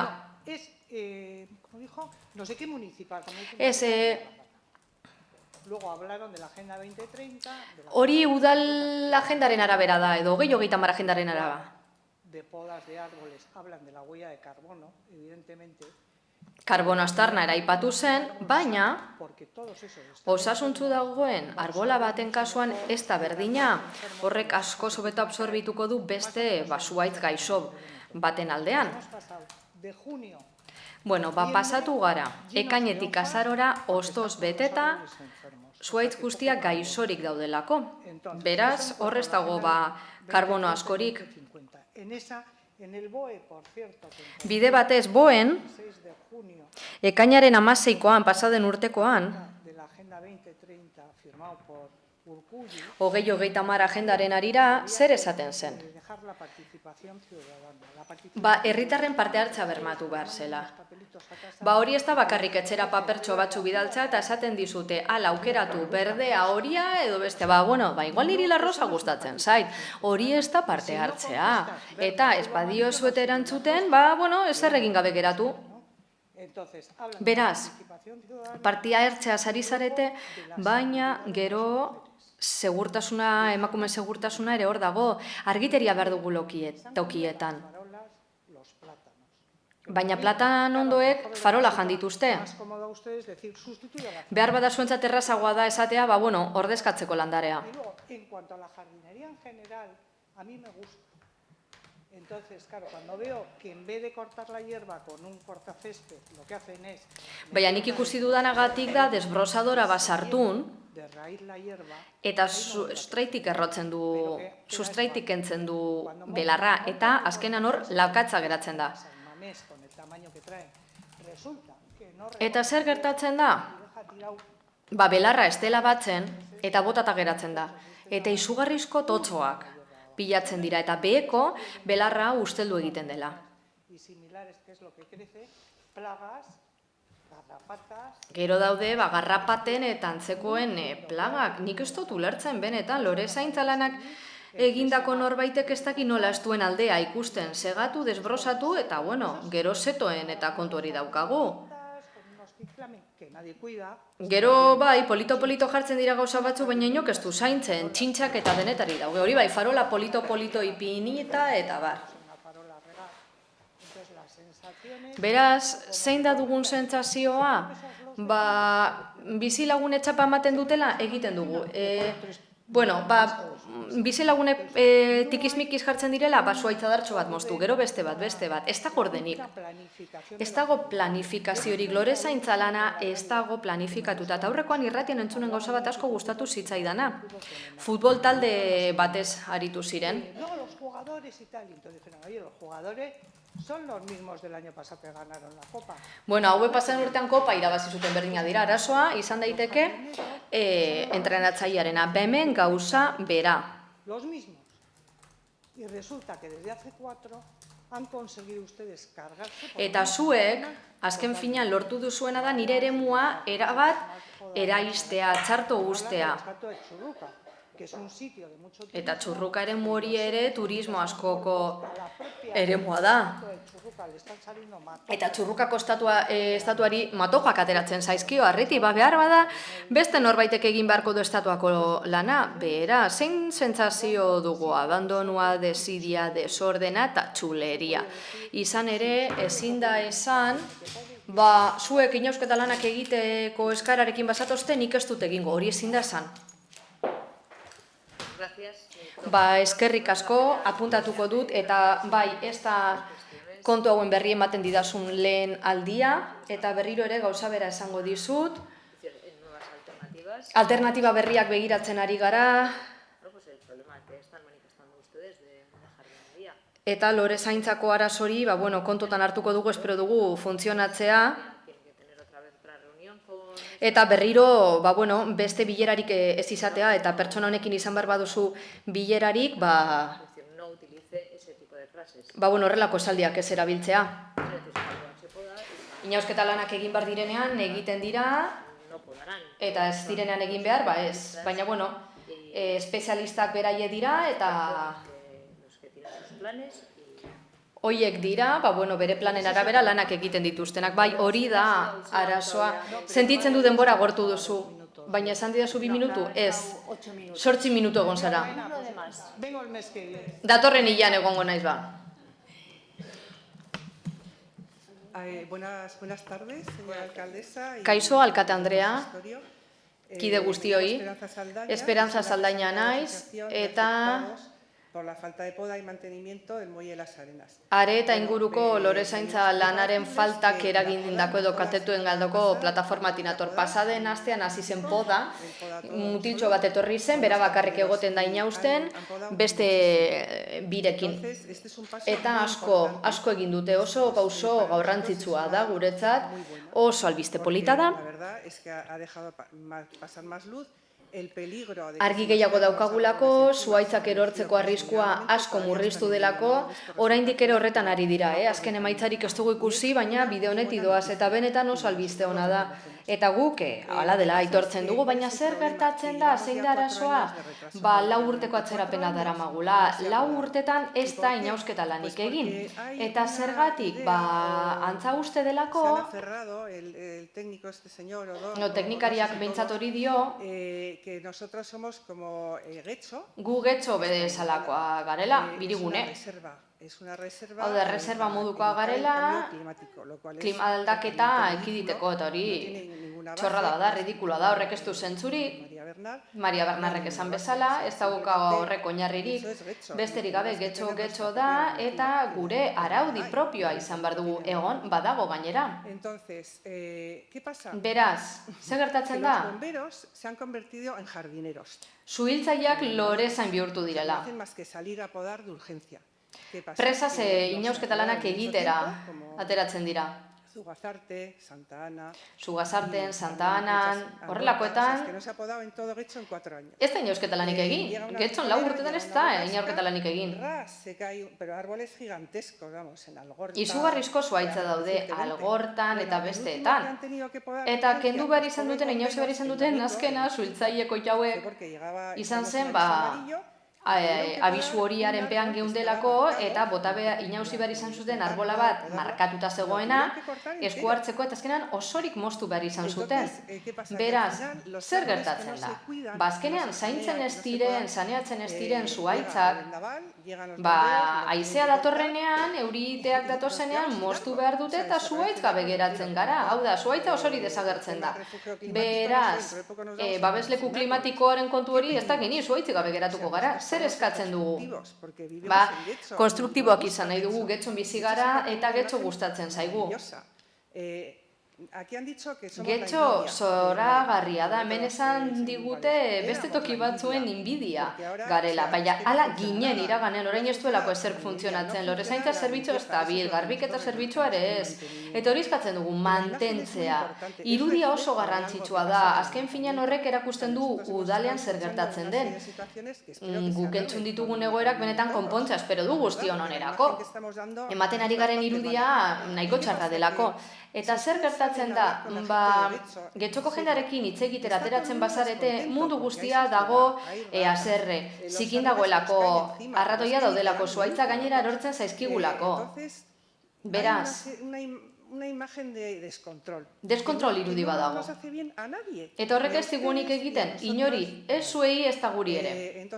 Beraz, zer eskatzen dugu? Plan bat, jende lehiakorra egotea buruan, eta epe luzerako planak egitea. Hau da, pertsona bat egotea, hemen lorezaintza kasuan, eta garbiketa kasuan. Egotea pertsona bat plangintza egiten duena eta esaten duena begira, momentuz, eredu honetan, parterre hauek aldatu behar ditugu, lehor daudelako, lehen egiten zenuten moduan, 2008 arte funtzionatzen zuen guztiak, eta orain papatean azken 4 urteetan deskontrol izugarria izan da. Beraz, eskatzen dugun gauza bakarra da, mesedez antolatzeko, jende kompetentea bilatzeko, eta jendea oroar, azken fina 4.600 arboletan inausketa lanak egiteko, jende gehiago beharko duzue, hori baino ez dizugu esan nahi. Bueno, puntatu dut eta eskerrik asko benetan zure ekarpenagatik, eta posten nau ikusteak insistituz, zuek insistitzen duzue, guk ere insistitzen jarraitzen dugu, eta horrela, egin ohi dituzuen eskakizun guztien arira, esan nahi dizuegu hasi garela esku hartzen, eta espero dugu emaitza hobeak izatea. Eta gora hobetzea, baina getxo oraindik askoren inbidia izaten jarraitzen du. Lehen bai. Oso polita da getxo, oso polita da, eta getxo baloratzen eta maite dugun guztio badakigu. Egia da, hasi zaretela, baina jarraitu behar da. Hori baino ez, eskerrik asko. Zakit beste norbaite badaukan, bai? Buenas tardes, señora alcaldesa. Arratsaldeon. Yo voy a ser muy breve. Nik askar, eltze zain naiz, eta familias del Colegio Civil Larrañazubi de aquí. Larrañazubi eskolako gurasoen elkarten izenean nator. Estamos preocupados por el cierre y la fusión de los centros escolares. Oso kezkatuta gaude, gure udalerrian eskola zentroak ixten ari direlako, eta ez gara ari zifrez hezkuntza eredu batez, baizik udalerrian eredua bakarra da. Hezkuntza komunitatea desanparatuta sentitzen da, eta gaur zera galdetu nahi dizugu, zer egin du erakunde honek. Legez Getxoko udalak ordezkari ofizial bat izan beharko luke zentro bakoitzeko eskola kontseilloan. Pertsona horrek egin behar du zubilana administrazioaren eta gurasoen artean, baina uste dugu horreztela inor egon. Ez digutelako ebazpenik edo ezer aurkeztu. Horregatik nire lehenengo galdera zuretzako da, alkate Andrea, zein gidalerro jaso zituen udalaren ordezkariak itxiera honen bitartez. Jakin nahi dugu honek zein konsekuentzia izango lituzken familientzat eta udalak zein bozka eman zuen. Beste alde batetik badugu beste kezka bat Getxoren udala. Udaleraikin bat utzi geratu da eremu estrategiko batean. Udal honek badauka plan bat edo destino bat aurre ikusita, espazio edukatibo bat izaten jarraituko du. Agirre Andrea, Eusko Jaurlaritzari erreferentzia egiteak ez digu balio. Azalduko duzu zein izan den zuen ordezkarien postura eskola kontseiluan? Bueno, ordezkari hori egon da, baina kontu hori ez da bozkatzen erabaki bada, Eusko Jaurlaritzarena, eta Eusko Jaurlaritzak erabakiaren berri ematen digu, eta zentzu horretan ezin da bozkarik egon. Bai esan dezakeguna da, eskatu dugula, eta badakit lanean ari direla udal gobernutik ere, eskolarizatuta dauden pertsonen kasuan, ez galtzeko eskola egun bakar bat ere, eta beste hezkuntza zentro batzuetan birrasignatu behar, alizatea Larraina Zubi. Eta duten moduan ikasi alizatea, eta hori da hain zuzen ere, udalak egin duena, hezkuntza sailarekin elkarlanean, baina gero egia da Jaurlaritzarena dela erabakia. Ez daukagu eskumenik hor.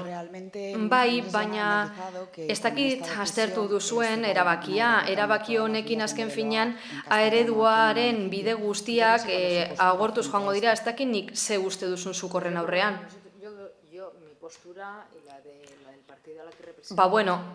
Nik uste dut, ulertzen dugula, elebiduna garela, eta bi hizkuntzetan ikasteko eskubidea izan behar dugula, eta nik uste dut eredu desberdina ditugu bai, ditugu asignatura batzuk euskaraz, beste batzuk gaztelaniaz, eta nik uste dut ez dela egoten arazorik ikasi ahal izateko, eta hizkuntza gehiago landu ahal izateko. Nik uste du gainera oso mesedegarria dela pertsonen garapenerako. Mundu globalizatu honetan, uste dut oso garrantzitsua dela, txiki-txikitatik, hizkuntza desberdinetan jarduteko modu bat izatea, eta kontutan hartu behar dugu, hemen ere, badugula eskubidea. Euskeraz hitz egiteko, ikasteko, eta nik uste dut oso komenigarria dela. Ikasle hoientzat, euskara ere ikastea. Etorkizunean behar bada, lanpostu publiko baterako edo beharko dutelako. Hori da nik uste dudana. Sistemak ahalbidetzen du gaztelaniaz ikastea, baina euskeraz baita ere. Eskerrik asko.